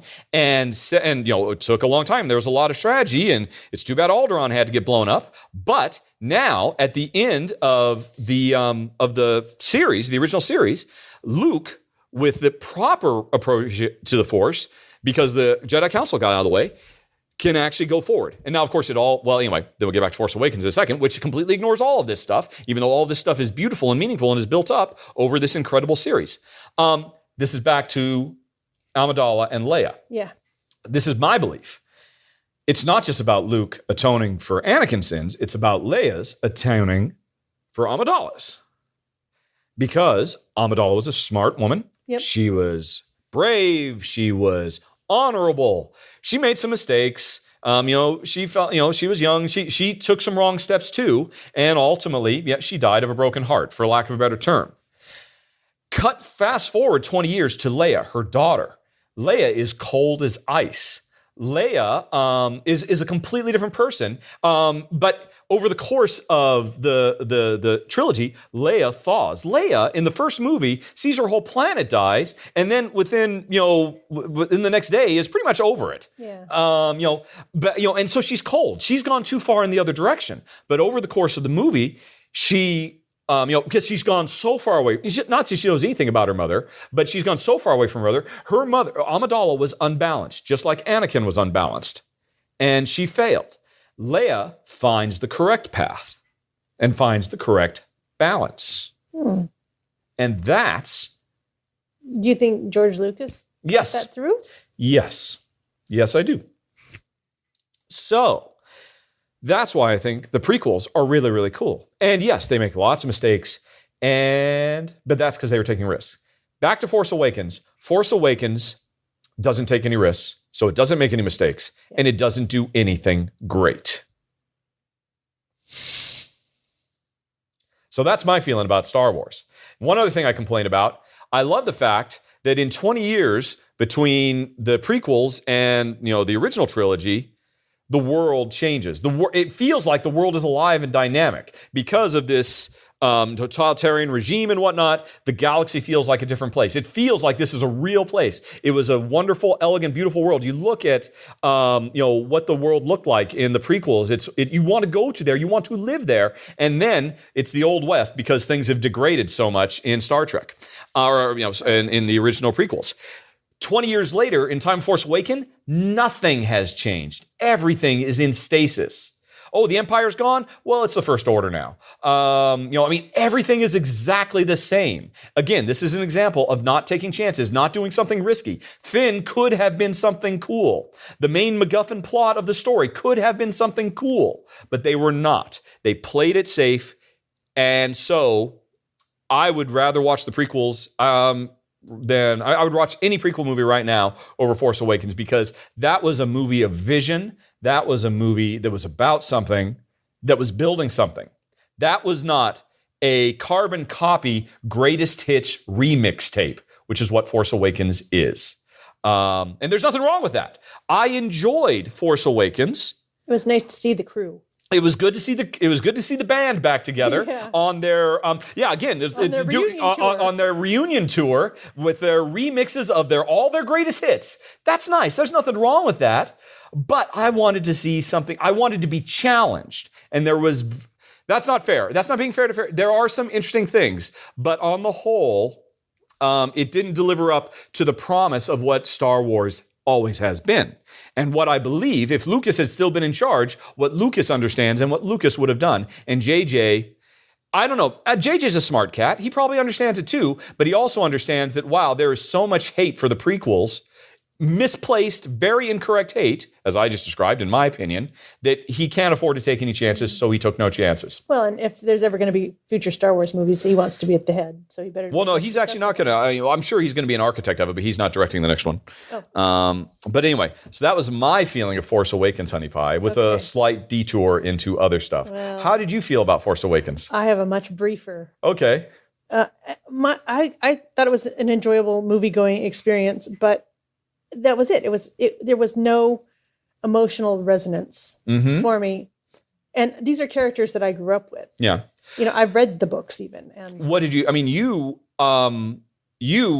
think I showed you one trailer and I'm sure you forgot it. Did you know Han Solo was going to be in the movie? I think you probably had forgotten. I don't remember anything. Right. So what did you think? Oh my God, that's Han Solo. And that's Chewbacca. Yeah. I was like, what? Yeah. And then, I know I looked over when Leia was first because I knew you didn't know she was there. Yeah. And I saw you were smiling big. Yeah. Well, I'm not saying I didn't enjoy it. It was, like I said, it was great to see the crew and kind of catch up with everybody and see what they'd been doing and what they look like 20 years later. And, turns out they were doing nothing. Apparently. It turns out they had been in stasis for 20 years, just waiting, pause, on hold, so they could basically be the exact same characters you know and love, and you completely throw away everything. The fact, everything about that the new trilogy did, Han Solo says, I'm just going to hit the reset button and go back to being Han from A New Hope because everybody wants to see that, I'm sorry, go on. I interrupted you. You were giving your thoughts. No, that's basically it. There were some big things that happened in this movie, and I would have expected them to hit me hard, and they didn't. Yep. There you go. And so that's Jen's... That's disappointing. Yep. So there you go. That is what Jen and I think, Jason, of Yes, Jason. Star Wars, The Force Awakens. And I think that's it, folks. We're going to end it right there. Yeah, I really hope all this stuff recorded because I don't want to do it again. So I'm gonna press stop and see if we didn't run out of space an hour ago. So thanks for listening. Talk to you next month. So long. Bye-bye. Bye-bye.